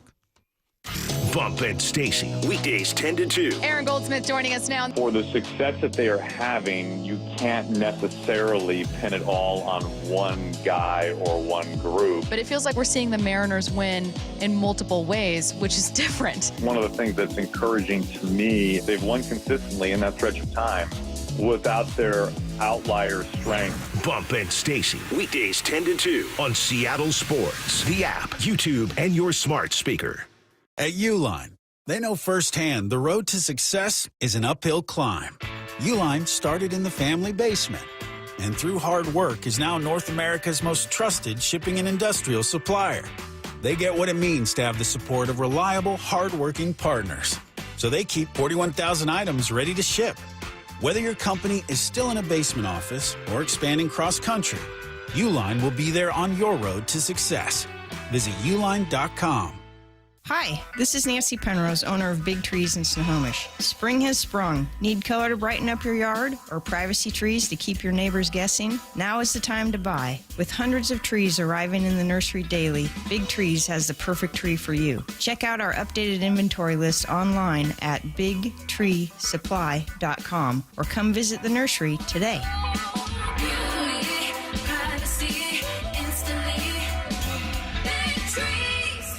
Progressive knows if you have to choose between everyday life and your RV, RV wins. What, are you going to take the RV to the mountains or go pick up your dry cleaning? RV wins! Are we cleaning the gutters or taking the RV camping? RV wins! Are we getting a new passport or cruising up the coast? RV wins! Don't forget, you got that trip to Sweden coming up. Oh, yeah, passport, then RV. With Progressive, you can bundle your RV with your home or auto and save with a discount and spend more time enjoying those savings in your RV. Progressive Casualty Insurance Company affiliates, other insurers, not available in all states and situations. This is a story of the one. As a maintenance specialist for university housing, he knows college students can major in wear and tear. Plus, housing so many students doesn't leave a lot of room to house all the supplies he needs. That's where Grainger comes in. With over 1 million industrial-grade products and fast, dependable delivery, Grainger carries the quality products he needs so he doesn't have to. From a new door hinge to a whole new faucet. Call, click Grainger.com, or just stop by. Grainger, for the ones who get it done. Dave Wyman here for my friends at Harley Exteriors, a local company serving all of Western Washington for the past 23 years. I'm really excited to work with Harley Exteriors because they're my kind of people. I had Ray, Chris, and Nick out to my house just to see what they could do for us. You see, we've been in the same house for 24 years, and virtually every window in our home has a broken seal. Harley Exteriors has an exclusive high-quality Euro vinyl Olympic Series window manufactured right here in Washington, and these windows are designed specifically for homes in the Pacific Northwest, helping to maximize energy, efficiency, and beauty. It's a window you can trust to last the life of your home. Very affordable with options like 0 payments and 0 interest up to 12 months for qualified buyers. Through April, buy one window and get the second for 40% off. Harley Exteriors are big fans of the station, and they're excited to work with our listeners, and I'm proud to be working with Ray, Chris, and Nick. It's a team you can get behind. Call 833-HARLEY or go to harleyexteriors.com. It's the World Fighting Championships at Emerald Queen Casino Event Center. Saturday night, May 10th. Experience the thrill of live MMA, boxing, Muay Thai, and kickboxing. Tickets at emeraldqueen.com. Don't miss this exciting mixed martial arts event. The World Fighting Championships, May 10th at Emerald Queen Casino, the entertainment capital of the Northwest. 21 and older, need gambling help? Call 800-547-6133 or visit emeraldqueen.com. For Down Territory, going inside the game with Michael Bumpus. I like this. More quarterbacks should start doing this. Every day at 11:15 and 1:15 on Bump and Stacy. LeeJohnson.com is a dynamic research tool. We want to give the customer enough information to where they don't have to go anywhere else to research any of the questions they have. And if they want more information, we'd love to be there to help. We don't want them to feel like they're dependent on emailing us or texting us or calling us just to get the information they need. So we put it all out there. We call them digital retailing tools, big fancy calculators where you can get in there and change the terms and change the payments and change the cash down. And it'll give you a disclosure of, hey, when you do this, this means here. And a consumer can get on there and do a lot of this themselves. And then if they choose to get us involved, we can actually get involved on the backside of it and help them along the way. We want to give the consumer the same tools that we have and let them understand what we understand. Yup, that's pretty much what you'd expect. The LJ Way is the Lee Johnson Auto family. Looking for Mother's Day weekend plans? Well, take Mom out to T-Mobile Park for an unforgettable day of Mariners baseball. The team is squaring off in a 3-game series Friday, May 9th through Sunday, May 11th. And on Mother's Day, the first 10,000 moms will head home with a brand new clear structured purse, thanks to Muckleshoot Casino Resort. A Mariners game is the perfect place to celebrate with Mom and the whole family. Lock in your seats today at mariners.com/tickets. Get ready, because Snoqualmie Casino and Hotel's award-winning outdoor summer concert series is back with amazing artists like Hanson, Austin Jenks, Melanie Fiona, and P.O.D. this summer, overlooking the beautiful Snoqualmie Valley. Go to snocasino.com for tickets. Seattle's closest is now Snoqualmie Casino and Hotel. You never get a second chance to make a first impression. Superior Linen Service. 98 years providing logoed apparel, uniforms, floor mats, linens, and more. Give us a call. We answer the phone. Superior Linen Service. Visit suplinen.com. From the Quantum Fiber Studio. This is Brock and Salk. Weekdays 6 to 10. On Seattle Sports and 97.3 FM HD2. I want to look at the big picture here in just a moment, Brock. Before we do, I got a text from the 360 that's a good one for you. Says, I need to know of the 11 draft picks the Seahawks just made, how many of them make the team? How many of them will be in Seattle on September 15th, which I assume is the opening weekend? How many of these 11 do you think are on the opening roster, not on the practice squad, but actually on the roster when the season begins? You want me to give you each name and you can say yes or no? Sure. All right, let me just run through them very quick. Zabel. Yes. Okay. Eamon Nick, Worry. yes. Elijah, yes. Jalen, yes. Those 4 for sure. Riley will be more than likely on the PUP for the majority of the season. Torrey Horton, I would say yes. And so those 1, 2, 3, that's 4, 5. 5. Yes. So 5 for sure. Yep. After that, for sure. After that, after that is an absolute dogfight. You got 5 more guys. Yep. How many? Just you think it's 2 or 3 make the team? Yeah. 2 or 3 probably in the practice squad. Yep. I think that's probably fair. Yeah. Yep. I mean, I would think they're going to take one of those 2 offensive linemen, whether it's Cable or Richmond. I would just think one of them is certainly going to make the team, and probably the other on the practice squad. I'm going to guess Ricky White makes the team because of the special teams.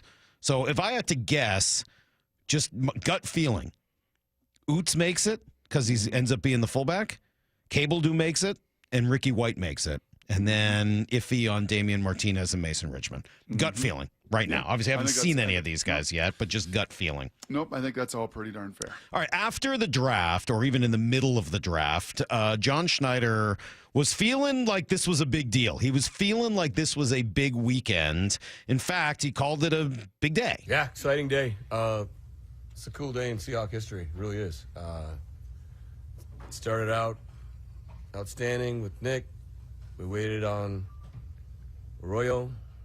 And then, adding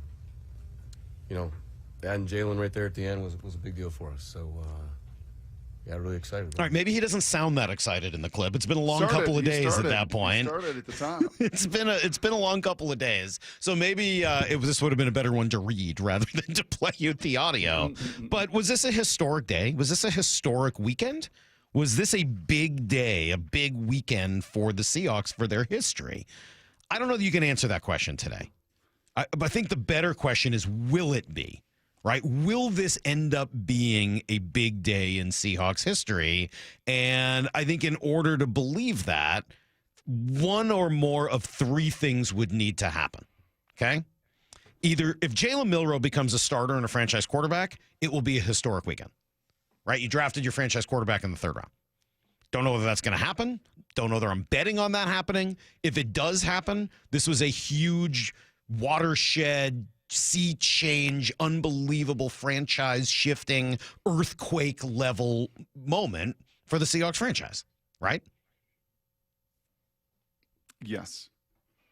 It's funny, Salk, as you say that, you point right to the quarterback, which I understand. Well, I've got 2 others, but that's the first one. No, I appreciate it. My mind goes a little bigger picture. And my mind goes to the cyclical nature of the NFL and a little history.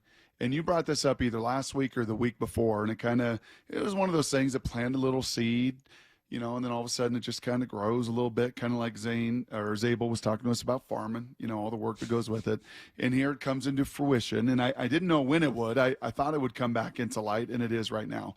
The league is cyclical. You have times to build. You have times in your cap and with draft picks and contracts. There's times to build. There's times to tear down. There's times to build. There's times where you can try to be delusional and say we're stagnant.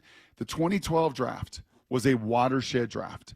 And at the time and at the moment, kind of felt like, man, they got the quarterback, right? Kind of like this one in the third round. It just felt like, okay, you're building, and man, this is a historic day because here comes, as it turns out, Bruce Irvin, a decade-long difference-making pro, Bobby Wagner, a future Hall of Famer, Russell Wilson was on that path till it came off the rails, but unbelievable. Boom, boom, boom. 2012. And that really carried you until those guys aged out. That is definitely the third point I was going to make here. Was it really about 2012? Well, were you going to turn 2012 to 2017? I mean, I don't know about 2017, but because that's the next one. Because that's the one that didn't work. Planted. Right. That's right. But that's the one that planted. Like, okay, here we go. We build. We get 2012, and then we win a championship in nearly a second, and we're going through it. But then aging, and then contracts, and then just the cycle of the NFL gets you to 2017, Salk, where you built all this inventory. Yeah. Where you had multiple 3 third-round picks, where this has got to hit, where you kind of got cute and you traded out of the first, and that was Mike Macdonald and Ethan Posick and Shaq Griffin. By the way, 2 of those 3 still playing the NFL, pretty good players. But then it was also Lano Hill and Mike Nas Jones, right, and Amara Darboh. And unfortunately, Tedrick Thompson and that didn't hit. Yeah, Mike Tyson, like that just didn't work. And then you go through, okay, we compensate. Geno hits, DK hit, and now we move on from Geno. We move on from DK. We got a plethora of picks, and here we are in 2024, kind of that next tent pole here, tent pole here, tent pole here.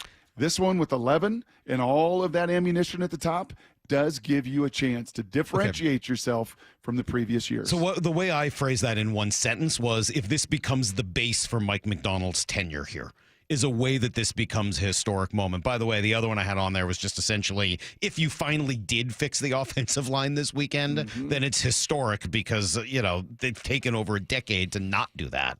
So a bunch of ways it could be historic. But yes, Brock, let's focus on yours because the third one for me, and it's also, to me, you're right, the biggest picture. Does this become the base for their future of the next 5-7 years? And that got me kind of viewing the offseason as a whole, not just the draft, but the entirety of this offseason, and maybe even a process that I think is now concluding or changing over the last 3 years. It starts with Russell Wilson, right? Moving on from Russ. Then it's moving on from Pete. Last year, it's kind of getting introduced to Mike Macdonald. And now that Mike has sort of shed any of the real ties to the Pete world, right? The DK Metcalfs, the Geno Smiths, the Tyler Lockett's, the leadership that was still very much, Pete Carroll, born and bred. Yep. Now this is Mike's team. Yes, this is his team. It's Sam Darnold. It's Jalen Milroe. It's these new guys. Gray Zabel. That's right. It's going to be Gray Zabel and Cross and those these are Mike Macdonald guys. Now some of them may have been drafted or connected still to Pete, but not the way Tyler Lockett was, not the way DK Metcalf was, not the way certainly Geno Smith was, certainly Russell Wilson. I mean, this is a new era, and I do wonder. It takes time to kind of move on. That takes time naturally.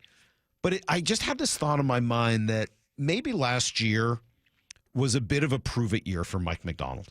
He comes in, he gets some things for his system, but he didn't really get his own coaching staff, right? They had to piece it together at the last minute. He didn't really get his own quarterback. He inherited Geno Smith and the deal that was already there. They tried with Sam Howell. That wasn't right. He got a couple of linebackers that turned out weren't really the right guys, and so over the course of the year, they got that fixed. But he didn't really get his guys. He got a lot of Pete leftovers, some guys John tried to stick in there. But clearly, over the course of the year, he showed he can coach. He showed he knows what he's doing. I don't know if he's going to turn out as a Hall of Famer. We'll find out. A long time to go.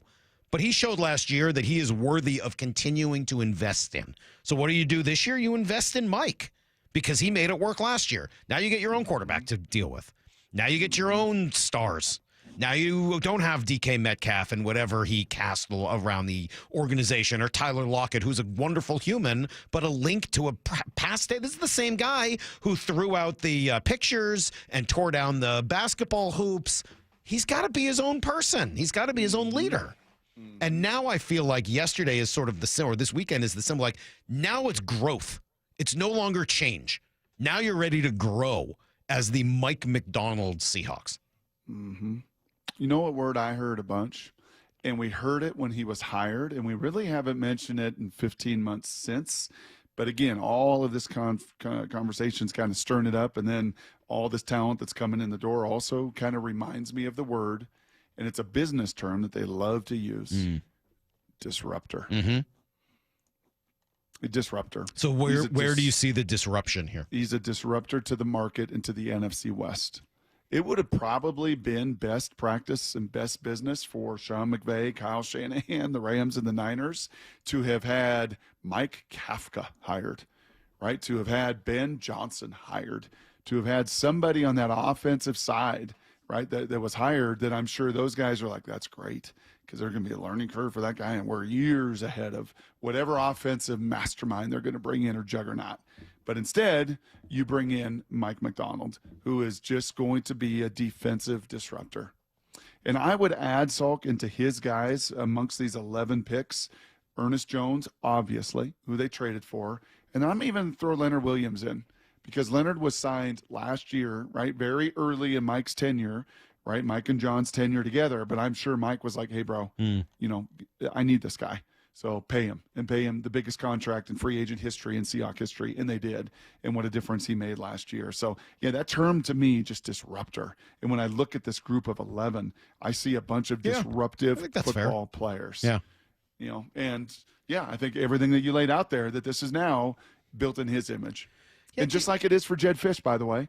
Jed Fish last year in Seattle kind of inherited some parts and had some leftovers and brought in a few pieces. And now go to spring ball, and now look at the recruiting trail, and now you're getting kind of the Jed Fish experience. Yeah, and I'll even go farther back to when Pete first got here, and we kind of put on your like 2010, 2011 hat. This didn't happen overnight for Pete, right? They had a lot more of the kind of cycling through the bottom of the roster, et cetera. But Pete left a better team than he inherited. The team that Pete inherited in 2010 was bad. There was not a lot of talent on it. It was old. It had sort of reached its peak and was on the way downhill. It was time to move on, clearly, from almost everybody there. And what was underneath it was not much. This is not that, partly because you're retaining the general manager. You didn't have to make that switch as well. Mm-hmm. But I think what Mike found was a year of, hey, there's some real leadership here that's not my guys.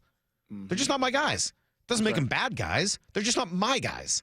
And I need to develop my own leaders who have a connection to me, who I've empowered, as opposed to the guys who are still connected to the previous coach. Nothing wrong with that. But I do, it takes some time. You can't just do that right away. No. And he's got his hand-picked coordinator. Yep. He's got his hand-picked time isn't on your side in quarterback. this league. Time isn't on your side in this league, though, Salk. And this is urgent, right? And that's why I think the urgency here, I'm sorry to cut you off, but you're right. Like, now it's your cycle. Now it's your next 2 years. Now, you really, like you had your first year, and this sure seems about as positive just nationally, locally as it could possibly be. And now it's kind of your cycle. Now it's your next 24 months with these pieces. I can't imagine next year's draft looking anything like this. Anything like this. You're not going to, have this kind of ammunition of 2 2s and 2 3s. And even with what you lost in free agency from a, compensatory pick, it's not going to look like this. You hope to never have in some ways, because that means you're playing in the later rounds of the playoffs, and you're sitting there in the late 20s, and you don't have this kind of ammunition. So is this the build? Is this where you start to now build the foundation for what this team is ultimately going to be, instead of just changing from what it was? I think so. I think this is where Mike Macdonald builds his team. I really do. Like, this is now the Mike Macdonald Seahawks. Last year, there was a lot of talk of like, well, he's learning this and he's doing this and Pete did that. I think that's gone now. I mean, that's not to say that I won't still think about the past. And I think it was Stacy made this point the other day, that it's no longer like, well, they're, remember what they did with the Legion of Boom, and now they're trying, there's some of that with the quarterback situation because it looks pretty similar to how they handled 2012. But I'm not just sitting going, well, how do you rebuild the Legion of Boom? How do you find the next Michael Bennett? No, this is going to be different because you're not looking for that. Brock, you made that point with Nick Eamon-Worry. He's not the next Camp Chancellor because you don't run the same type of defensive scheme as you used to. Nope. And he's not going to hit like Cam, but he's going to run. Man, is he going to run.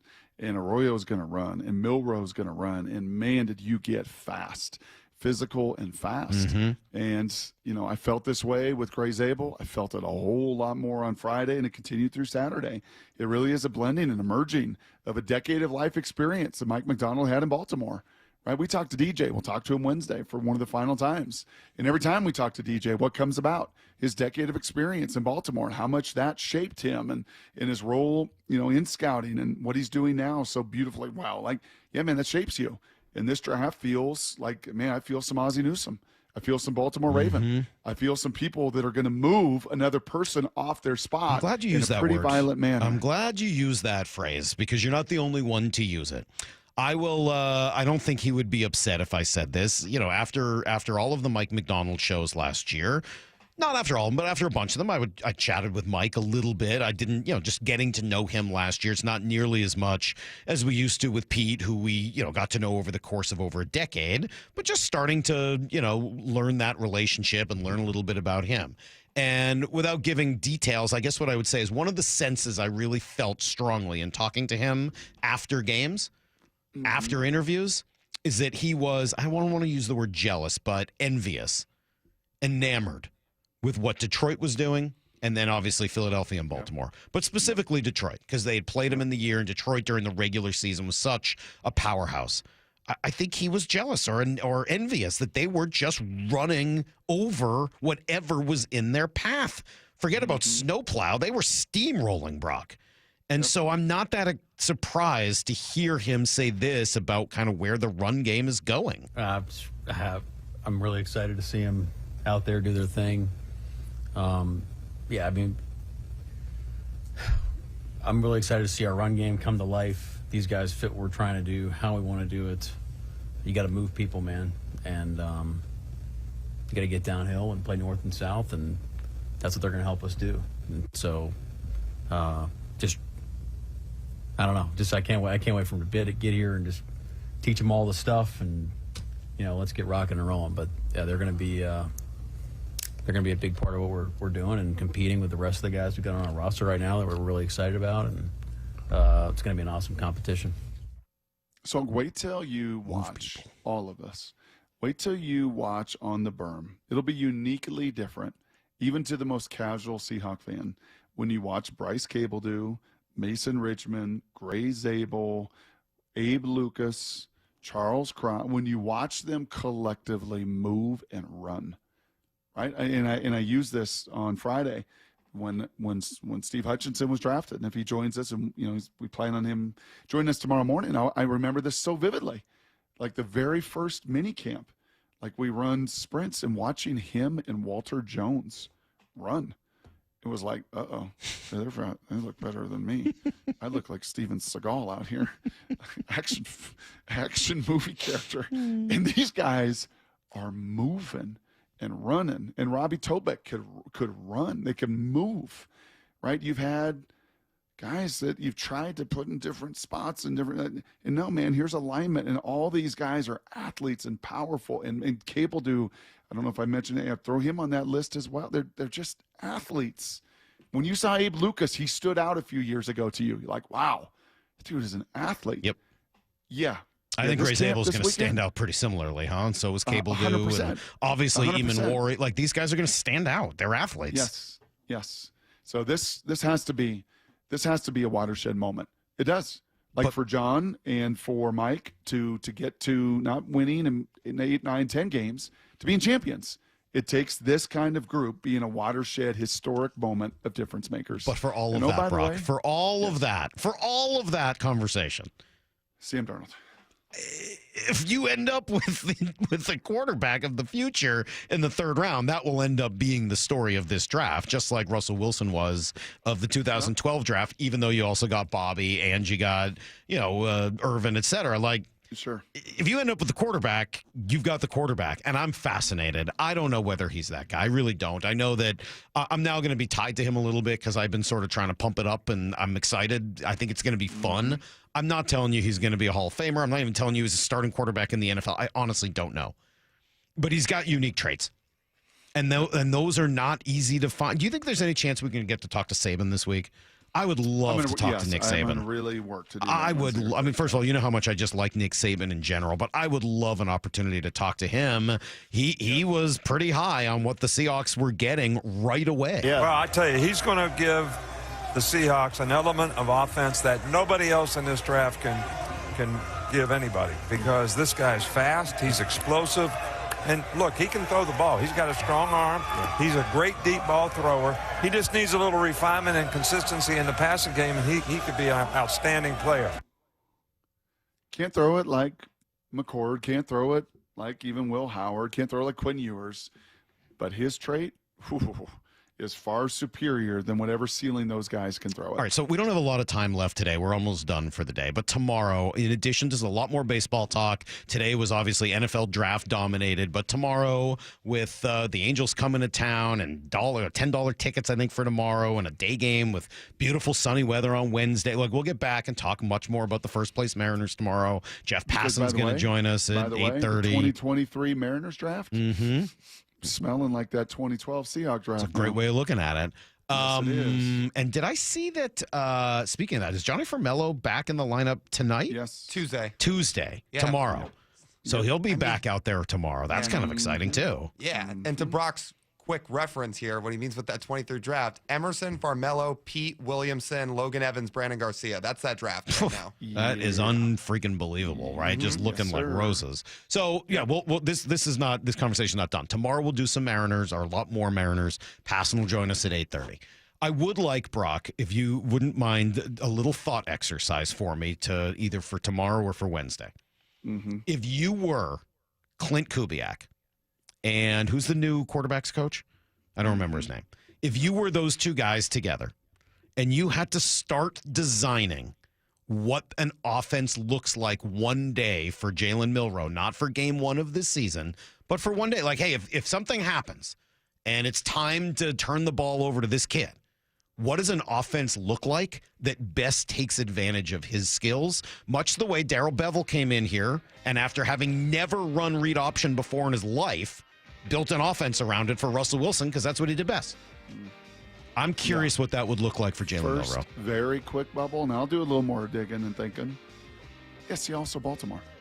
See also Mike Macdonald's 10 years in Baltimore with that guy out there. How's that been working? Pretty decently. Pretty well. I don't know. No Super Bowl. Not yet. Super Bowl yet. Not yet.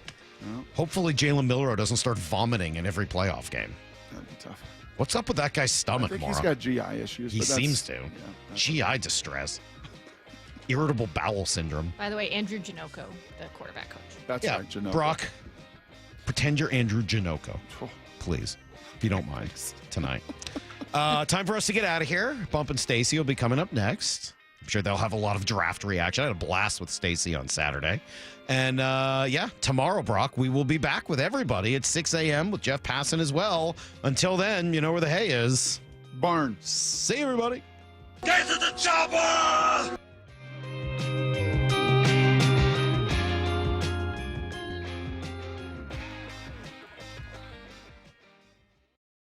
Bump and Stacy, weekdays 10 to 2. Aaron Goldsmith joining us now. For the success that they are having, you can't necessarily pin it all on one guy or one group. But it feels like we're seeing the Mariners win in multiple ways, which is different. One of the things that's encouraging to me, they've won consistently in that stretch of time without their outlier strength. Bump and Stacy, weekdays 10 to 2 on Seattle Sports, the app, YouTube, and your smart speaker.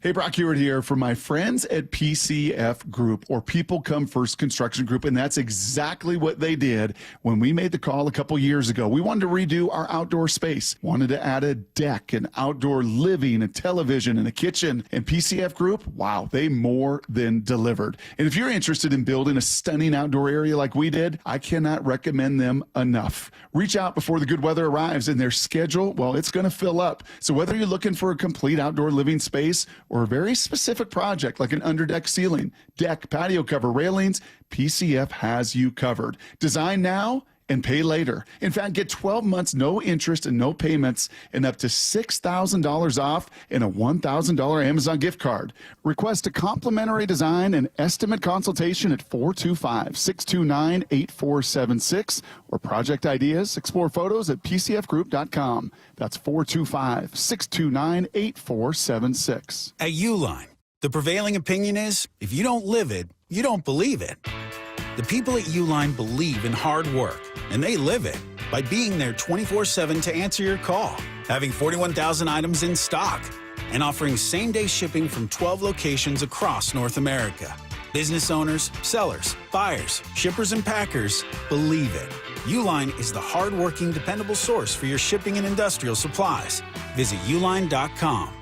No more waiting. It's time to go all in on that new car. And Toyota of Kirkland and Toyota of Renton are the dealerships to make it happen. Why? Because they're all in for you. All in on the widest selection of new, used, and certified pre-owned vehicles with their combined inventory. All in on their amazing staff and incredible showrooms. And all in on setting you up with a test drive so you can take that car home the same day. Go all in, whether you're in the north or the south. Toyota of Kirkland and Renton got you covered. Visit in person today or online at toyotaofkirkland.com and toyotaofrenton.com. Thanks for calling Discover. This is Nia. Hi, Nia. It's Jennifer. Did you know that Discover automatically doubles all the cash back you've earned at the end of your first year? Yeah, I work here. Okay. I was just double checking. Get it? Because Discover automatically doubles all the cash back you've earned at the end of your first year? Oh, you get me, Nia. You could say that I double get you. I guess we've taken it too far. You earn, we match. Discover Cashback Match. See terms at discover.com/creditcard. Still getting around to that fix on your car? You got this. On eBay, you'll find millions of parts guaranteed to fit. Doesn't matter if it's a major engine repair or your first time swapping your windshield wipers. eBay has that part you need, ready to click perfectly into place for changes big and small. Loud or quiet, find all the parts you need at prices you'll love. Guaranteed to fit every time. But you already know that. eBay. Things people love. Eligible items only. Exclusions apply. Progressive knows if you have to choose between everyday life and your RV, RV wins. What, are you going to take the RV to the lake or clean out your closet? RV wins! Putting the dishes away or taking the RV camping? RV wins! Cleaning the fridge or taking a trip to the beach? RV wins! You might want to clean the fridge real quick because, mold. We clean out the fridge, then take the RV out. With Progressive, you can bundle your RV with your home or auto and save with a discount and spend more time enjoying those savings in your RV. Progressive Casualty Insurance Company, affiliates, and other insurers not available in all states and situations. Still getting around to that fix on your car? You got this. On eBay, you'll find millions of parts guaranteed to fit. Doesn't matter if it's a major engine repair or your first time swapping your windshield wipers.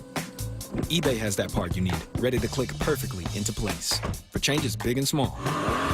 Loud or quiet, find all the parts you need at prices you'll love. Guaranteed to fit every time. But you already know that. eBay. Things people love. Eligible items only. Exclusions apply. Yeah, I have a ton of really memorable customers. One of my favorite customers I've ever had, he came in and had a really bad experience with several different dealerships. He just lost his husband.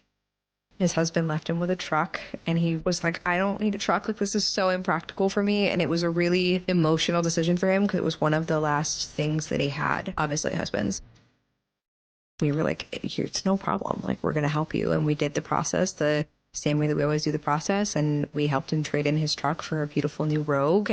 And that was really cool. And he bought his second car from us. And I'm sure when he needs a third car, he'll come back and buy his third car from Nissan too. Afterwards, to thank us, he sent us this beautiful basket of like candies and fruits and stuff. Making a great day for the people around you is making a great day for yourself. The LJ way is the Lee Johnson Auto family. This is Seattle Sports. Streaming through the Seattle Sports app. KIRO AM Seattle. KIRO FM HD2 Tacoma. Home of the Seahawks, Mariners, and everything Seattle sports. Seattle Sports Snapshot. The Mariners just won their 6th consecutive series. They've got an off day today, which means you've got Curtis Rogers hosting Extra Innings at 7 p.m., 2 hours of the latest baseball updates. You've also got a preview for an upcoming series against the Angels. That one starts tomorrow. We've got 11 new Seahawks after the close of the NFL draft. Seattle's class headed up by first-round pick Zabel out of North Dakota State. But the real